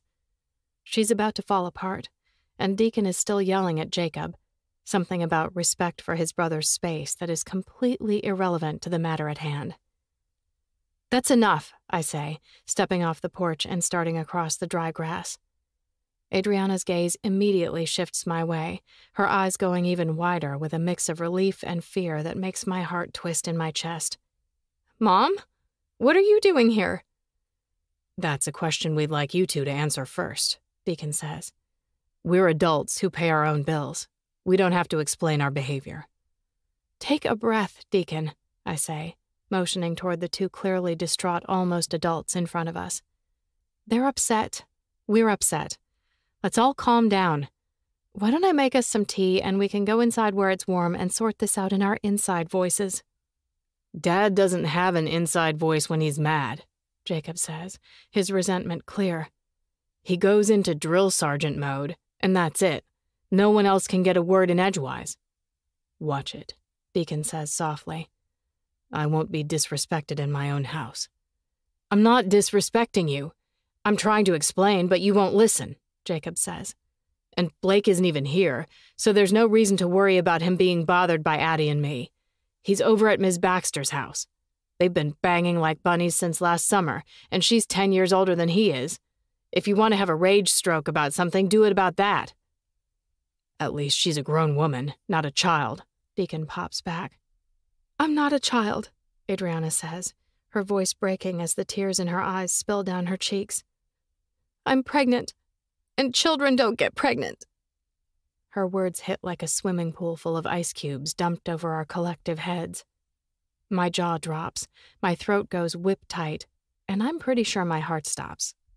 Just stops for a long moment, as if by refusing to beat, it can keep this from being real.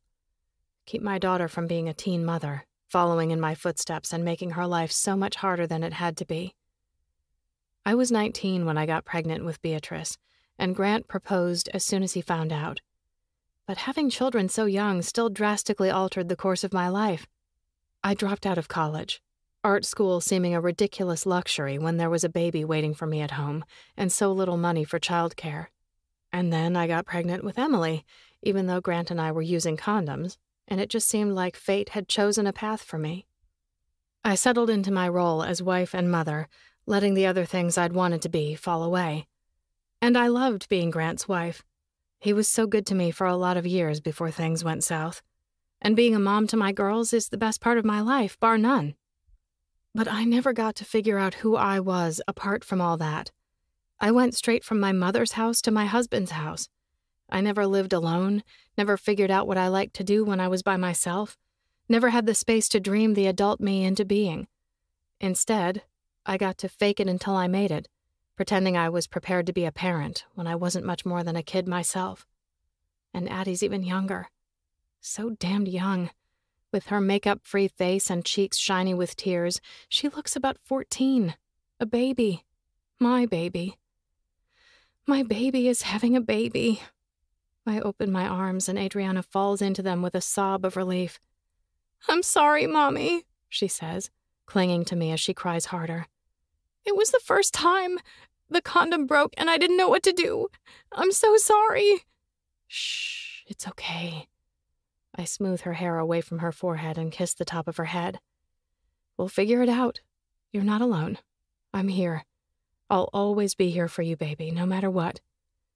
"I'm here too. I'm not going anywhere," Jacob says, the words thick with emotion. I look up to see tears in his eyes too, and my heart breaks all over again. I nod, lips curving tightly. "Thank you, Jacob. That's good to know. But I'm going to take Adriana home now. We have a lot to talk about." "I don't want to talk without Jake," Addie says, pulling back to meet my gaze. Hers so wild I know immediately we won't be leaving anytime soon. "We love each other, Mom. I kept things a secret at first because I knew you wouldn't want me dating a boy in college. But as soon as I turned 18, we were going to tell you. But then I missed my period, and we were so worried we decided to hold off. And then I took the test and—" I nod, swallowing past the lump in my throat as I do the math.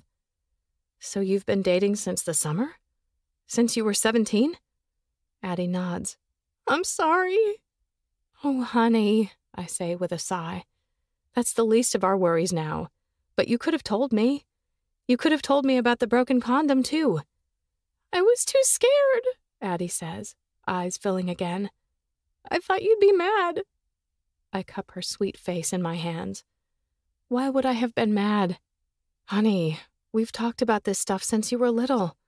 I've always told you that I'm ready to help you get birth control or go to the clinic for the morning after pill or—" "But it wasn't the morning after when I found out I was pregnant," Addie says, blinking faster. "It was 6 weeks after, and as soon as I saw it on the monitor, I knew I wanted to keep it. I don't care how hard it's going to make college or anything else. I want this baby." "We want this baby," Jacob says. Deacon curses beneath his breath, the first thing he's said since the bomb dropped. I shift my focus his way to find him standing rigidly in the dim light, tight-lipped and bloodless, looking like he's been dropped in the middle of a war zone under heavy enemy fire. Chapter 25. Addie stands up straighter, her voice shaking but her gaze steady. "I'm 3 months along. I won't have the baby until after graduation, and it'll be 3 months old by the time college starts in the fall. And Cal Poly has subsidized childcare for student parents. A great program. I've already done all the research, Mom. The baby will be safe there while I'm in class, and I can study after he or she is in bed at night. And nothing about my plan really has to change." "That's great, Ad," I say, hating to rain on her parade, but she needs a dose of reality. "But babies are a lot of work, even with daycare to help bear the load. And they get sick so often when they're small, especially when they're in an environment with other kids every day. And even if the baby's healthy and a decent sleeper, there are times when you won't get any rest at all, when you'll be so wiped out by rocking a teething infant all night that you won't be able to drag yourself to the grocery store for milk, let alone to class. And if you're that far away, I won't be there to help you with any regularity." "Then I'll go to the store, or stay up with the baby," Jacob says, chin lifting as he adds in a "don't even try to argue with me" voice that's 100% Deacon. "I'm dropping out of school and moving to San Luis Obispo with Addie. We've already decided." "Like hell you are," Deacon growls. "I'm going to get a job, something flexible so I can take off if I need to." He pushes on, his gaze fixed on my face, but his words a clear challenge to his father. "Adriana's way better at school than I'll ever be. It doesn't make sense for her to drop out and lose her scholarship. I'll withdraw at the end of the semester and go back to finish my degree when the baby's older and Addie's in grad school. My lips part, but I snap them closed again, refusing to let the words on the tip of my tongue find their way out into the world. They're so young, and love is so hard, and parenting is even harder, but Addie's father and I made it work for a long time. I wouldn't trade a single one of those happy years, not even to be spared the pain of Grant throwing everything we'd built together away to hook up with a woman half my age. Grant. Oh God, he's going to lose his damned mind. I'm assuming you haven't told your dad about any of this, I say, considering he hasn't stormed into the house and bricked up the door to your room. Addie shakes her head fast, her flushed cheeks going pale. No, I can't tell him, Mom. He'll kill me. He won't kill you. He'll kill Jacob, Addie says, her eyes beginning to shine again. And I can't do this without Jacob. I just can't. No one's going to kill Jacob, I assure her. I'll talk to him.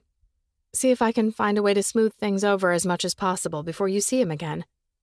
If she can't stand up to her own father, then she's not ready to be a parent. Deacon's words are kind, gentle even, but that doesn't keep them from making my head explode. I'm about to turn and give him a piece of my mind, a big piece, when Jacob does it for me. Back off, Dad, he shouts. You don't know Addie. She's one of the strongest, smartest, best people I've ever met. She doesn't want to talk to her dad because he left her mom for a girl the same age as her sister, who bosses Addie around and treats her like a kid when it's absolutely not her fucking place. A year older than Beatrice, but he has a point. One that Grant and I have argued about extensively every time he allows his not overly bright and absolutely inexperienced new bride to put in her oar when it comes to raising Addie. Though here I am with a teen daughter pregnant by my boyfriend's son, so maybe I shouldn't throw stones. I'm not trying to insult Adriana, Deacon says with patience that's clearly forced. I like Adriana. A lot. As far as I can tell, she's a great kid. But she's still a kid, Jacob. And in a lot of ways, so are you. I think it would be a mistake not to consider all the options. Like what? An abortion? Jacob asks, steel in his voice. Because that's not happening. Adriana and I already talked about it. We can't say what's right for anyone else, but it's not the choice for us. Then adoption, Deacon says. There are so many couples out there who would give everything for a shot at a healthy baby, especially from kids like you. You're both sweet, smart, athletic, and we're not giving up our baby. Jacob shifts closer to Adriana, who steps away from me, putting her arms around him and leaning into the person who's clearly well on his way to taking my place as her rock and touchstone. It hurts a little to see how far she's already flown from the nest without me even realizing it was happening, but it's also good. Right. If they're going to have any shot at getting through this relationship trial by fire, they're going to have to do it as an unshakable team. Please, Jake, Deacon says, dragging a weary hand through his already wild hair. Can we go inside and talk about this, man to man? I'll give Violet the keys to my truck. She can take Adriana home, and we can all reconvene later. He glances my way, his voice stiff as he asks, If that's all right with you, Violet. I assume our plans for the day are canceled. Canceled because we know what Adriana's up to, or canceled because we're canceled, I don't know. I'm too worried about Addie to stress about what's going on with Deacon and me right now. There will be time to stress about that later, after I've wrapped my head around the fact that I'm going to be a grandmother in 6 months. I nod. That's fine with me. I think Adriana and I should go home and get some rest.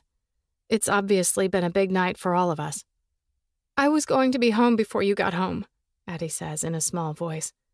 That's why we got up so early. I didn't want you to be worried about me, and I had no idea that Deacon was Jacob's dad, or I never would have encouraged you two to... She trails off, cutting a quick glance Deacon's way before her gaze flits nervously back to me. You know, but if you're happy, I'm happy. Just because Jake and I are together, it doesn't mean you and his dad can't be a thing, or whatever. That's gracious of you, Addie, I say, wryly, but not something that needs discussion right now. First, we need to make sure you're getting solid prenatal care, so this baby has the best shot possible. I've already been seeing a doctor. She says everything looks good and cleared me to keep running track. I mean, Alicia Montano ran the 800-meter when she was 34 weeks pregnant, so I knew it was probably okay. But I wanted to check and make sure. Be 100% safe. Addie pauses, biting her lip as she glances over her shoulder at Jacob.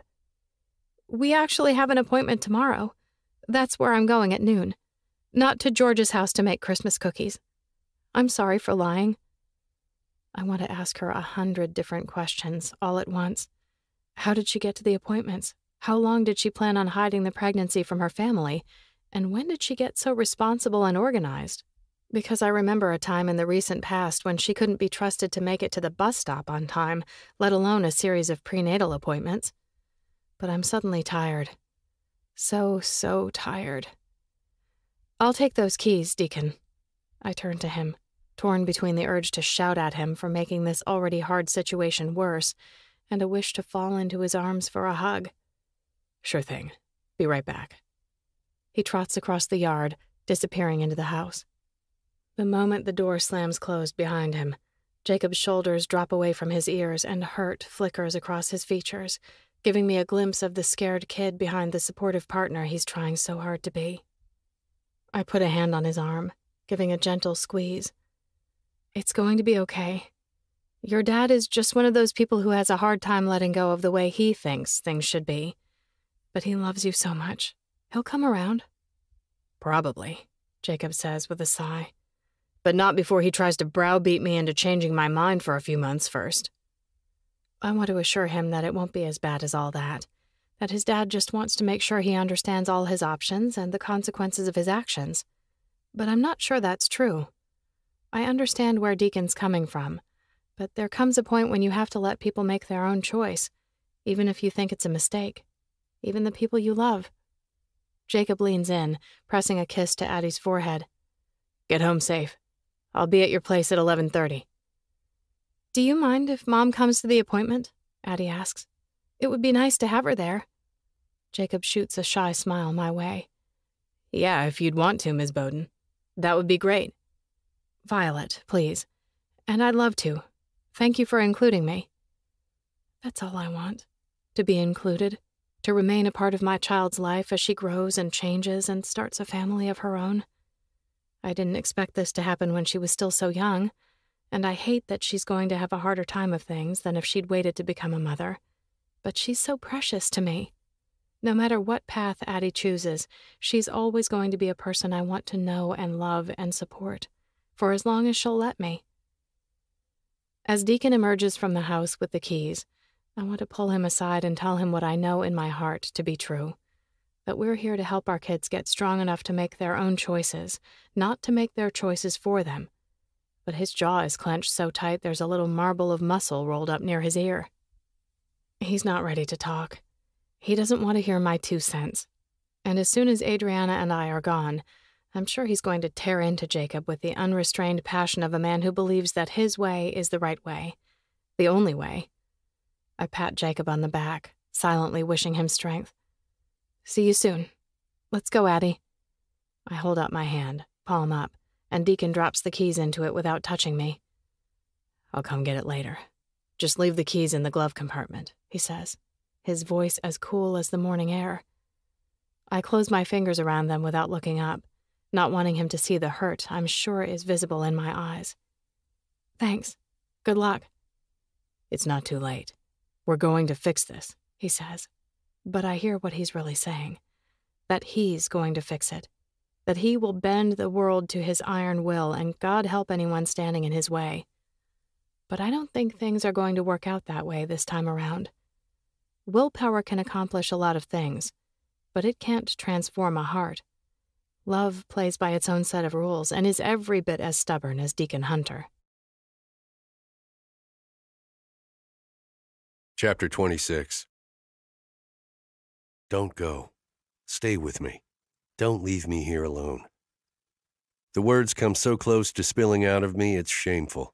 The only thing keeping them in is my clenched jaw, which I keep locked tight until Violet and Addie pull away. I've been a single parent for almost 2 decades and a grown man for even longer.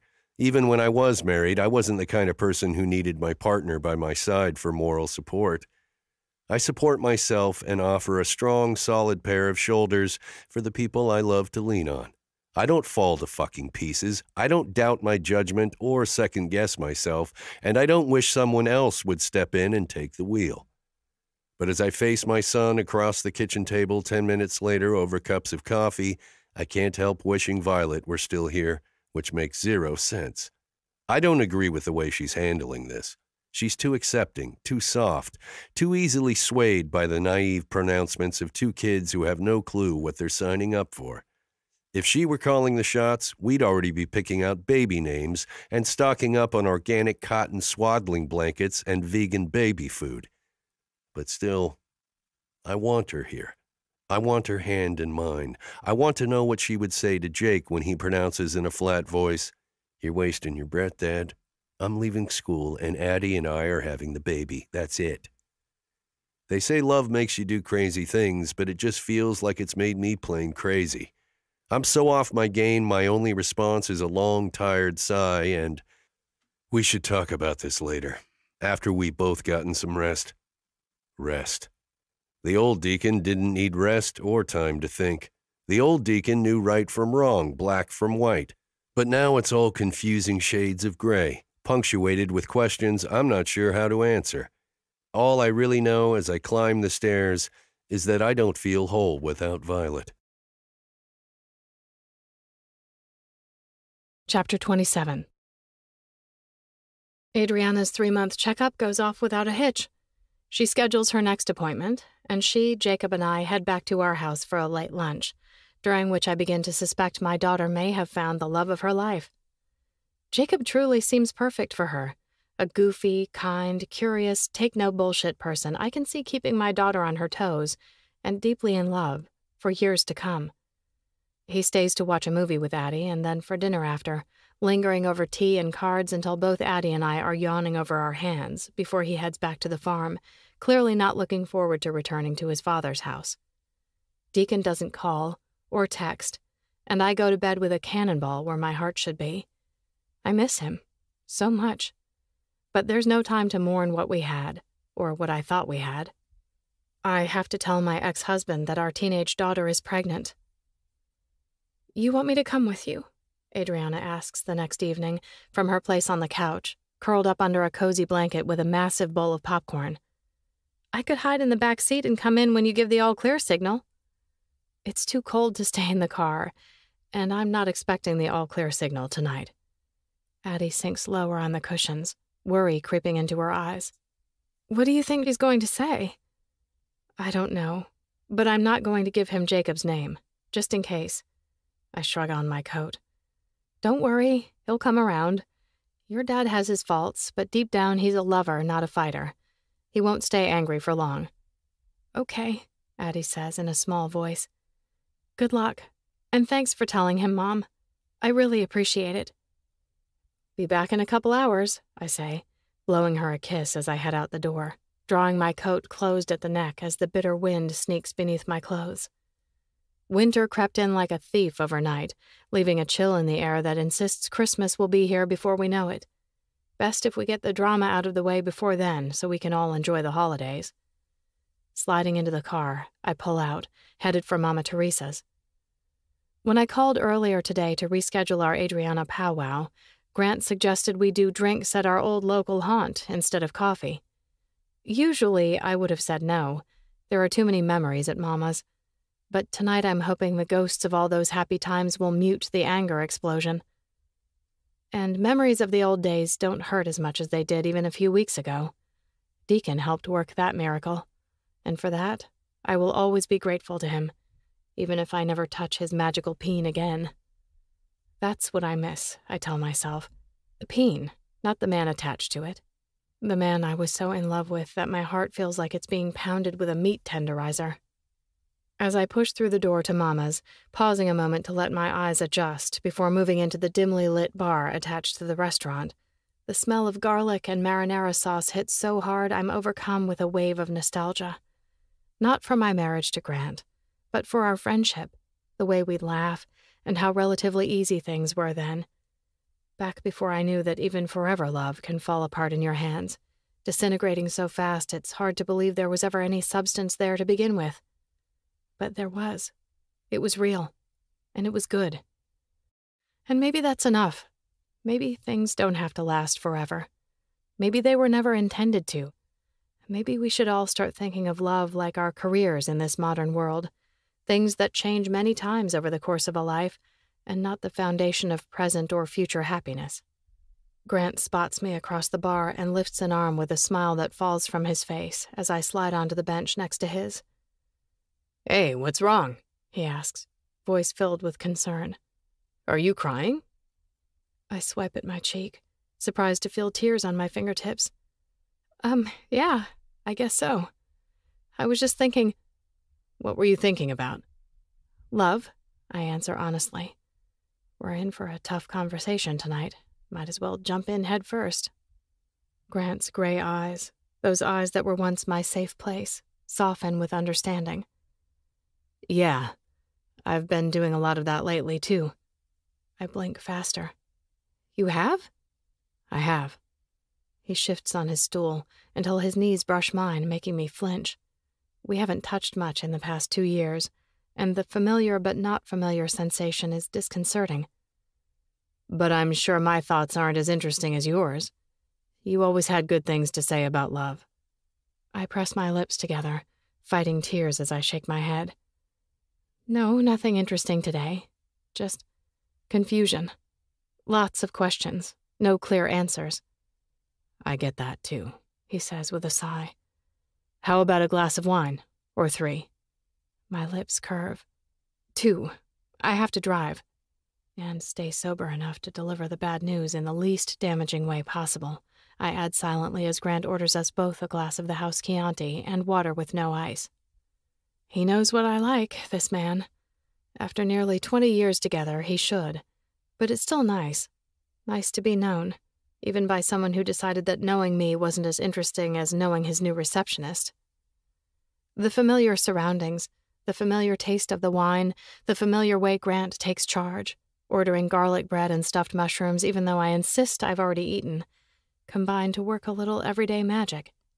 Soon, I unexpectedly find myself enjoying the wine and conversation.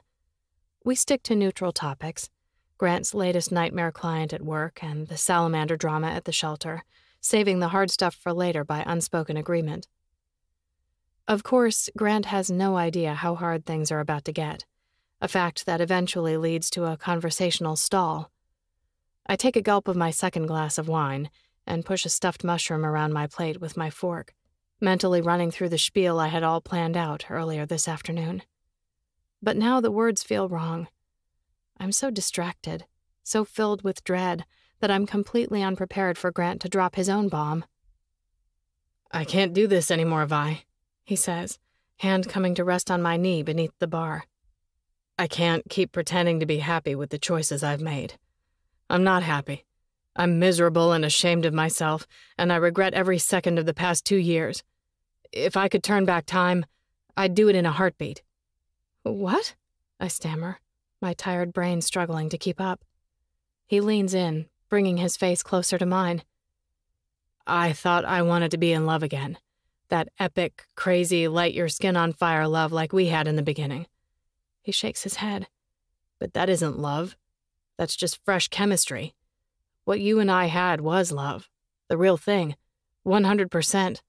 I was just too stupid to realize it." I feel my face contort into a mask of what the actual fuck and freeze that way. Surely he can't be doing this to me. Not now. Not here. But he is. This isn't a dream. A fact he proves as he brings his other hand to my knee, his palms so sweaty I can feel them through the denim of my jeans. In dreams, people never have sweaty palms. Sweat isn't something that happens in dreams. Neither is garlic breath, but I get a heady whiff of Grant's as he adds in a furtive whisper, "But I'm not stupid now, Vi. I get it. I so fucking get it, but I'm scared to death it's too late." I'm about to assure him that it is too late. Even if I still missed him the way I did before I met Deacon, the last of our love died the day he asked me to help Adriana pick out a dress for his wedding to Tracy. But apparently Grant hasn't gotten all his crazy out just yet. "Tracy's pregnant," he blurts out, his eyes as wide and fearful as Adriana's were when I left the house. My jaw drops, and a wheezing sound emerges as Grant pushes on. It was an accident. We weren't planning on having kids. Never even talked about it. But now she's pregnant, and she wants to keep the baby, and all I can think about is how badly I want to take it all back. Everything. The affair, the marriage, the pregnancy, all of it. He exhales in a rush, drawing my attention to the sweat breaking out on his upper lip. I don't want to start over with a new baby. I'm almost 52 years old. By the time the kid's in high school, I'll be an old man. This isn't the life I want. This isn't what I want to happen. Every night I dream that I'm back home with you and the girls, and then I wake up in bed with Tracy, and I feel like punching myself in the face. I sit up straighter, attempting to center myself in the storm of emotion. Okay, let's take a breath. Take a step back and— I don't want to step back. I want to lean into making things right with you, Violet, he says, his grip tightening on my knee. Just give me a chance, and I swear I'll make it all up to you. And if Tracy sees that we're getting back together, maybe she'll change her mind about the baby. Change her mind? I echo, my stomach turning as it becomes clear what's behind this sudden hunger for reconciliation. Yeah, I mean, I know she wants to be a mother, but she doesn't want to do it on her own. So you're going to just abandon her? Is that it? No, he says, adding in a conspiratorial tone that makes it obvious he has no clue how poorly this attempt at winning me back is going. But I can make it clear that I'm not going to offer more than money. She'll get child support, and that's it. If she still wants to go through with it, that's up to her. But I'm not going to be there for this kid the way I was for the girls. That part of my life is over. I shake my head, my lip curling as I push his hands off of me. I can't believe you. I honestly can't believe you. I thought you were a better man than that. Oh, come on, Violet, he says. Be honest with yourself. You'd feel exactly the same way. You don't want to have a baby now. No, I don't. But if a child were to come into my life, I would love it to bits and pieces. Because that's what you do with children, especially your own flesh and blood. I pull a 20 out of my purse, slapping it down on the bar. The fact that you for 1 second imagined I would feel differently proves you don't know me anymore. Maybe you never did. Violet, wait, he says, reaching for my arm as I slide off my stool. Stay. Let's talk it out. We could always talk it out. I don't have anything else to say to you, I say, before adding in a blunt voice. Except that Adriana is also pregnant, and she's decided to have the baby, and I'll be supporting her in her choice to the best of my ability. Grant shrinks inside his skin. If you have any questions, I continue, you can email them to me. I don't want to hear your voice for at least 2 weeks, maybe 3 or 4.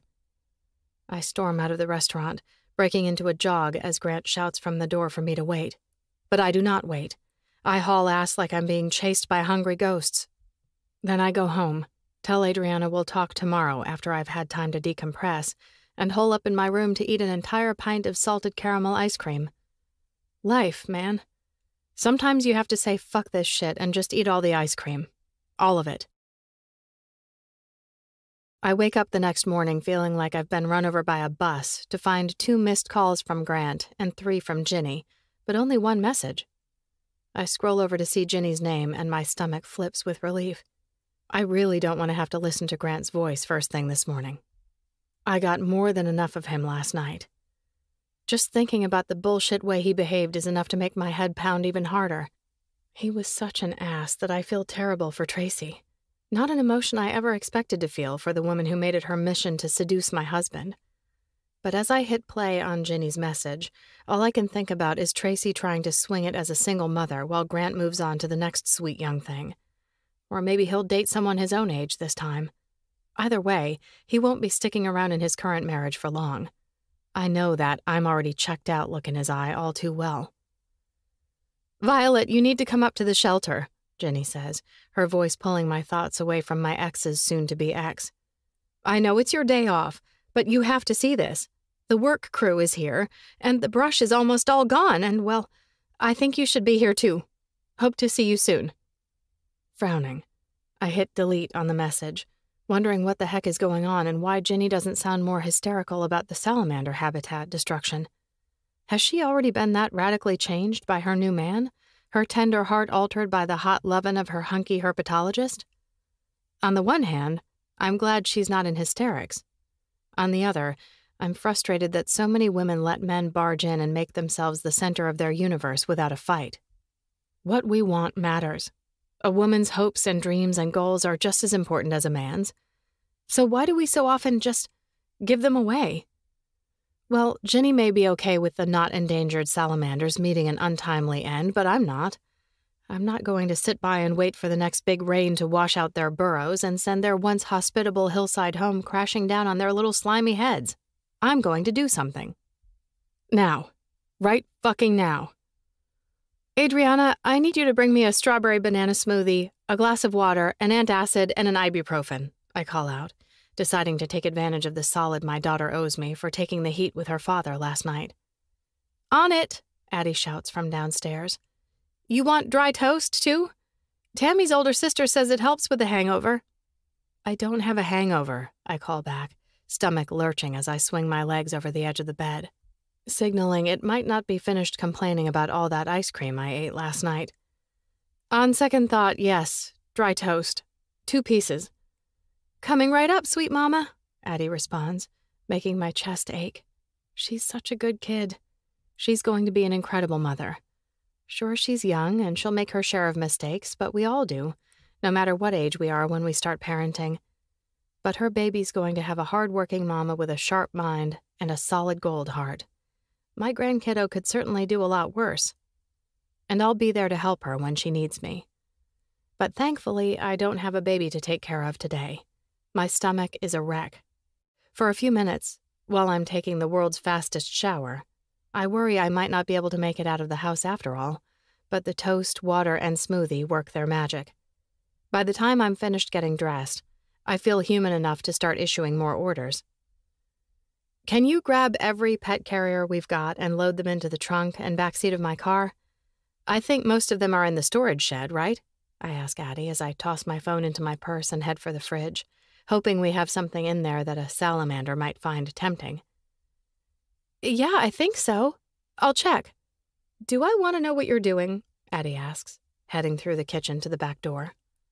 I'll fill you in later, I assure her. I'm in mission mode right now. Time is of the essence. Got it, Addie says. Give me 5 minutes and I'll have the car loaded. Thank you, baby. I pull open the fridge door, my nose wrinkling at the less than scrumptious-looking white baby carrots in the bottom drawer. Do salamanders even eat carrots? A quick web search reveals they do not, and that a trip to the pet store to buy mealworms is in order, which will add at least 15 minutes onto my travel time. Though I guess it doesn't really matter what time I get there. The brush is already gone. That ship has sailed. But as long as I get Project Salamander relocation underway before the next storm, all should be well. I shoot Jenny a quick text. Be there in about 40 minutes. I've got to make one stop on the way. Will you still be around? If not, it's no big deal. Almost immediately, Jenny responds. I'll be here, and so will the thing I want you to see. I'll make sure of it. What thing? I shoot back. You'll see when you get here. Drive safe, sweet friend.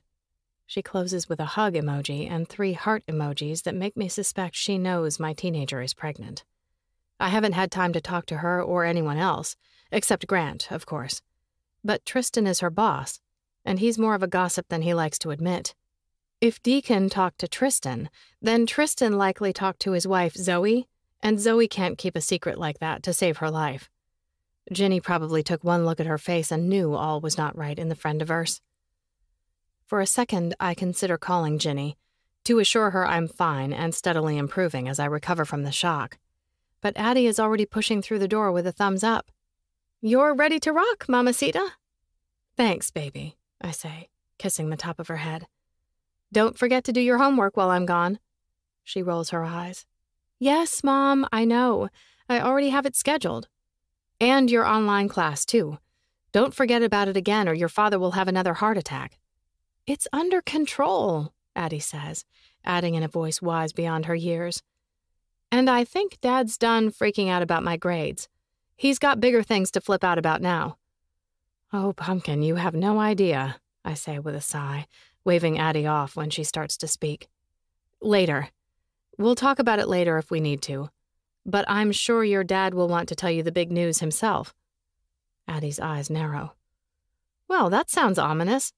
He's already called twice this morning. I was waiting until you woke up to tell me if the coast was clear before I answered. It's clear enough. Talk to him. And if he refuses to be reasonable, hang up. Her brows shoot up. You're encouraging me to hang up on Dad? What the hell did he do last night? I'm encouraging you to stand up for yourself, that's all. Be respectful as long as he's respectful. If he's not, end the conversation. You're both grown-ups now. It's time everyone started acting like it. Addie rolls her shoulders back. Right. Good. Then stop reminding me about my homework, Mom. I've got that under control and I won't be late for the bus again. And if I am, I'll figure out how to get to school on my own. I'm going to adult like hell between now and the time the baby's born. Make sure I'm as ready as I can be to be her mama. A girl? I ask, fighting the tears rising in my eyes. You think it's a girl? I hope so. I like girls, Addie says, holding her arms out. And my mom taught me how to raise good ones, so... That does it. The tear dam breaks, and I pull Addie close, hugging her tight as I blubber into her hair. Then I have to run upstairs and wash my face and reapply mascara, and by the time I get to the pet store, I know I won't be making it to the shelter in my 40-minute window. But I'm not worried about it. If Ginny gets tired of waiting, she'll leave. It's one of the things I love about her. She doesn't put up with any shit. I'm not going to put up with any shit either, I decide. I'm going to let my hair go gray, embrace baggy linen clothing, and spend the nights I used to go out at bingo. I will make a spreadsheet of every bingo night in the county and become that eccentric lady who plays 50 cards at once and be so busy pursuing life as a bingo legend, I won't have time to miss Deacon, or sex, or love so sweet it had me thinking about rolling the dice on Happily Ever After all over again. By the time I tumble out of the car outside the shelter with 2 cages in hand and a plastic container of mealworms tucked under my arm, I'm crying again. And then I circle around the building to the newly bare hill behind the shelter, where all the brush has been cleared away, to see the man I'm crying over loading kennels into the back of his pickup truck. Kennels full of salamanders. I know they are, even before I get close enough to see the slimy little critters scuttling around inside. I skid to a stop in the freshly churned earth, heart skipping a beat as Deacon turns, the pain in his eyes reflecting the ache in my heart so perfectly it hurts to breathe. Chapter 28. My hands shake as I brush them off on my pants. We're moving the colony to the farm, to the hill by the pond. My voice shakes too. Damn it. I knew I was nervous, but I didn't realize I was a hot mess. I just want things to be okay with us, so fucking bad. Dr. Baird is going to meet me there tomorrow morning and help get them settled. Violet stands, staring at me in the fading light, not saying a word for so long my fevered brain starts tossing out worst-case scenarios. She flips me off and walks away, unimpressed with my effort to make things right. She's kind but distant, still too disappointed in me to consider letting me back into her life. Or, worst of all, she looks up at me with those hard-on-her-sleeve eyes and confesses this is simply too little, too late. And she'd be right. Sure, I stepped up for salamanders, but I dropped the ball hard with my own kid. With her kid, too, which doesn't bode well for a future with this woman who loves her girls with a fierce and tender devotion that makes me wish I could go back and do it all over with the boys. Love them even harder, softer, better. Her girls are the center of her world, and unlike my stumbling self, she always seems to know what her children need and has the courage to give it to them. The sweet love and tough love and everything in between. As a parent and a person, she outclasses me in every way, but I'm still praying there's a chance for us. I love her too much to give up without a fight. I want a life together, no matter how complicated that life has suddenly become.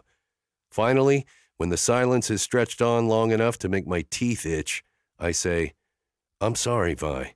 I was an asshole. I got scared and started pushing for what I thought was best, and I trail off, shaking my head as I hold her inscrutable gaze. I'm still scared, I confess. Scared for the kids and for us. Me too, she says softly.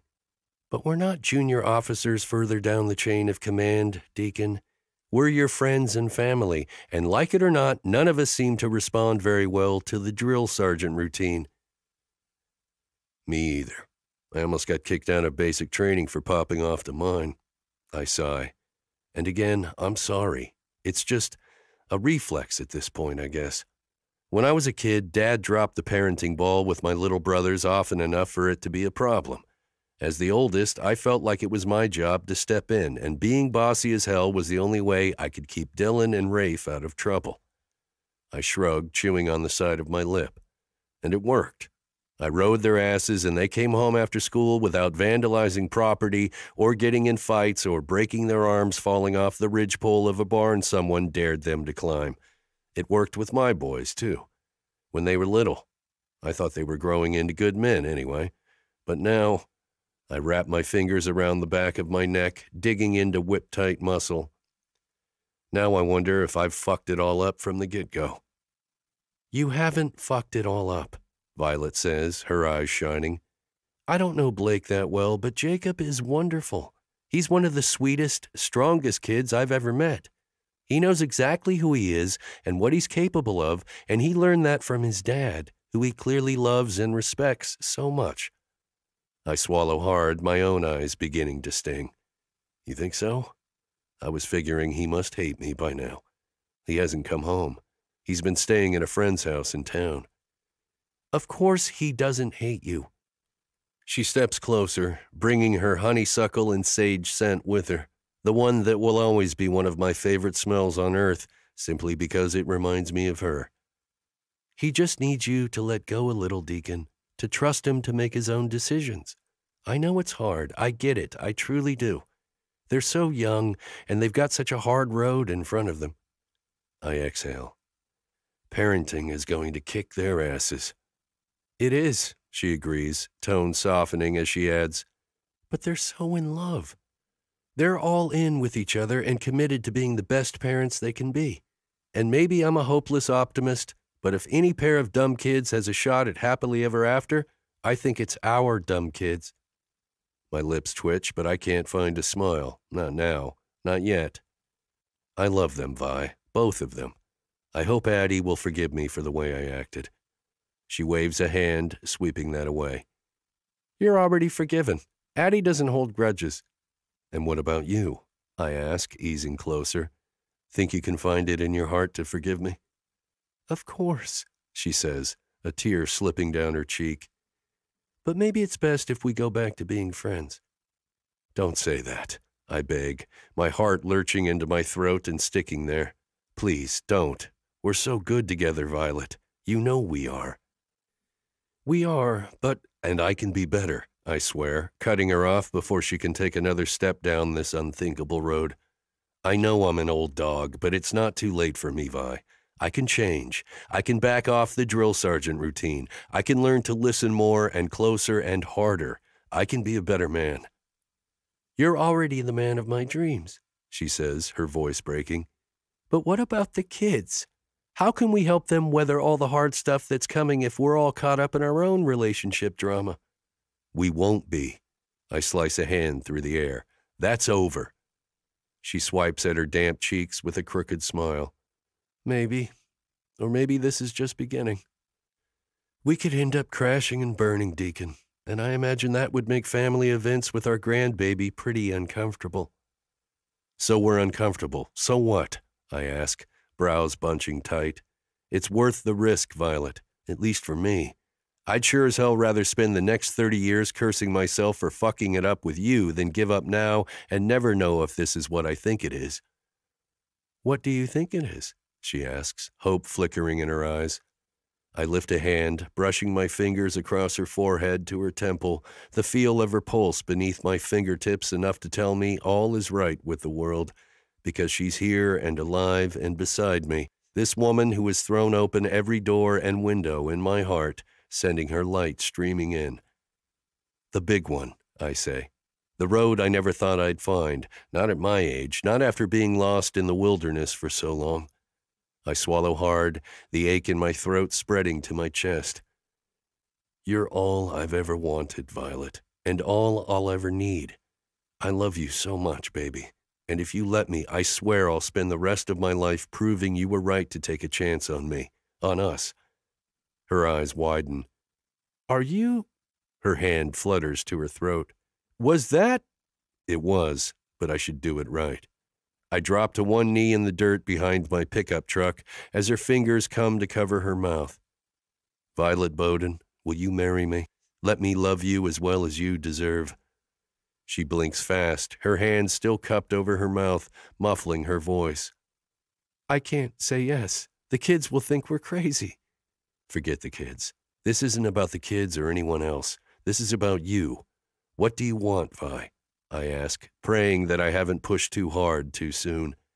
She holds my gaze for a long beat while my heart slams against my ribs and my palms sweat and my knee starts to ache because I'm 20 years older than the last time I did this.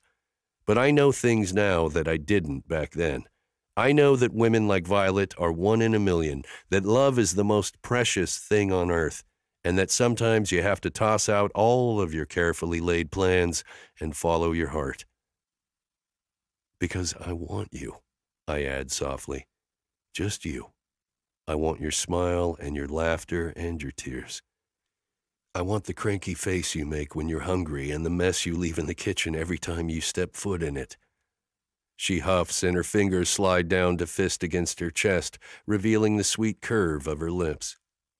I want you with your hands covered in clay from your latest masterpiece and want you wrapped in 100 scarves because you hate the cold wind on your neck. I want your thoughts and your fears and your questions, I continue.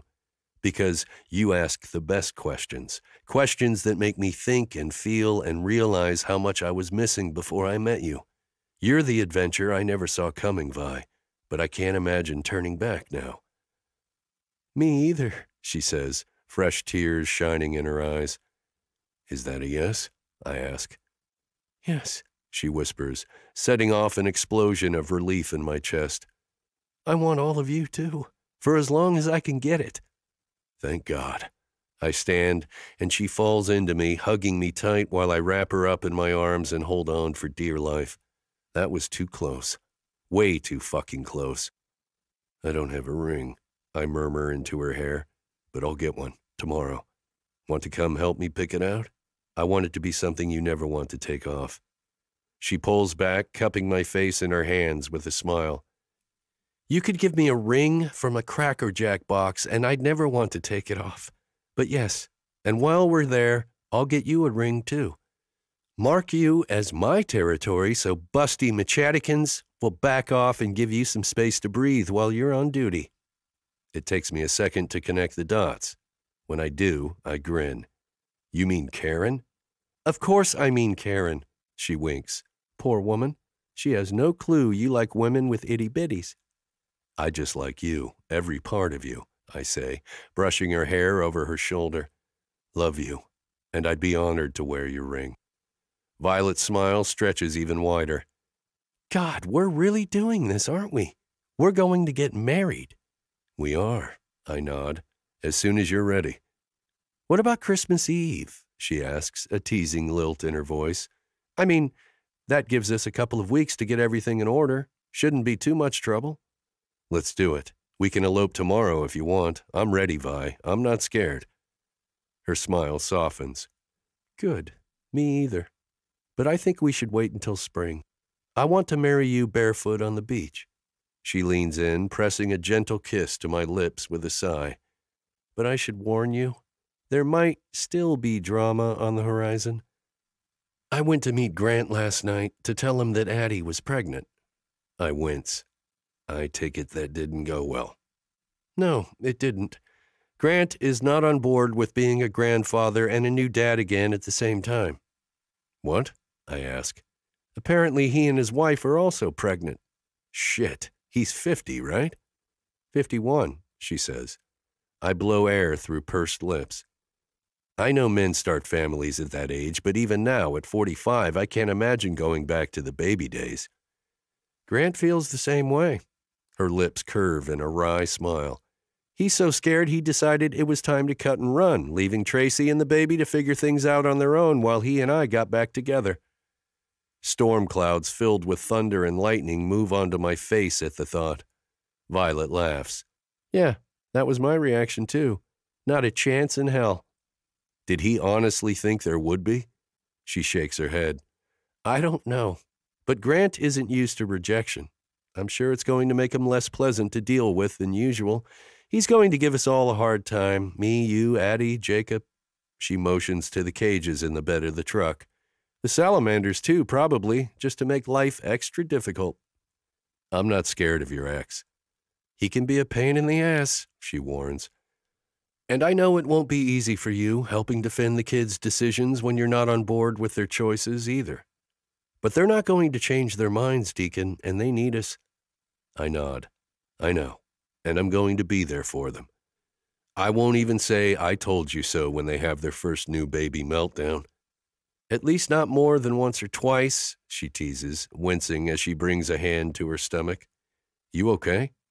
Yeah, I'm just a little hungover. I only had 2 glasses of wine, but sometimes that's all it takes on an empty stomach. I didn't eat much yesterday except ice cream. I was too sad and stressed. I'm sorry. I take her hand, pressing it between both of mine. It wasn't your fault, she says, adding with a laugh. Or not all your fault, anyway. I'm stressed about the kids, too. Just because I've decided to support them doesn't mean I'm not worried. It's going to be a huge transition for all of us. But we'll make it through, I promise. We all just have to love each other a little harder for the next couple of years. I like hard love. She leans closer with a pointed arch of her brow. I heard that about you. I cop a feel of her ass, so grateful to have my hands on her again that I can't stop grinning. I need to go drop some salamanders in my barn, but after that, I'd be honored to make myself available for your hard-loving needs, my lady. I'd like to drop some salamanders in your barn, she purrs. Oh yeah? What's that even mean? My laugh turns to a hum of contentment as she presses her lips to mine. Damn, she can kiss. Her kisses are the best kisses, her lips the best lips, and they're both mine for keeps. I'm one lucky bastard. There's no doubt in my mind. Even when Violet ends up in the bathroom half the night with what appears to be a nasty case of food poisoning instead of a hangover, I feel lucky to be the person who gets to pull her hair into a ponytail and fetch a washcloth for her head.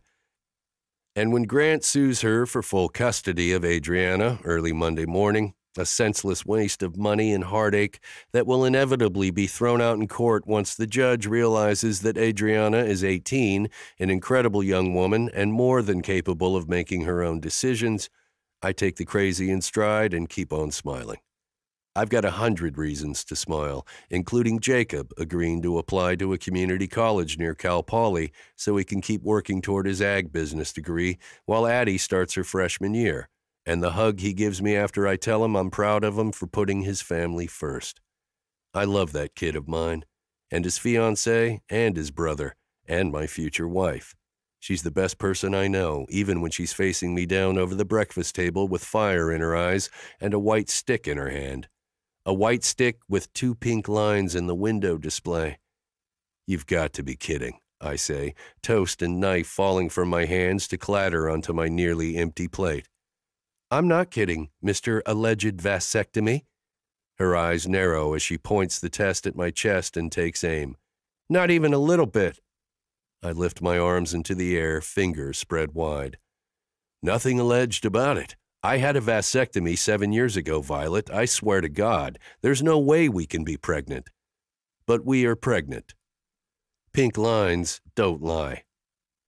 Violet makes an appointment with her doctor, and I make one with mine, where, after a few tests, I'm informed that my snipped pieces have apparently found their way back to each other, the infamous Hunter family baby maker refusing to be shut down without a fight. I apologize to Violet profusely over waffles at the diner afterward and promise, however you want to handle this, I'm on board. Whatever you need from me, even if it's just for me to shut up until you make up your mind. I've already made up my mind, she says, looking far more peaceful than she did when she left for her appointment this morning. The doctor said my hormone levels are great and I'm in perfect health, and there's no reason I shouldn't have as easy a pregnancy as I had with the girls. At least once the morning and evening sickness wears off in a month or two. So, I'm going to go for it. I'm going to have the baby. My shoulders sag away from my ears, the relief so intense it makes my head swim for a second. But if you're not ready to be a dad again at 46, I understand, she continues. This isn't what either of us signed up for when I silence her with a kiss, a slow, deep, doubt-killing kiss that leaves us both smiling like fools. We're going to have a baby, she whispers, her eyes dancing. A baby who will be the same age as our grandbaby. We're insane, I say, grin still firmly in place. We are, she cheerfully agrees, and I couldn't be happier. Epilogue. 3 years later. The only thing better than a toddler birthday party? A triple toddler birthday party, complete with pony rides, baby goats, and a bunny petting area filled with so many beautiful fuzzy things our little ones can't contain their excitement. Bunnies! Nelson shouts for the 100th time, jumping up and down on chubby legs as Grant and Tracy do their best to clean the goat poo off his hands before he heads in to love on the rabbits. Nelson is that kid, the one who always manages to stick his hands in the worst possible thing at the worst possible time. But we love him to bits and pieces anyway. He's the sweetest half-brother my girls could ask for, and I thank God every day that Tracy managed to convince Grant to pull his head out of his ass and play nice. She's grown on me in a big way, so much so that I don't hesitate to press extra wipes into her hand as I collect the dirty ones from Grant with a carefully folded napkin. Thank you, he says, relief flooding into his eyes. No problem, I grin as I toss the wipes into the can by the picnic tables, where my precious grandbaby is still buried in her birthday cake with no sign of coming up for air. It's in her hair, all over her face, and dripping off her chin to stain her pink dress blue and purple. Are you having fun playing Cake Monster, Bella B? I lean down, laughing as Bella flings her hands into the air with a wild giggle. Don't encourage her, Mom, Addie says, dodging a flying gob of icing. Or I'm never going to get her over to the pony rides. I don't like ponies, I like cake, Bella announces, as stubborn as her mother and just as beautiful, with her daddy's bright green eyes and raven curls I love to twirl around my fingers when we're curled up for a Nana and Bella nap. But you like bunnies, so why don't we go see the bunnies? Jacob asks, tossing his beer into the recycling can and pressing a kiss to Addie's temple. Go grab a beer, babe, I'll take over. She's not 21 until tomorrow, I admonish, earning a jab in the ribs from Addie. Keep your mouth shut, woman, she hisses as I draw her into my arms for a hard hug. I've earned a beer. Finals almost killed me. But you got all A's, my brilliant girl. I kiss the top of her head. Because you are almost as smart as your little sister. She laughs and returns the embrace. No way. I'm never going to be that smart. Delilah is a genius. An evil genius, but lies, I tut, as I set Addie loose to fetch her celebratory beer. Delilah is an angel. Aren't you an angel, Dee? No, I'm a unicorn. Don't be silly, Mama. Delilah, who has formed a deep and possibly unholy bond with a gray baby goat with a black spot over one eye, shouts from the other side of the bouncy house, where she and her daddy are holding a giant bag of baby carrots hostage. Dash bounds around them, snatching finger-sized orange treats from the goats and trembling from barely contained excitement. Our rescue pup may only have 3 good legs, but he's the happiest creature I've ever met and has been Delilah's most devoted protector since the day she was born.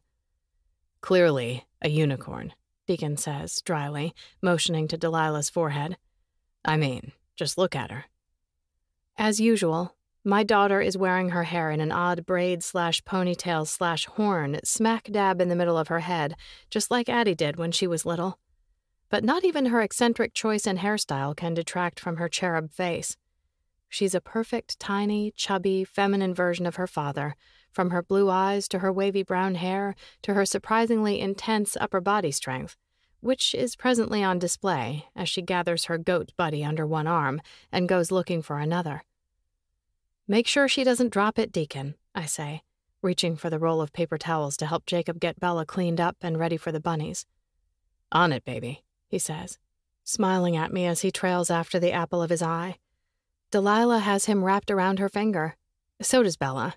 And Deacon is the best, most devoted daddy and granddaddy in the world, not to mention the best husband.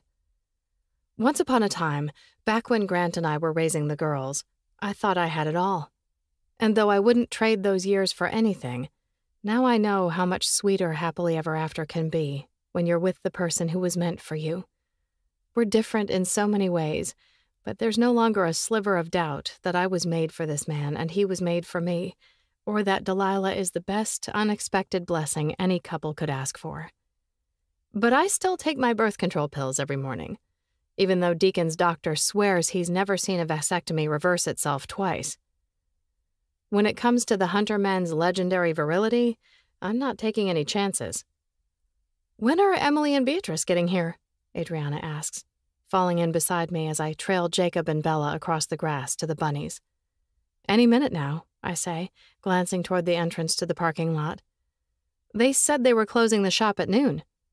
My older daughters opened a vintage dress shop in Santa Rosa last year and are making such a killing, they're already talking about a second location in Healdsburg. Oh, good, Addie says. I can't wait to see them. I saved them some cake. Hid it in the cooler in some Tupperware so Bella couldn't get her hands on it. Emily will be happy to hear that. You know how she loves icing. Addie snorts. Oh, I know. I made sure to carve her off a corner piece. She takes a drink of her beer, sighing happily as Bella rushes the bunnies with a happy squeal. It's just a perfect day, isn't it? It is, I agree. But I have a lot of those lately, since my family expanded to let in even more love and light. Mama, look what I've got. Delilah runs up to me, a baby goat under each arm, making Addie laugh so hard she spews beer onto the grass. Amazing! I kneel down to get a closer look at my daughter's unexpectedly calm captives. I think you picked the cutest ones in the whole herd. I did. I'm going to take them home. Delilah beams up at me, while Addie mutters, I told you so, in a lilting tone. What did Daddy say about that? I ask, glancing up at Deacon, who's standing behind her. He lifts his hands, palms turned to the sky. Grandpa has been talking about getting goats, now that Tristan moved his pet cow to his and Zoe's new place. I arch a brow. Have you talked to your dad about this? Why would I do that? Deacon scoffs. When I could show up with a couple of surprise goats in the back seat, turn 'em loose and see what happens. I stand, grinning. You're a mess, you know that? Nah, just staying open to exciting new possibilities, just like you taught me. You may have learned that lesson a little too well, I tease, but I don't mean it. I love his open mind and open heart. And his open arms. I love those maybe most of all. I lean into him, kissing his cheek as he wraps me up tight. Love you. Surprise goats and all? Surprise goats and all, I confirm, and then I kiss him. And I keep kissing him, even when Delilah announces that we're silly, and Addie agrees with her baby sister, adding that old people shouldn't make out that much. It's not good for their health. But I don't feel old. I've never felt better, healthier, happier, or more whole than I do right now, with my surprise baby and surprise husband and, yes, even the surprise goats that hitch a ride to the farm in our truck after the party is over. This has been The Panty Melter, written by Lili Valente, narrated by Sebastian York and Andi Arndt. Copyright 2019 by Lili Valente. Production copyright 2019 by Lili Valente. Production coordination by Lyric Audiobooks. Sebastian York and Andi Arndt are members of SAG-AFTRA. To keep up with new releases and be added to the author's mailing list, visit lilivalente.com.